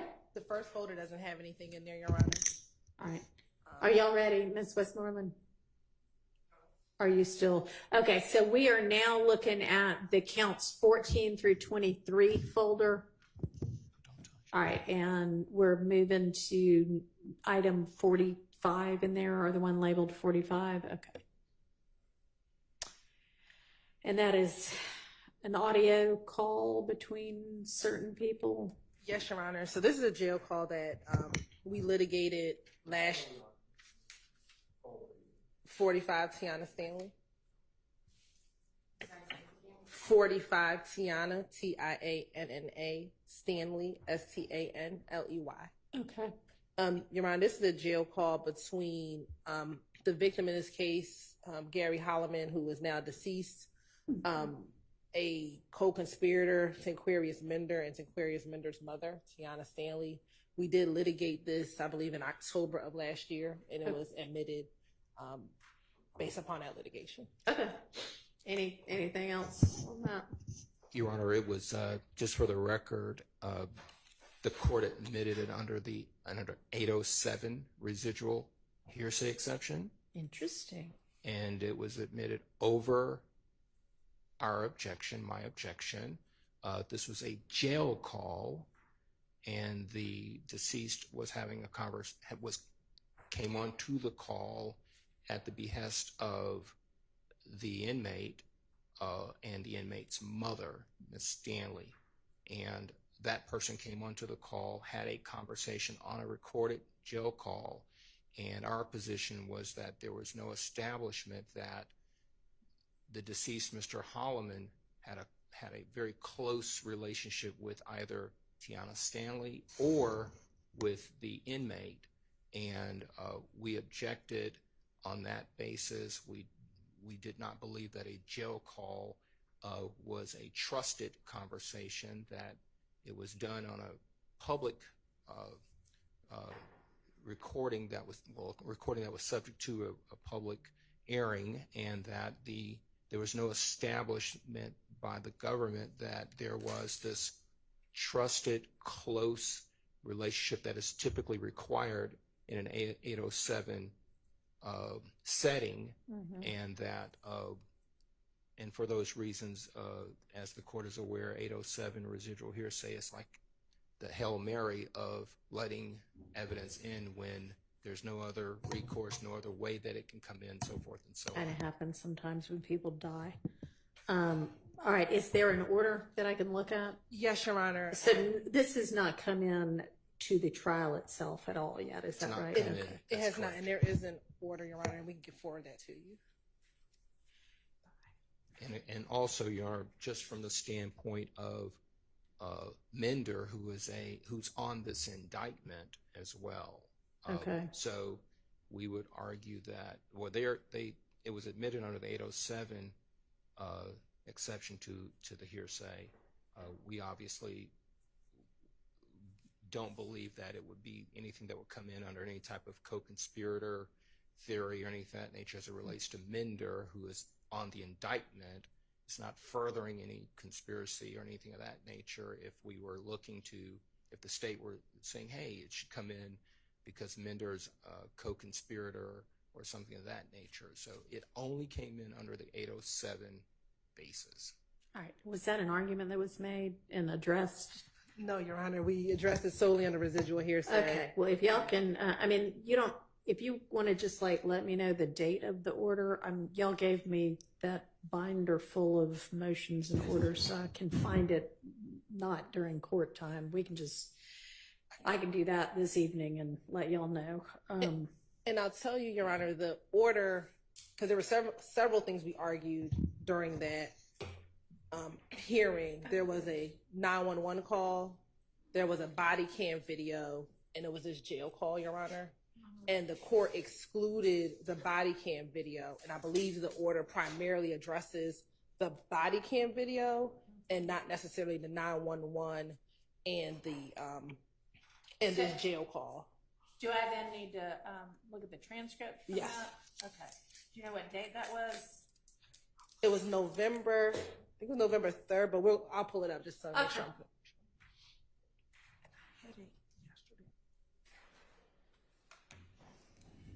All right. Well, we'll come back to that one.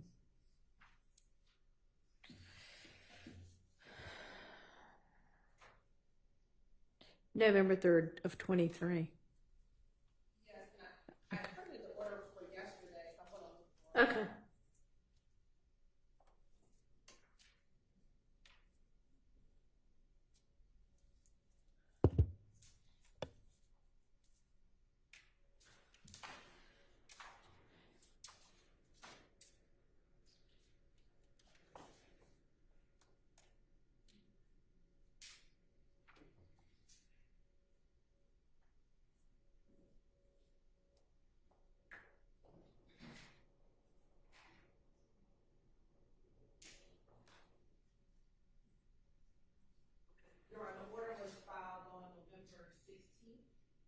Okay. All right.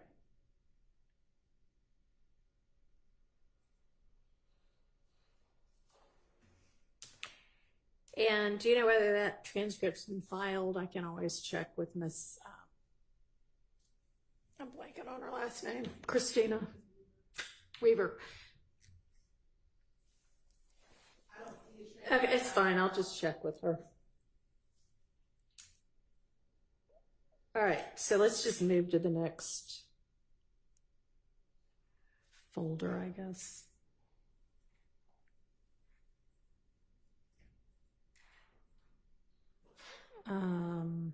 So Officer Kornbacher or Kornbacher? Yes, there's nothing. Nothing, okay. Sergeant Henderson?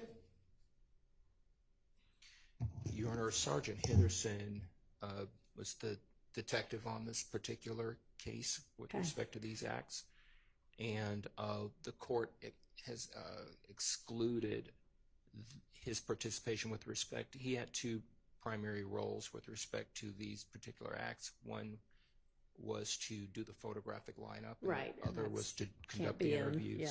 So I think that subject to that ruling are in this particular folder basically photographs. All right, let me just ask the state, what all do you intend to use from this folder?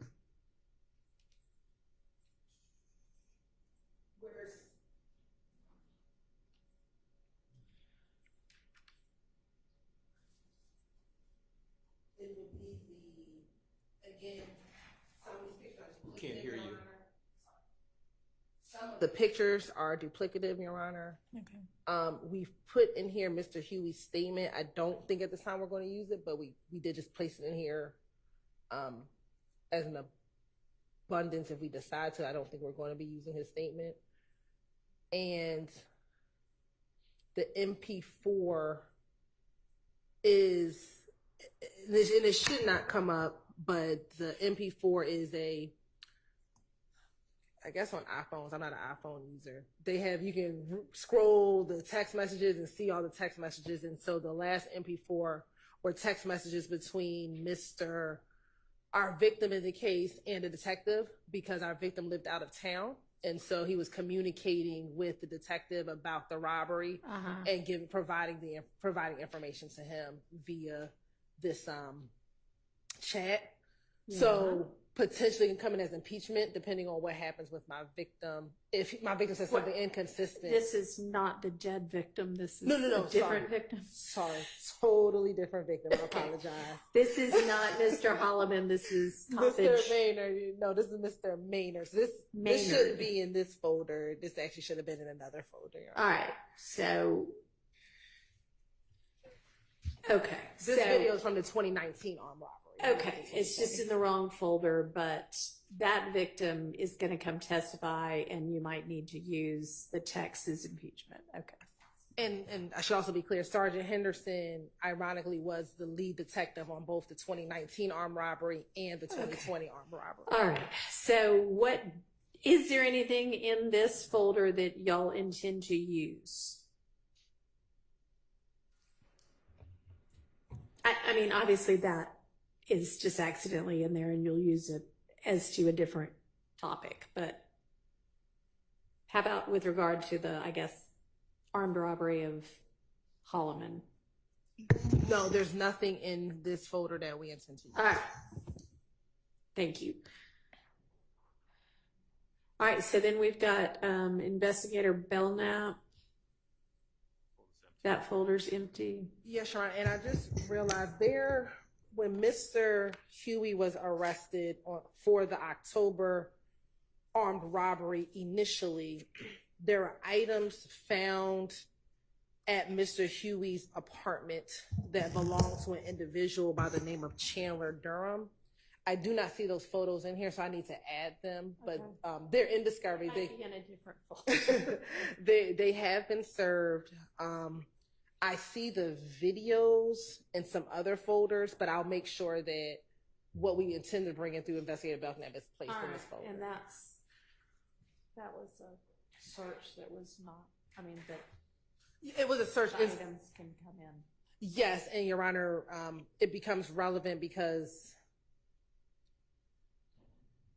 in one of our acts, which is act number 102, we have alleged as an overact a text message between Mr. Williams and Mr. Huey, where Mr. Williams demands Mr. Huey to take his shit back, and his that he is talking about is Chandler Durham, and so all of that becomes relevant. Okay. So we'll make I'm sure the court will anticipate certain objections at that time. Again, there are a lot of assumptions that are being made with respect to what it meant in the context of it, which I don't believe a detective is going to be able to, other than speculate, be able to know precisely. So we'll deal with it. Okay. And I don't believe Mr. Chandler Durham is on the state's witness list, I don't believe. He was on our original witness list, but in an effort to cut down on witnesses, he's not on the reduced witness list. He is not. Okay. So I assume there'll be something that establishes that these were his items? Yes, Your Honor. Yes, we have pictures of items similar to what was found. We have pictures of Chandler Durham with items that were found. Yes, and we also have the 911 call from the Chandler Durham armed robbery. Where he says, these are the items that just got stolen from me. He talks about being robbed. I don't know if he says it on the 911 call. Y'all, I mean, I don't know if you might need to put him back on your list, because think about, what they're going to hold you to your proof on everything. So Yes. there's going to be an objection if you don't have a way to establish that the items found in the search of Mr. Huey's home are in fact the items that were stolen from Mr. Durham. Yes, we're working through. I think we have worked through it that we could get around it, but Well, we'll see. we're working through it. Okay. I don't know. All right. Investigator Flores. Your Honor, based on your ruling, the next two folders, based on your ruling yesterday regarding the fleeing and attempting to elude, 49 and 50, we don't have to look into. Okay. And then Bernie, is this anything that's different from what we looked at before? Yes, Your Honor. We had Mr. This is his second, more recent work he did? Okay. No. So Agent Bernie, for several of the cases, analyzed phone records. Okay. So he just analyzed Mr. Huey's phone records relating to the October 1st, 2020 armed robbery. Okay. Any issues about anything in that folder?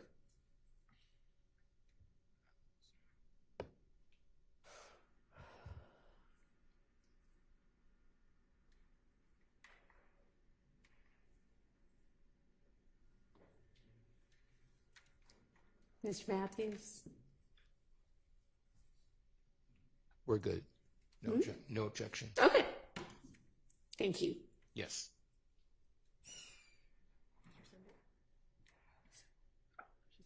All right, so that takes us to the end of the 31 through 60 folder. No, I think. No, I'm sorry. Looking at the wrong thing. What was that? So the next one we have, Your Honor, is counts 27 through 29. Right, that was within the 31 through 60. That was 14 through 23. Okay. So now counts, what'd you say was? 27 through 29. Okay.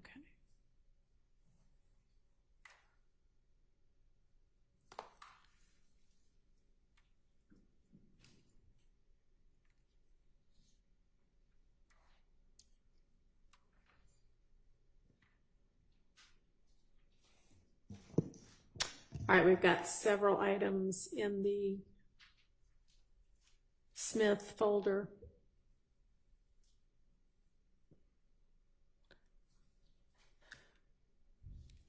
Anybody want to voice objection to any of those items?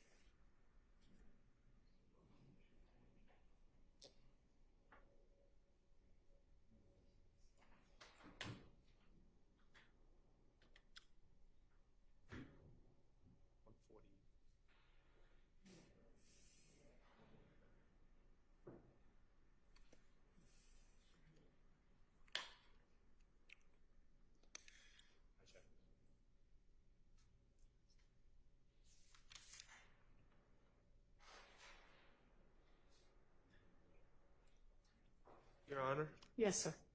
I'm having a tough time seeing which video I'm talking about, but I do know from my review of the discovery regarding this act, there is a FaceTime live or some sort of live stream of Mr. Beebe smoking marijuana, talking, saying absurd things, and I don't believe Mr. Beebe's going to testify. So I would object to I don't know what the relevance is of that. I know what the relevance is if he was on trial. He's wearing a chain that allegedly belonged to quote unquote trap commander, whose government name escapes me for the moment, but he was the alleged victim of this armed robbery, and he was the person with the chain. But I think a still shot from that live stream could serve the state's needs in that respect. All right.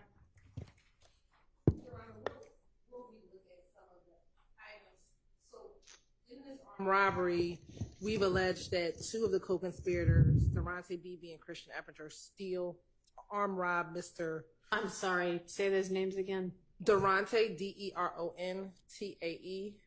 last name Beebe, Bebe,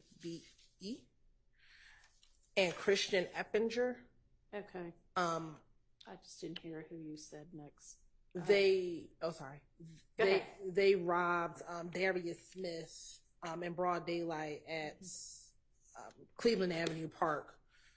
And some of the videos that we have are of Mr. Beebe and also sometimes Mr. Eppinger holding one of the items that they stole. And so these are some of the videos. We will go through and narrow down which of the videos that we will intend to use for that. All right. Well, let's, if y'all can do that tonight, and then we'll circle back on that tomorrow.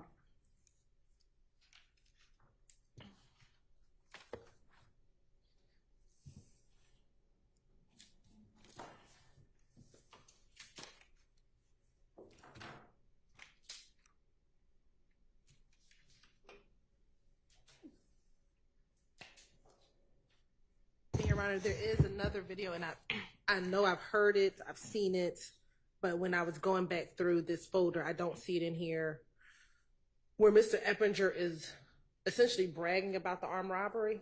I'm going to look for it again, and then I will make sure everyone gets that video as well. All right, and then next in this folder is the folder that is Adrian Ansart. He's the custodian records for Instagram, and so it's just the Instagram return to his folder. And then we've got Sergeant Pierre or Jean-Pierre. Yes, Your Honor, he is the lead detective. Okay, assume that. So there, I see photographs. Would those be like crime scene-ish things? Yes, Your Honor. And then social media, is there anything we need to look at within that? Anything objectionable? That will be some of the stuff we're going to reduce down tonight. Okay. All right. We'll come back to that also.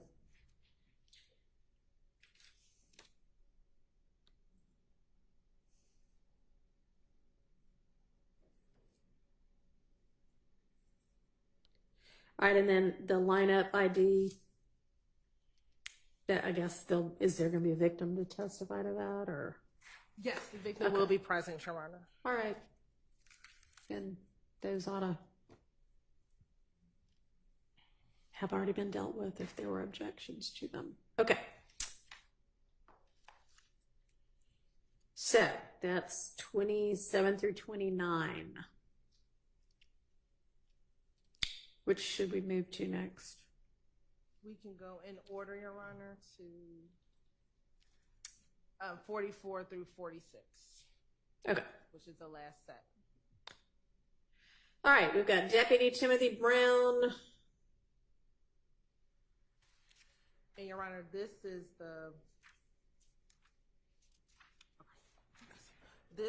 the possession of a weapon and cell phone of Mr. Huey and Mr. Mender, Your Honor. And so in here is just the body cam video of that search of that cell. And then we also have the jail records showing that both Mr. Huey and Mr. Mender were in the same cell together. Who's the second name again? Mender. Okay. Mender. Mender, all right. Any objections? All right. And then Vivarito. Yes, Your Honor, that should primarily be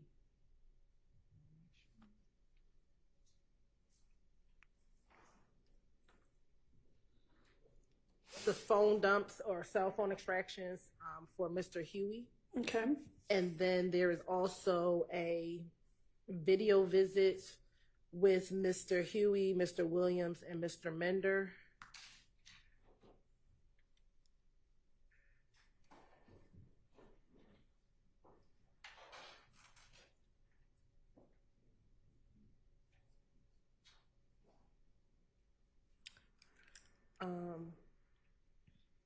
And I just want to make sure that there are three. There should be 3 cell phone extractions. Yeah. So I just want to make sure there are 3. I see 2 of them, Your Honor, so I want to make sure there is a third one that was. No, I think all 3 are there. So there's the 1 of Looks 2, like it. 2 of 2, and then there's the third one. Okay. And then we have some screenshots, but there might be more screenshots that we'll provide. All right, and then there appears to be another PowerPoint. Y'all don't intend to use that, do you?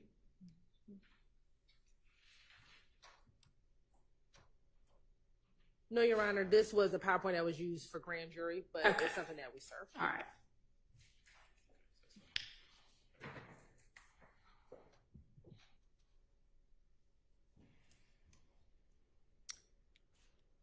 And then I don't know what that last thing is in there. It's not a folder. It says iPhone 11 Pro Max. I believe, Your Honor, that is the cell phone dump just in 2 places. Okay. I just want to confirm that. All right. So does that carry us through that whole through witness number 60, or do I need to go back and? It does, Your Okay. Honor. Some of our numbers are a little off just because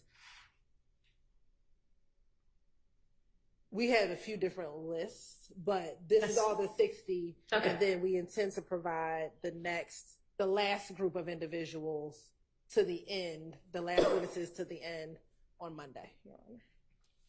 Was that the deadline I gave you? Or did I give you a deadline? I don't know if for you gave us that? a deadline for the last group, but we were doing it on Monday, so we just figured Okay. it's time for That's another fine. Monday. All right, so that'll be 61-ish through the end of Yes. your witness list. Yes, Your Honor. All right, so then that would leave us tomorrow looking at these couple of things we set aside for today. And then, I mean, at some point we need to get to the wiretap stuff. So tomorrow then would be the day to do that because we have a free day tomorrow. We need to utilize it. Okay? So we'll break early today but with the understanding that everybody needs to be ready to tackle the whatever is within the wiretap evidence tomorrow, as well as we'll circle back on the CAD reports after y'all have gotten a chance to get together, and then on the couple of things from that we just discussed that you might be able to narrow down. All right, anything anybody needs to bring up, put on the record before we adjourn for the day? I can't think of anything from the state, Your Honor. Okay. Nothing on behalf of Mr. Williams. All right. Yes, there is. And I don't know if Mr. Adams can do this or we need to wait for Mr. Steele. Mr. Steele did provide to us the Dropbox link with some reciprocal discovery. Mm-hmm. We know that there's some jail calls. There are a number of jail calls that Mr.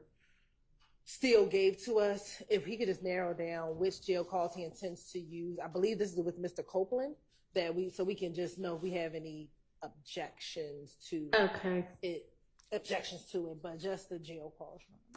We'll go ahead and reach out. I know that Ms. Steele was working on that today. Okay, well, great. Hopefully he can get that to the state by the end of the day. I'll relay that. Yes. Okay. Because obviously Copeland's cross is hopefully coming up before too much longer. Well, it's on the horizon, Your Honor. So, yeah, that may be the first thing we need to take up tomorrow. Can I inquire, Ms. Hilton? I know when we left off with Mr. Copeland last week, we were almost done, I think. I mean, yeah, sounds like we've got a little bit more of that video still to get through, since we didn't really get anything done Friday afternoon because of tech issues. But a jail call, I think, if I remember correctly, Ms. Hilton. Yes, the goal will be to pass Mr. Copeland, if not early afternoon. That is the goal. By early afternoon to pass Mr. Copeland. Understood. Thank you. All right. Doesn't sound like there's anything else, so I'll see y'all at 9 tomorrow. Thank you.